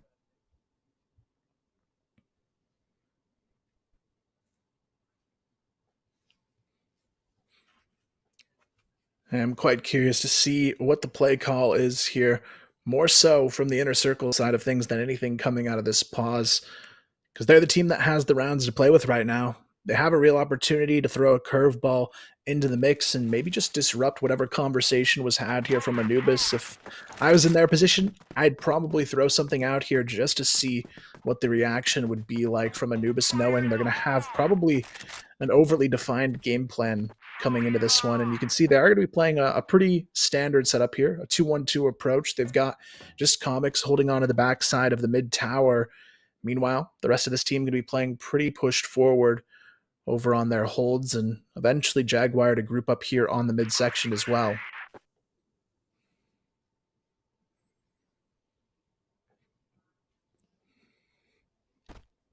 This is the all-important round. If Anubis win it, I feel like they can just be straight back in the game. But if InnerCircle win it, they reach their match point. They've got at least an overtime confirmed.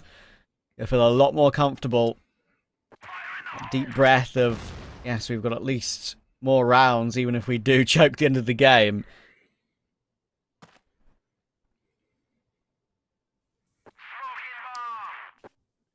Bit of a search in toward B main coming in here from two separate sides for InnerCircle.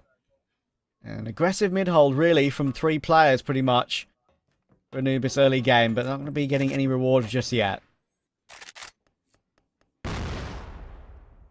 Yeah, it's an interesting play call from Anubis, putting a lot of that attention onto just choke holding mid, and they may get the opportunity to take the fight. You can see InnerCircle going for the full setup for the execution onto mid, and this is where they've got to be really prepared to take on this challenge. It's going to be 4 players immediately barreling over the top. Beck right there for the quick trade, so still nobody's the clear front runner out of this one. Just a solid 1-1, and Dipsy on the rotation.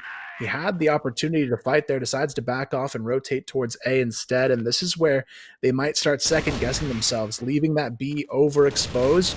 They're not going to want to do it this time around, but the A gamble actually would have been the round to do it here, and because of the hesitation, InnerCircle, they pounce, they attack, and now it's all on to Dipsy, 1 versus 4, but Dipsy is somehow alive and kicking in this situation, already good for a second kill onto Alucard. He knows exactly where both remaining players are, gets the third, surely not 25 seconds on the clock. He's going to have to make his move quickly, but Beck, he's second-guessing every angle at this point, and Dipsy, he whiffs the spray down. Beck, somehow with 1 HP, is stalled, but it's still Dipsy to get it done. What a way to steal this one away in a 1-on-4.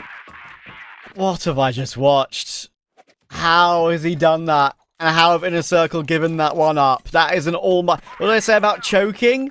That's an almighty choke. Like, the first 2 kills, fair enough. Like, I can understand, like, that those are 2 pretty quick kills. He was still 100 HP after he got those 2 kills. He was in a good position. He managed even to find the third pretty quickly, but you shouldn't be giving up any duel at all in that situation. Just don't let them in whatsoever. Just don't even fight. And InnerCircle have made an absolutely catastrophic error, honestly. That's pretty horrible. They might still win the immediate round following, you know. They might still win the immediate round following, you know. Oh, Kiko and Beck get 2 kills apiece. And this round's going to be very quick. They now know where Sad is. They can plot on the opposite side of the map. So it's fine in the following round. They do get 9 eventually InnerCircle. They put it out of their mind quickly, but crazy that Anubis were even allowed to get to 7 there. Yeah, honestly, a bit of an insane bounce back after a pretty devastating clutch to lose, and it just shows you this team can keep their composure under this kind of pressure, and for Anubis, that could be a bit unfortunate. Potential match point on the table here, unless Sad can pull yet another clutch for his team. This time, though, Alucard going to shut things down before they get out of control. So we've got 2 opportunities here, InnerCircle to win it, or Anubis 2 in a row for overtime. Yeah, that's obviously, I'm sure heart was racing for both teams right after Dipsy has that 1v1 at the end of the 1v4, you know, dancing around with the pistol. It's very hard to, you don't have your pause anymore, to kind of like reset as well after that when you just had a crazy moment. Get that heart rate back down again. But InnerCircle managed it a bit better. That's maybe why Anubis looked a little bit lax in that previous round, losing 4 kills early.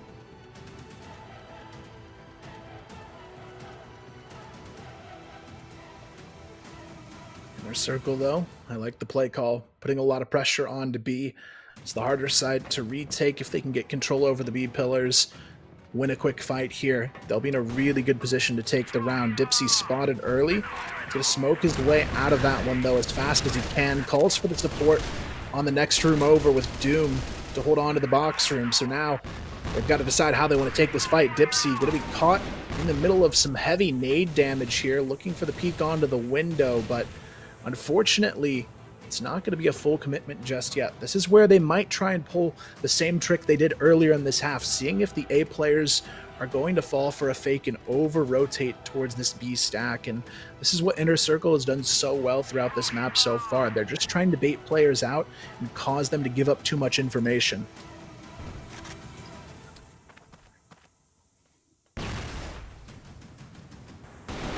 Comes down to this, the next 45 seconds for Anubis. Can they hold on?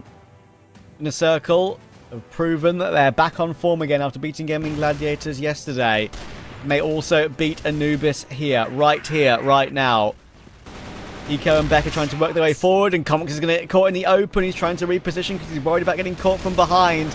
And suddenly it's all falling apart until Jaguar comes in. He tries to get something done and almost gets two, but it's only the one.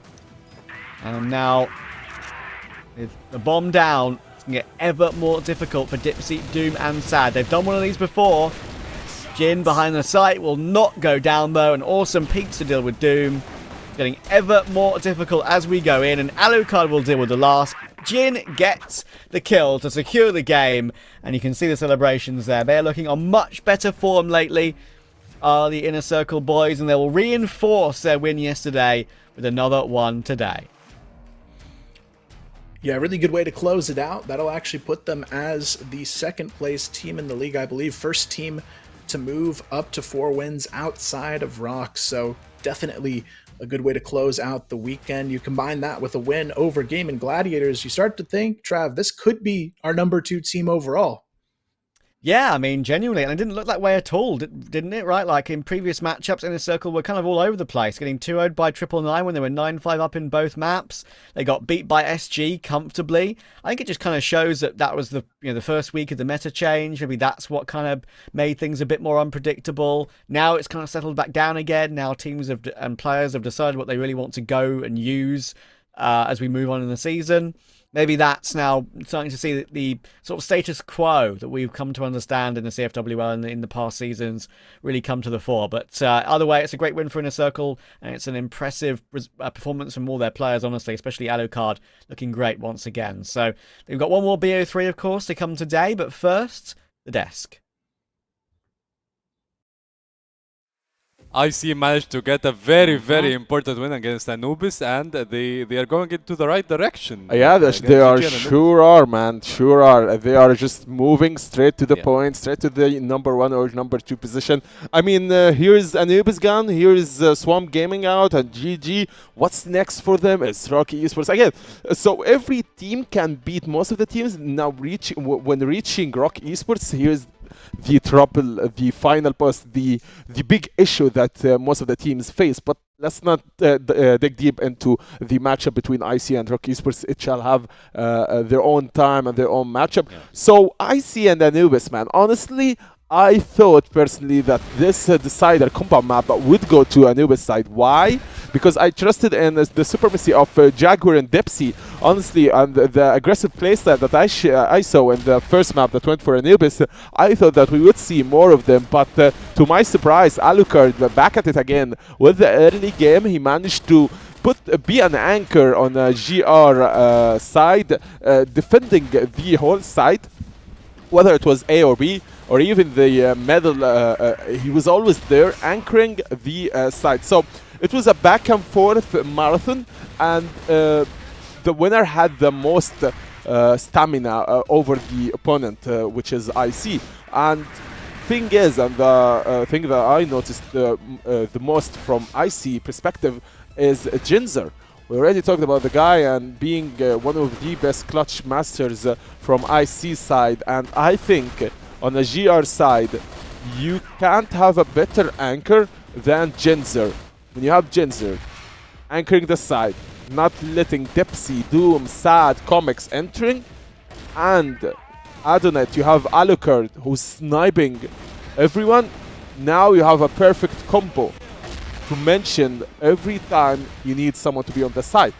Yeah, and like for me, after the game finished, and like we can see Alucard and Awesome on the camera, it means a lot to them. Alucard shouting, you know. Exactly, like, because they know, man. Yeah, they're coming back into the right direction, as we said, and a pretty convincing game. And such a good game overall for IC. It must feel good, like taking down GG, taking down Anubis. They are sending a message that we are still in the competition. We are still be considered one of the best teams in the league right now. And that's what you need to do, and to realize that you are in a better scenario, in a better position than how you started the season. Alucard being the MVP, ladies and gentlemen, of course he does deserve it. The guy just gave us such a good series, and his snipes are just immaculate to witness and see. If I'm being honest, sometimes it seems like a battle of snipers between Sad and Alucard overshadowed him at every possible scenario in this 3-game series. Now, Julio, keep in mind, that does not mean that Anubis are backing off or Anubis are not feeling it. It's vice versa for me. I think Anubis can pull some insane tricks and can come back as soon as possible after this loss. It's just a small mental reset, go back to the drawing board. And yeah, I think comeback is possible at any time. I mean, overall, it's a very successful week for Anubis, right? For sure. 2-1 week. It must feel good. And this game as well, it was very, very It was almost a win close for as them well. still. Yeah. So let's talk about the next game, because it's a pretty interesting one as well. 999 struggling a lot after the reverse they did against IC, the 9-5, 9-5 rounds. And now they are facing GG that are struggling as well this week. But the thing is, a struggle is different than other, yeah? A struggle from GG is much more different than 999 struggle. You'd ask me why. I'll tell you to, put more vision into the win rate, 70% to 50%. And the position on the standings itself is the 3rd place playing against the last place. Yeah. If anything, GG, after their loss yesterday, it was yesterday, no? After their loss, they just want to win. They just are hungry for this win. I mean, look at the boys. One of the best snipers, in my opinion, Spoxy with the Clutch Master Raffen, the IGL Flex Claw as well, and Design. It's the boys that you need to, redemption, to redeem yourself after a big loss against the boys. You just want 5 names from GG to redeem yourself and come back to the right lane and the right path. And that's for GG side. I'm sure they are upset about yesterday's loss, and they just want to make up for it. And speaking of the other team, 999, mentioned KGK, Creeds, PYK, and CRS. It's just, I'd call them the unlucky boys, if I'm being honest, man. They almost win most of the series, but it just ends up being an unlucky or unfortunate scenario for them. Yeah, and Creeds is the one we should look at, right? Because even QGK in the interview said he's doing a lot of good work. And I feel like 999, they made a lot of use of the meta shift and the weapons, the new weapons in the past week. But this week, they lost 0-2 twice. Yeah. So it doesn't look good for them. They are not giving the same fighting spirit that we saw. Exactly, and at the end of the day, it's a snowball effect. Once you win one game, you win the other, and you'd have the momentum. And same goes for the loss. Once you lose once, you start losing one time after another, and that's the case for 999. Now, GG could walk on the same path, but Spoxy and the GG boys, I think they have another opinion. I don't think they think that they deserve the loss that they had. I'm sure that they are back on the drawing board, thinking, why did we lose? Let's just put an end to this loss and start our winning streak, because GG last season, they were searching for the first place. Ended up having being the second, and ROC being the first. Now, after losing, they aren't ready for another loss, let's be honest. Yeah, and to be honest, I don't want to underestimate 999 or anything, but it should be a bit easier for GG, because they faced IC and Anubis, two teams that had a very, very good week. So this game should be easier. But let's talk about the maps. Let's talk about your expectations to the map selection, because we saw GG, they are picking Eagle Eye a lot, and I don't Exactly. think they lost a map. They lost once on Eagle Eye. Yeah, automatically I'd see Eagle Eye. I was just gonna say Eagle Eye. I think will be an insta pick for GG. Maybe 999 if they want to go out of the box, they ban it for them. But I think then the Compound will be picked because it is the second win rate for GG on the map V2. Yeah, okay. Let's take a look at the map V2 to see if there's gonna be Eagle Eye or not. Okay, it's gonna be banned first by 999. Yeah, Makes exactly. sense. And meanwhile, GG banned New Mexico. They don't want some unique map to mess around. No, right? no. And 999 had some really good performances on New Mexico as well, so it makes sense. We have Black Widow again as the first map tonight. I don't think any of the team want to go out of the box, want to go something crazy. I don't think any of the teams want to be versatile when it comes to the pick and ban the map draft. Because it's so sensitive for both teams, and every game and every round will matter for them, because it's two different scenarios, right? The last place, they just want to climb, just like TBI did, because they did leave 999 at the bottom and escaped. 999 want to do the same thing, and for GG, they don't deserve the third place. They think they want to go and hunt ROC Esports for the first place. So it's two different scenarios, but it's a bit similar. One at the bottom and one at the top. So I'm super excited of this, how this game will turn out.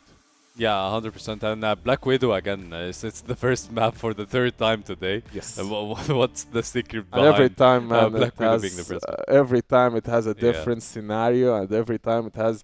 And I think it's the first day for us to see Black Widow. It's usually always compound, and maybe Ankara being the first map. Yeah. Now it's Black Widow, and every Black Widow map is full of surprises. So if you ask me, also I think Black Widow is picked by GG, right? Yeah. Yeah, we might see a win for 999 here.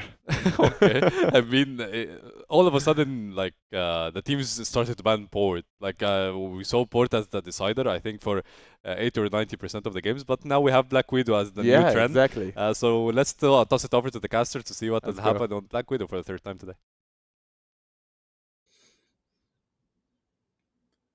Yeah, excited to be jumping into this final series of the weekend. GG, it's a bit of a time for redemption, it seems, though. They've had 2 losses already, surprisingly so, in this weekend. I'm hoping they can at least close things out on a high note, because it would be kind of crazy to picture a World Trav where they end with a 0-3 run on the weekend.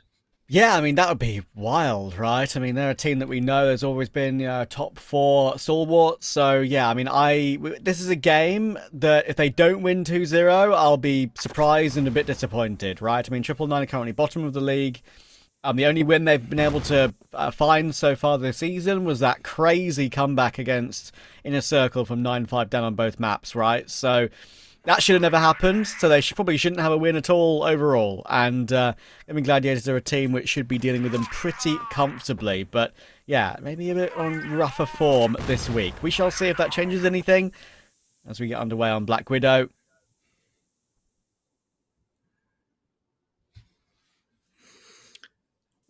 Bit of a slow start here. 999 just kind of pressing their luck as they move forward across the map. But for GG, playing this one pretty reserved, I would say, especially with this mid setup they've got. Raffen kind of playing an off angle we don't see quite as often anymore, but a good spot to be positioned with Flex on the other side of it. And this is where I think GG may have been hit a little bit differently, I think, than some of the other teams with the gun changes in the season as well. You've got Flex not as confident on the TRG as what I've seen in the past with him on the OM, so maybe a bit of a change there that hurts them, especially Spoxy as well. I feel like he had a lot more dominance in the era of the OM compared to the TRG meta right now, so definitely a bit of a change coming out from them, but we'll see how they decide to respond to this potential mid-push coming through. Yeah, we'll see if he can just change up how he feels across the games in the season. See if we can acclimatise a little bit quicker and a bit better. But so far, as you say, it's really a good performance today that truly matters for them, just as a group, as a whole.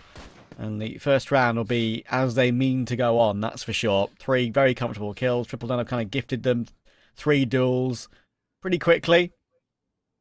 And not really as a team. So it's comfortable for the defense.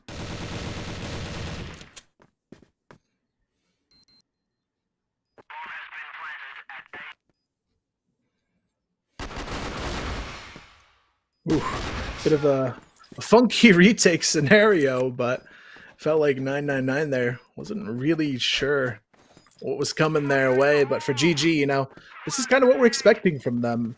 Early dominance on this one. Black Widow, also a map that's usually pretty strong for them, I would say. Yep. So for 999, I feel like on most maps, it's going to be a bit of an uphill battle for this roster, though I will say they have the potential. I've seen a lot of positives, especially coming into the season from the likes of CRS, BYK, some really impressive performances individually, but obviously you add in the mix the new player of Creeds. They have a lot more they have to build foundationally to be ready, with GG having, you know, the longest standing roster now that we've seen out of all the rosters this season.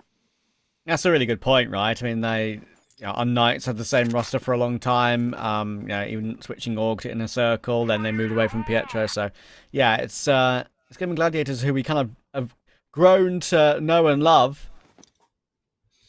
And yeah, they usually always at the top of the league. So, hasn't really been a big necessity for changes, right? There's maybe not as many players in their region necessarily that could maybe work out for them either. Considering obviously it is a mainly Turkish roster, other than Lionclaw. So, yeah, I think it's fair enough that they will stick with it. Here, though, we've got a bit of a push coming in from Minchen and CRS perhaps. We've got Lionclaw and Raffin waiting. There's possible box room control. Big brawl is about to go down if they decide to push. Yeah, Raffin right on the window is going to make it quite the challenge if he stays there, but instead he's going to go ahead and back off to play a bit safer position. This time it's going to be Flex who runs into trouble instead. Lionclaw right there for the drop down and the response. This nade, though, could find the kill onto him just barely. He's able to survive for a moment longer. He really needs these players to support, though, from the double doors, but Lionclaw goes swinging for the fences anyways, gets the double kill, and that'll be a huge way to hang on to this position. Him still somehow being alive is truly everything they needed in this round. Yeah, there's a nade possibility here to bank off the brickwork, which should remove Lionclaw, and there we go. So well judged by BYK on that one. Unfortunately, of course, that's a frag that's come through without him actually taking a heads-up duel. And he's 11 HP. Spoxy's moved in. 1 bullet needed, 1 bullet hit.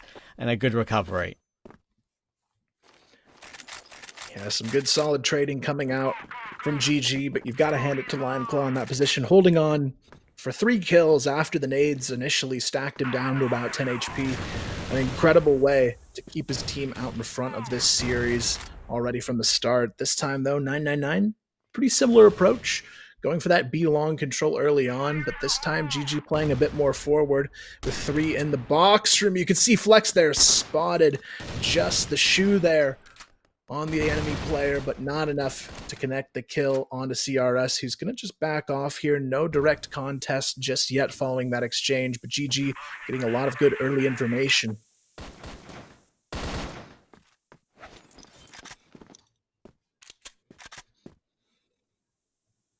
So far, the expected start, even though it kind of hasn't gone, the rounds haven't gone themselves the way maybe we would think.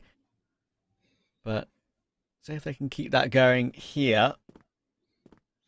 Slightly different setup for the GG side. There's going 3 toward long now for 999 as well. That's where the C4 is positioned to, until he goes back and checks mid. I could group up and go for a split, though. Now they've got that long control, right? They've got BYK with the TRG on that long angle, just to wait to see if anyone goes searching for something. So you can just leave a player there usually and just wait about a minute in the round and see if he gets some success. And that could make your mind up about where to go once and for all.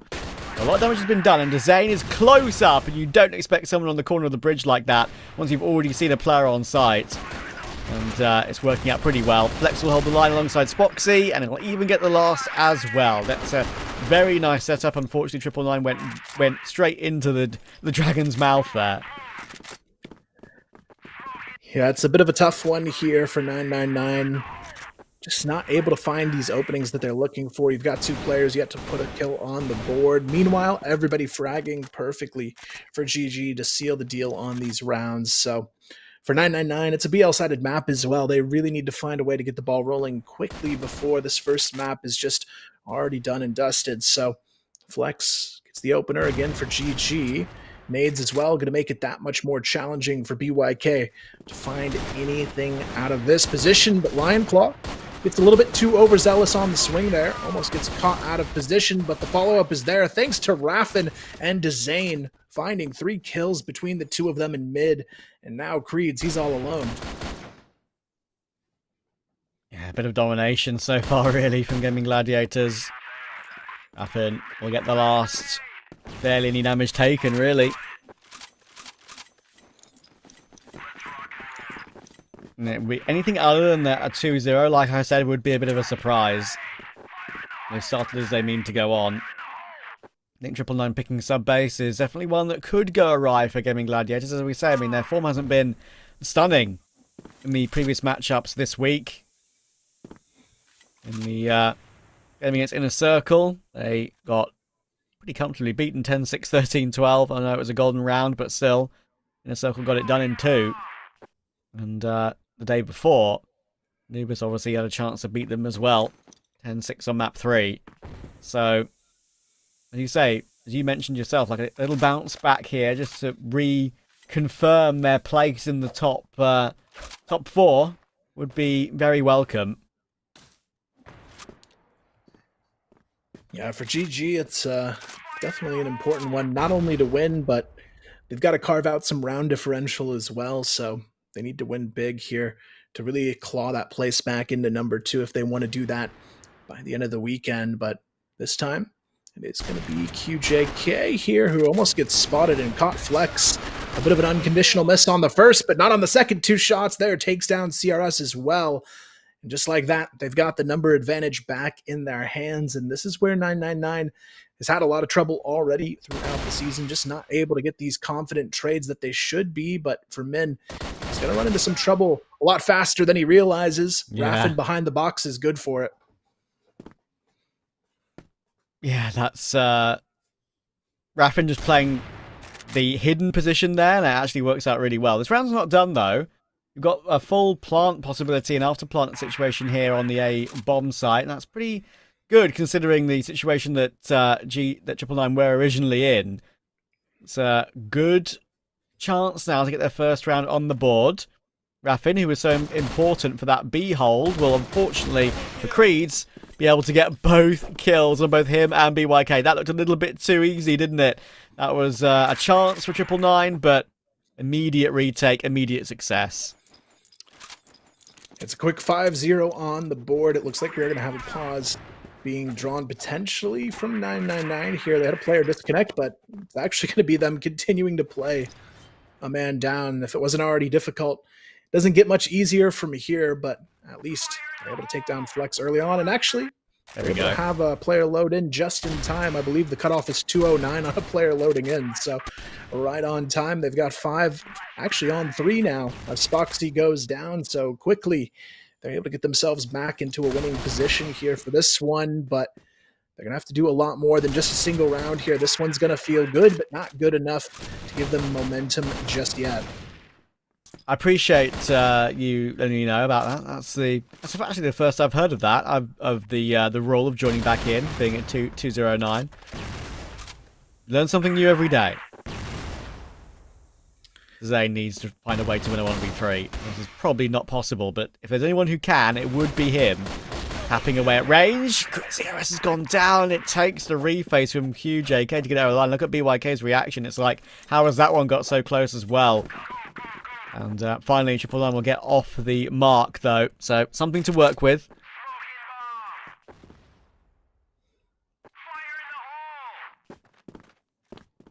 Bit of an interesting start here to this round. Nobody contesting A. Meanwhile, 999, they're just going to go full swing into it. It's only going to be Disdain, but he's obliterated very quickly. Raffin underneath, at least able to find the trade when Min dropped down there. But Flex, look how quick this flank is taking place. They have absolutely no idea what's about to happen to them. Flex, good for 2. And you've got BYK in the smoke here wondering what just happened. He's going to try and do the same thing to Flex, but BYK, you've got to hit those shots. Unfortunate mistakes made, and GG right there to capitalize. That's just a classic saying, isn't it? You got to hit those. You really got to hit those. If you're in a regular game against some opponents who are being annoying, that's exactly what you type in chat to them. 100%. But it's just unfortunate for BYK. So annoying when you get yourself a good opportunity to get back into another 2v2 and that every single one of these situations is pretty crucial. Knowing that the game could be a bit of a run over overall anyway.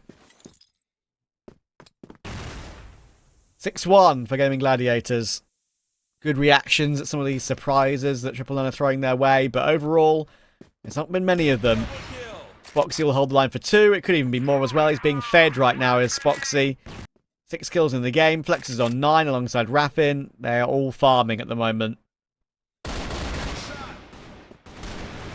one by one, they're going to continue to fall down here. Disdain, though, an unconditional miss actually gives them the opportunity to take the 2-on-5 down to an even number situation. But Raffin, he's going to line them up. Keeps it nice and comfortable for GG. Unfortunate situation to see, but the big benefit with GG right now is they're so comfortable on the A bomb site. They're only really playing one player in that direction. With most teams, they're going to have at least 2 on A at all times, but it allows GG so much flexibility to just stack the rest of the map. And again, it's going to be 999 running right into the stack over and over again. And now BYK, the C4 is down. You're in a 1v4. What more can you do here? Oh, and easy for Disdain to tap down the last as well. It's all there. They're just all hitting their shots as well. It's not like there's any real whiffs coming in from Gaimin Gladiators whatsoever. Not really giving any chance for Triple Nine to get any progress in the map. It's a very, very speedy 8-1 half. I hope now for Triple Nine's sake they're able to just get a couple of rounds on the board at the end of this game just to give themselves some momentum and some progress and some feeling that they can compete going into their map pick. Yeah, they need a bit of something here. If you go down 10-1, it's certainly feeling like it's over already for the 2-0 win, and at least Min able to get that 1 kill on the lurk, but Spoxy on the entry is going to be good for it. BYK underneath, though, causing some trouble, but Spoxy, the quick scope, make it a double. Oh my goodness, Creeds finally shuts it down, but you've got to wonder if it's even possible at this point with Min in the 2-on-1. Such low HP, it's never going to be possible, I'm afraid. Lion Claw with a freebie. Let's look at this, man. I mean, Foxy, whether he's on the global risk or the blacklist side, he's just doing so much. Look how quickly that reaction was on the BYK's position. Very, very easy.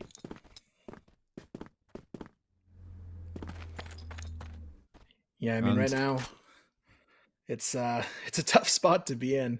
I'd like to give them some sort of suggestion as to what they could do here, but it's just so many things not going their direction for 999. It feels like it's almost a back to the drawing board situation needed here. You've got, a couple snipers who are normally on top of their game struggling for 999. You've got CRS only with 1 kill the entire map so far, and we're on round 11, so it's really been of a tough situation for them to rebound from, but we'll see if there's any life in the second map for them, because surely in the first, this one has to be nearly over. But, just as I say that, they show us a little bit of a fight here on the A-bomb site.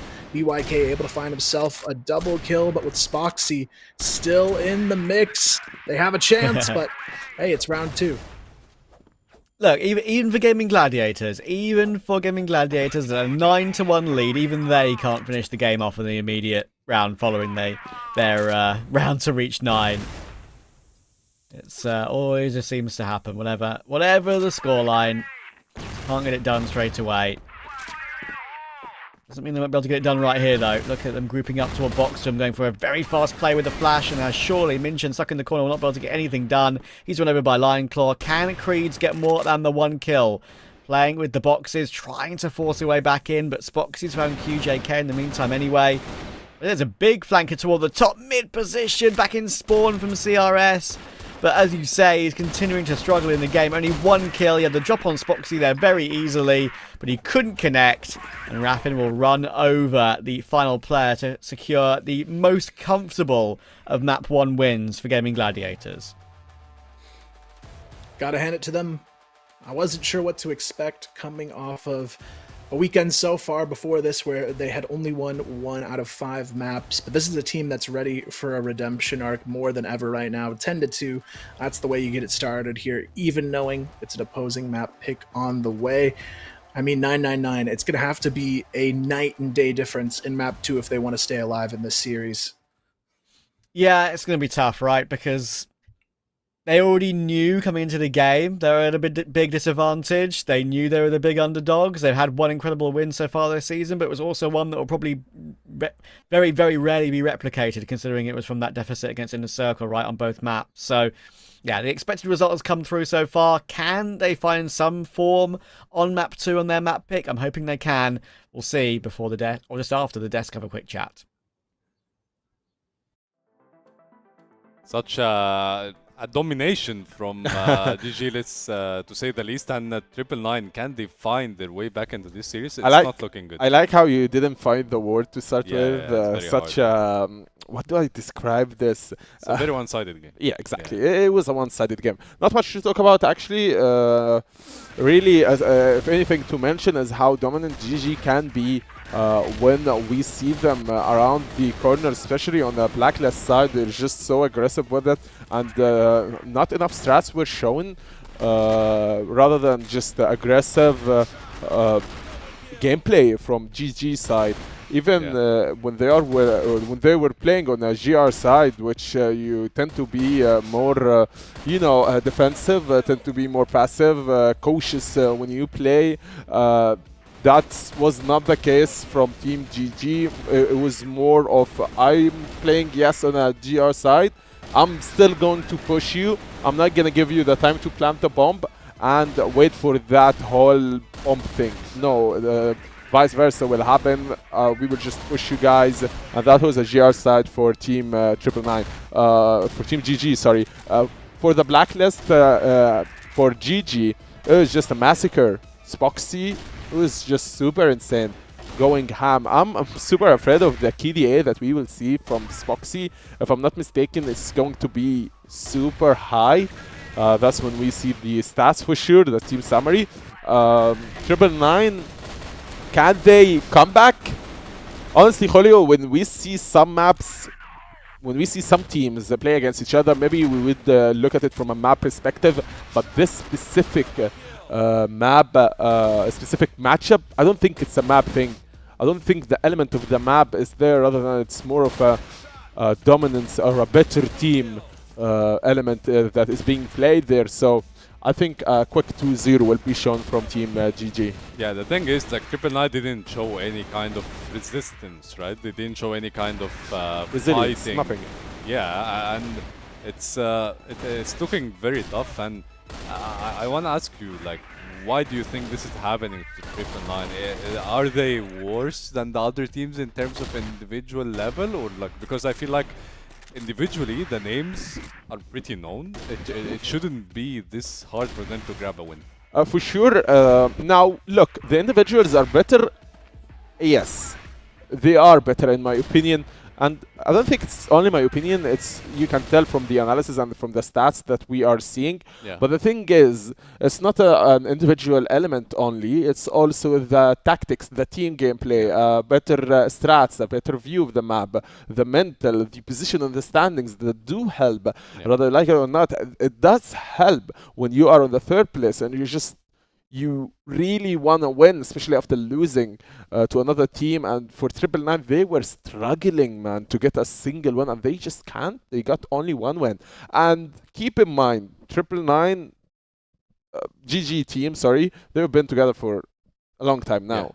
vice versa for Triple Nine, and they just know the map more. But still, I don't think it's a map thing. I just think GG just simply is a better team from a lot of perspectives and from a lot of elements, mainly being the micro and macro gameplay for GG and the individual level that is just better than Triple Nine. Yeah, 100%. And it must feel really frustrating for For Triple sure. Nine as a team, right? Like you got a good win against IC, and like the spirit were high, spirit was high, and moving forward, you started losing every single game until this moment. I mean, starting even week 3, some teams were able to make a comeback, but Triple Nine, it felt like we finished week 2 with a level, and we started week 3 with the same level, like nothing changed. Keep in mind the element of consistency does not exist for Triple Nine, and I think that's obvious for you. Yeah. They can win against IC, yet they can't win against some of the weaker teams, 3P for example. They can't win against any of the other teams that they used to play against. Yeah. So if you can win against one of the strong teams and lose to another, that means you are not consistent with it. It's not always a good day for BYK. It's not always the best day for Kreese, CRS, and the list goes on. Consistency isn't there.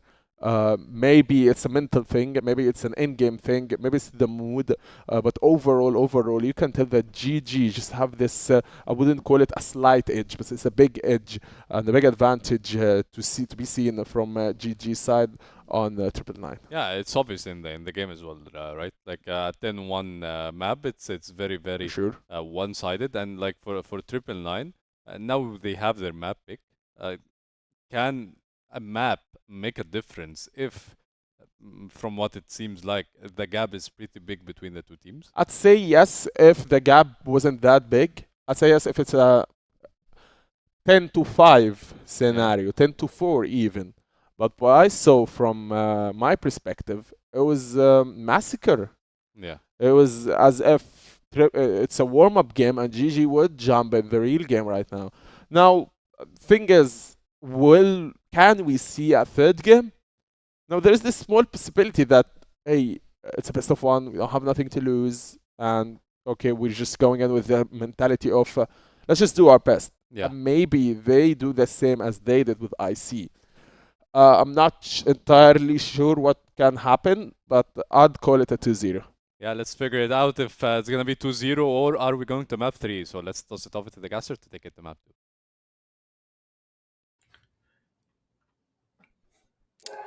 You hate to say it, but it feels like a 2-0 is probably in the cards here for this one. I mean, GG, they just looked so much stronger on map 1 that I'd be really hard-pressed to believe a third map comes through in this series, especially knowing it's sub-base here, which for GG is also a very strong map for this team. So I feel like 999, they're going to have to pull off something massive here to walk away with a win today.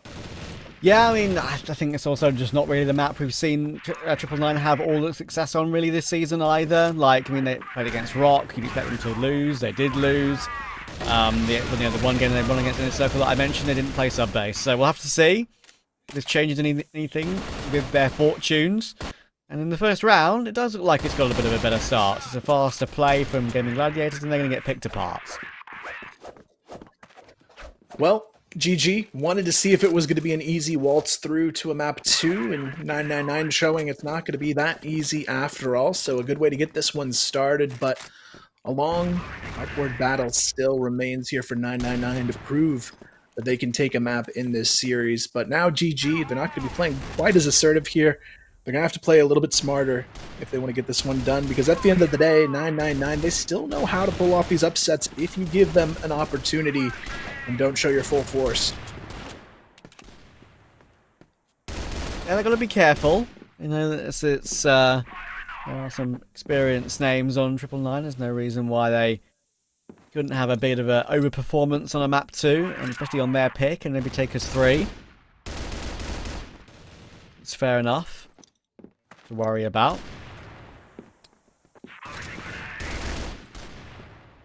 Lots of presence being shown by Gaimin Gladiators here in the door position.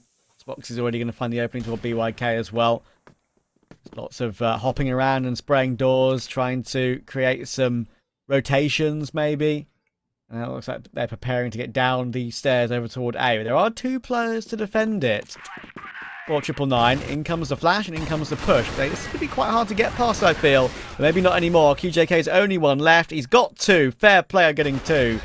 But now Creeds needs to clutch 1 versus 3. Almost a chance to get the second kill there with the TRG. Now he's being watched very closely by Dizane and Spoxy. Not 2 players who'd want to be holding the line against you. Creeds is trying every trick in the book. Trying to play these tight angles between the control panels. But I don't think there's any way in, really. He's being tagged up ever further. Down to low HP now. It'll be Gaimin Gladiators, most likely, in the next 15 seconds to confirm. And there we go. They'll even up quickly at 1 round apiece.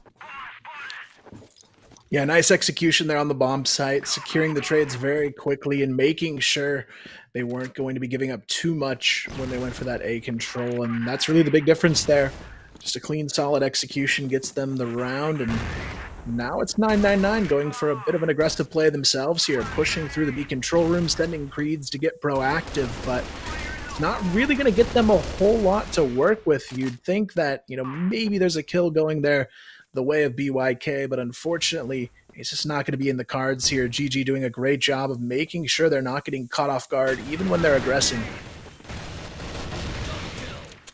Rex is going to get 2 there in his big fight. There's going to be more where that came from, and QJK does well to find 2 of his own, but he would have needed to kill everyone, and that's not going to happen from that position.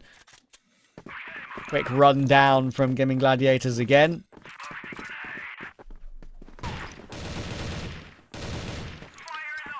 Yeah, I mean, at this point for 999, they had a good opener, but they have to find a way through here. The trades from GG just a little bit stronger here.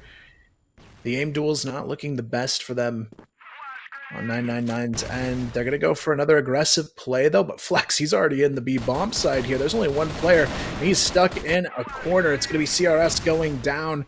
The remaining players here just going to be forcing their way up into the lobby from 999. They aren't able to find Spoxy and Raffin, though, so a chance at the retake, but now the rest of GG is just staring right at them. BYK all alone here, and really not a whole lot he can do. I mean, this team's so overconfident right now, Trav. The C4's still in spawn. Yeah, it's crazy, right? I mean, they're just happy to play and go for the duels, because they know they can best them like that. It's, yeah, pretty hard for Triple now, and they're kind of just getting outplayed in every single kind of type of round as well. Whether it's a long tactical round, whether it's a round where they, as you say, they keep the bomb in spawn and just go for duels early and then go back to collect things later.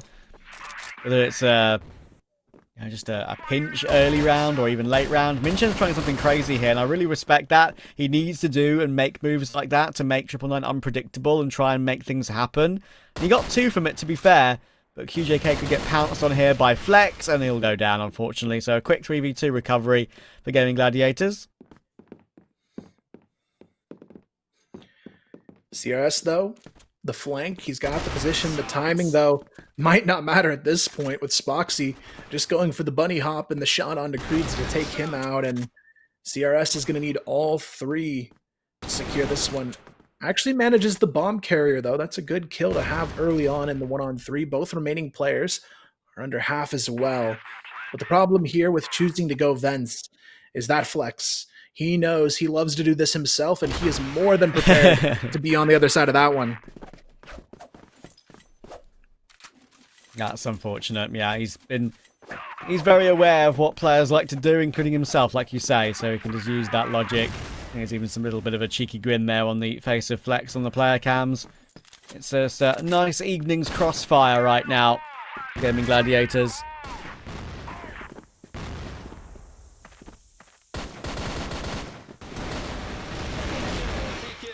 Oh, all right. Here we go. That's something to shout about. CRS is going to get 3 on the spray down with a bit of help from Minchen as well. And unless they somehow lose to the Zane, which they won't, it's a great hold. We're going to see a quick replay of that coming in now. Look at this. The second was, I think the second was almost like he didn't know about the second there for a second. Because of how that duel went down. But he's able to get 3. That gets the 999 second round, and they're playing very aggressive in the following round as well. Yeah, I don't blame them. They're trying to make this more of a scrappy game, since for 999, I think it's kind of their only way back into it, just trying to play it more of a loose play style. Maybe it'll catch them off guard, and they've got a few nice kills that way, but not enough to grab a lead in this map. It's still a 3-on-4 situation. They've got the advantage for the moment, and you can see Gaimin Gladiators starting to group up, play a little bit more together in this situation, putting that extra effort over towards the B-bomb site, which currently is going to have Min and BYK on the other side of it, just kind of playing it safe here, waiting to see when that push comes through. But Flex, he's going to rotate back here, hoping that somebody might be pushing up over towards the A doors, but for 999, it's actually a pretty patient approach this time around. CRS just playing that solo anchor position down on the A stairs.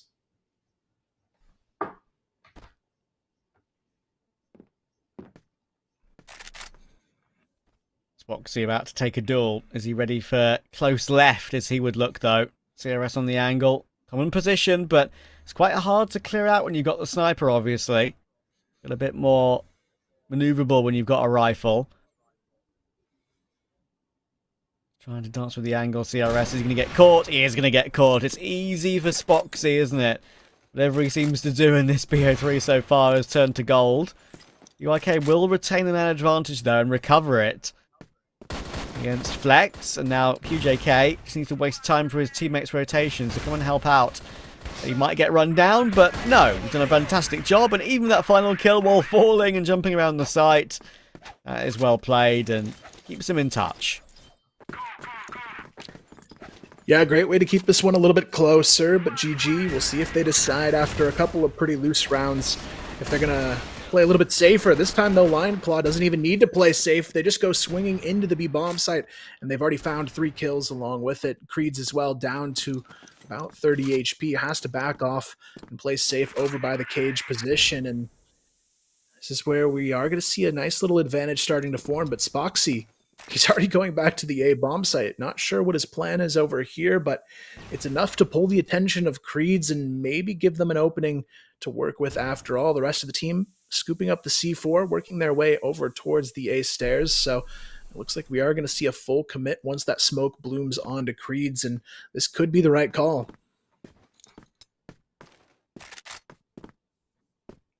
Creeds isn't going to be able to do much here on this sort of timing, though. Oh, yes, he is! Ayo! That was very clean. Look at the reaction from CRS. They all loved that one. That was instant from Creeds on every single duel. Yeah, I mean, it looked like GG should have had this round all day, but Creeds does not miss here. And that's exactly what he needed to keep his team alive and fighting. And somehow, it's already a tied game. It feels like it shouldn't be the way GG's been playing, but they've actually given up a lot of their early advantage here in this situation. And now, at the very least, it looks like they will be taking the final round of the half. But a 5-4, not bad after all things considered here for 999. And you can see even BYK here trying to find his way to maybe make something different happen. But a push through the smoke, I don't think is going to be the answer to do that. And it's still going to be a GG half. Yeah, you might be able to get a couple of these, crazy individual moments pop up, like, CRS getting that triple kill, Creed's triple kill there, the QJK hold on the site. They've all had to have their individuals pop off to even just get 4 rounds on the half, right? Those are 3 separate rounds that I just kind of described too. So, that's kind of just got you your 3 of your 4 at the back of that alone. So you can't necessarily always rely on that, unfortunately. And now with Gaimin Gladiators 5-4 up, looking to make it 6-4, get close to that finish line. It's going to be ever harder to close it out if you're 999. Yeah, this is going to be the part of the map that's a little bit harder to just run and gun your way individually into a round. So Yeah. the BL, definitely a bigger challenge for 999, and Spoxy as well on the rafters. Not going to make that any easier to work with. And Already a 2-player down situation. You can see Spoxy, he's just looking for more out here, and he's going to find it. Finally, the trade comes through a little bit late from Creeds, but the rest of GG already starting to collapse in on their position. Raffin, though, struggling quite a bit, but the flex knife kill. Oh, wow. You got to love that. It's reached the point where they can be a little bit cheeky now, right? Like, I know it's only a close scoreline in the second half here, but at least that round was never really in any risk. So he could always just try and go for something a bit crazy like that. Raffin's been hard cleared from the corner, unfortunately for him, so it's going to have to be Flex on site to get multiple, and he's somehow got 2 on the spray, and he's missed his flick up on the next one, and Plan are actually going to run over them here with a quick play over toward B. BYK and Creeds. They're going to try and hold off Dezane. Definitely got a chance that this one has Dezane. Still relatively healthy on 79 HP.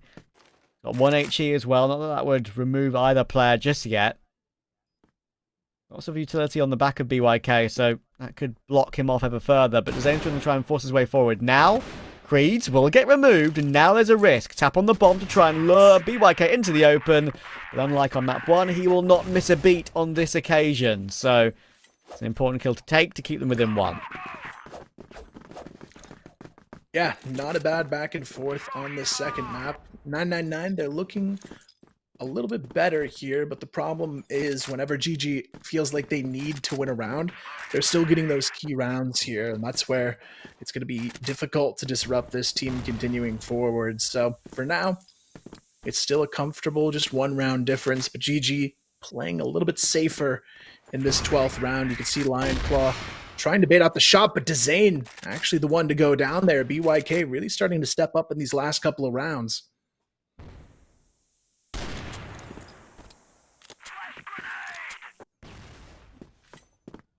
Yeah, do you think there's a little bit of a risk now here for Gaimin Gladiators? Is they're just a little bit lazy, a bit lackadaisical, of course, considering they've been winning at a canter the entire game to make sure they lock back in. It's only a 1-for-1 for Raffin when it could have been 2. Lion Claw will do well to find CRS though, and that's a great shot from Spox. I actually thought that was Lion Claw jiggle tapping that one guy out of the round. But there will be a response from Creed, thankfully. They know where Lion Claw is as well, so they can try and run him down as a duo. They would get themselves a chance to get a plant down. There is a long-range angle, of course, from Flex they have to worry about, so that is certainly awkward, but Lion Claw takes the initiative at a good timing and has time to even get a reload off in the corner as well. Difficult now for BYK. Yeah, BYK knows he has to aggress here to take one of these fights, but Flex, he's going to get the bait and switch for Lion Claw, but they missed the shot. Flex on the follow-up, though, will be good for it. So GG continue to keep themselves out in the lead here. 7 now on the board, 3 away from a 2-0 sweep in this series, and they just continue to barely keep themselves out in front. You can tell they're playing a little bit looser on this map, which I think is part of why it is so much closer. You can see Raffin there just getting aggressive alone outside of B. Gets caught early. Lion Claw going to go down as well. Foxy, unconditional miss there on top of it. Gets the follow-up shot, but Min, he's actually going to sneak past Flex. Foxy had no idea. There was no call made, and Flex, unfortunately, he's going to at the very least recoup from the mistake, gets the late trade on to Min, and now they've got to win this one in the hands of Dezane. But Dezane, he's still alive and kicking on this A. Bomb site, good for 2, and Creeds is the last hope now. The 1 versus 2 down to a 1-on-1 against Flex. The C4 will be planning. Oh yeah, the fact that they've even actually got it down to the 1v1 is pretty crazy here. If you're Gaimin Gladiators, and look at that, even taking the dual long range with the pistol. That's tagged Creeds down, but when he's got that TRG, 1 bullet, 1 kill, it won't matter too much if he's that low. Just set yourself up, but no, Flex has gone to the rifle, he's picked up the swap, and has caught him in the open at a later point than he was expecting. And Flex will get the round in his team's favour. Now 2 away from taking a clean 2-0. Yeah, really smart play call there from Flex. Honestly, picking up that M4 is almost a guaranteed win at that point, and there was just no way that Creeds was going to be ready for that one. This time, it's going to be a double sniper setup on the A doors, trying to prevent that early cross, but It's actually a lot of pressure being felt over towards B. 3 players ready to attack here, and only Raffin again on the other side of it. He's had a little bit of trouble here getting more than one, and again, it's only going to be a one-and-done situation for him. CRS, though, able to sneak out, gets them a nice second kill here, but Flex somehow yet to be dealt with on the back of the corner room. He's going to be good for a second kill. Creed's trying to go in, but Flex, what is he doing here? Somehow getting 3 kills and staying alive a lot longer than he should have. And again, it's an example of Gaimin Gladiators having to have a player go pretty crazy to hold on to some of these sites, right? Or either recover it into a 1v1. BYK has another opportunity to try and deliver here. It's to Zayn this time. Zayn is trying to take a gamble and put himself toward one of the sites and just wait to hear if a plant comes through. And then pounce at the right time. Waiting toward B at the moment. But BYK is playing inside of the vents with the sniper. We'll hop out now. Zayn actually could get caught in the back here. Not something that the Zayn's considering at all just yet. BYK is not seeing a thing until right then. And now it's awkward for Zayn because he knows that it's BYK with that sniper. Got him pinned behind the pillar for a second there. He's trying to fake running away to the A bomber site and getting that plant. That was the first attempt anyway. Now he's going to commit to it. And it'll put a clock above Zayn's head. Yeah, very critical one-on-one situation for BYK to win, but Zayn, it's a smart play there. Head down, you can't see him from the lower bomb site. Now he's going to go for the repeat over the top. Unfortunately, doesn't really get a whole lot of info just yet. Zayn hoping to get something here. He actually thinks there's a flank on the horizon after not seeing BYK, but it's actually just a nice patient angle from BYK. The shot to bait him out. BYK, very well played there. Doesn't give up the info and gets the kill. Yeah, and that was a critical one. Keeps them in that slight glimmer of hope. Maybe even taking this one to 3 maps. Within 2 again. And a really solid performance actually from the individuals on 999 in this game. I give them their fair compliments on that one, because obviously they got destroyed in map 1. Now, like, they're only 2 rounds behind, and all the kills are pretty decent across the board. For both teams, sure, but for 999, who needed a bounce back, it's their individual performances alone have not been that bad at all. So fair play to them on that. Lex will show some presence, and then hop away after putting a smoke down. Yeah, you can tell GG playing this one still a little bit greedy at times, but rightfully so. They've proven to be a slightly stronger team in this situation on sub base, and for the moment, it is going to be 999 targeting the A bomb site. Zayn, the only anchor over towards A this time around, so he might have a little bit of trouble to deal with. You can see Spoxy moving to reposition towards the vent position and maybe even play for a shot on this cross smoke as well. There's going to be a couple players starting to put pressure on to it. Spoxy, good for the first kill of the round, though, able to take down BYK, who's been one of the big hitters here for 999 on this second map. Spoxy, though, they're going to try and hunt him down, but the problem here is there's just still no map control to work with for 999. They're forced out of the A doors.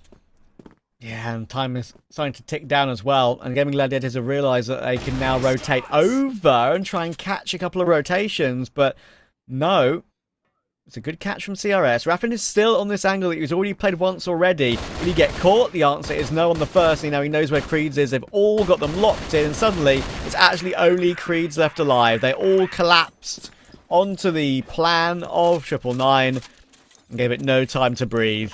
That is now 3 match points for GG. Yeah, a bit of a tough one now for 999. They did a lot of work to make this map a little bit closer, but unfortunately this time it looks like it might be the beginning of the end in this series. Raffin able to take down Min right away from the light boost position, and now they've got all the information they need as to where the majority of these players on the attack are going to be coming from. You can see the double stack on the A bottom as well. Just waiting for that position to come through, but Flex, he's going to miss the shot. Zayn, a bit of chip damage on the follow-up to CRS. That's going to force them off of the A doors, at least for the moment. You can see BYK still wants to take this fight by himself, but the problem here is if he goes down, they don't have any pick ability really left in their team. CRS, thankfully, able to get the trade as Flex takes down BYK, but there's still no advantage to work with here. But QJK somehow wins that fight, even though Raffin had the jump on him. Still a bit of hope, but they're all low, which is the issue, and Lion Claw is going to finish it off. Spoxy will get the final kill, and, you know, honestly, I think today we've had pretty expected results overall, like in terms of, you know, which games were going to be close and which games went which way. Unfortunately, we've ended the day with a bit of a damp squib. I mean, it was totally understandable. They're playing bottom of the league. It's rare to get a game that fast. That from what I've watched so far this season, there's been a lot of close matchups between kind of like every team in the league, so it's been quite competitive. But that's the Gaimin Gladiators we need to see, right? That's the Gaimin Gladiators that can be a worry for anyone in the CFWL. So it was very well played from them, and they deserve all the props for that. Good little bit of a fight from 999 on map 2, but the better team won, obviously, at the end of the day. That's us done, though, talking about end of the day. We're going to throw it to the desk to finish off the broadcast. Thanks for watching. Thank you, Trav. Thank you, Kyle. And such a clean win, to say the least, for GG. Yeah, it's not, again, it's not a map thing. Yeah. It's more of I'm the better team. I deserve to be here, and I deserve to be on this spot. And that's what you have to respect and appreciate about the West League. It's a league at the end of the day. There's the first team till the 8th team, which is GG and 999 stands. Now, I don't want to talk about the negative things that I saw from 999 more than I want to talk about the positive things that I witnessed from GG. Talk about synchronization, talk about chemistry, talk about a high micro and macro gameplay, talk about redemption. After a big loss against IC, it's like everything is now clear for them. They went back to the practice room, had a talk with each other, saw what they were doing wrong, and they just nailed it, man. Absolutely golden series for GG. Back-to-back win for the boys. Super respectable, to say the least. And if anything, 999 should take this game as a learning place to, you know, come back more and more at the end of the day. Yeah, and like the stats speak for itself. Like it was a pretty clean game from most or all of GG, to be honest. And even if Raf doesn't have the best KD now, in the last game he had the best KD. Sure. So overall, all of GG played a very, very good like series, pretty clean one. And the MVP, Spoxy. Of course, man. The man, the myth, the legend. What a demon in the server and outside the server, man. 2.1 KDA, ladies and gentlemen. He's the sniper of Team GG and the core reason of their success and win. Something that caught my eyes, and you specifically, is the 17 kills that was on Flex when we were spectating Flex and Spoxy from Team GG. Honestly, I think it was a piece of cake for Team GG, to say the least. The mission was super easy, but hey, this is not the only mission, and you don't want to take 999 for granted. They already won against one of the big teams out there, and Yeah, let's take a look at the standings by the end of this week. We have ROC Esports still undefeated, and 999 and like the bottom of the standings. Everyone else is pretty close to each other. Like starting from the 2nd seed to the 7th seed, and anything can happen. Yeah, see, the 3 games that GG did lose is a big problem for them. Yeah. Because ROC Esports are undefeated, and GG just, it's like, they just woke up and they realized that, oh, there is a West League we are playing. I don't know what happened for them. They had to lose 3 games to warm up, 3 games to come back to their favorite era. Them and IC. But if I'm speaking in a frank way, there's no big difference between in the standings, Season 1 and Season 2, but Anubis part. Anubis on the 7th place, man. We never saw this before. Yeah, but they're pretty close. I mean, at first it was hard because like before this week they were 1 and 3, but like now they are 3 and 3 or 3 and 4 after today's loss, and they are still like it's only 1 win Yes. away from second Mhm. place. So anything can happen. But yeah, that was it for this Sure week. Do you have was. any last words? No, man, you covered everything, honestly. And I'm super excited to see what's going to happen next week, man, because everything, as you said, is super close to each other. Yeah, but until the next week of Crossfire, there is a lot of action coming in the next weeks. But for this week, it's all done. It's all over for this Yeah. week. We hope you enjoy the stream and have a good rest and have a good night. Bye bye.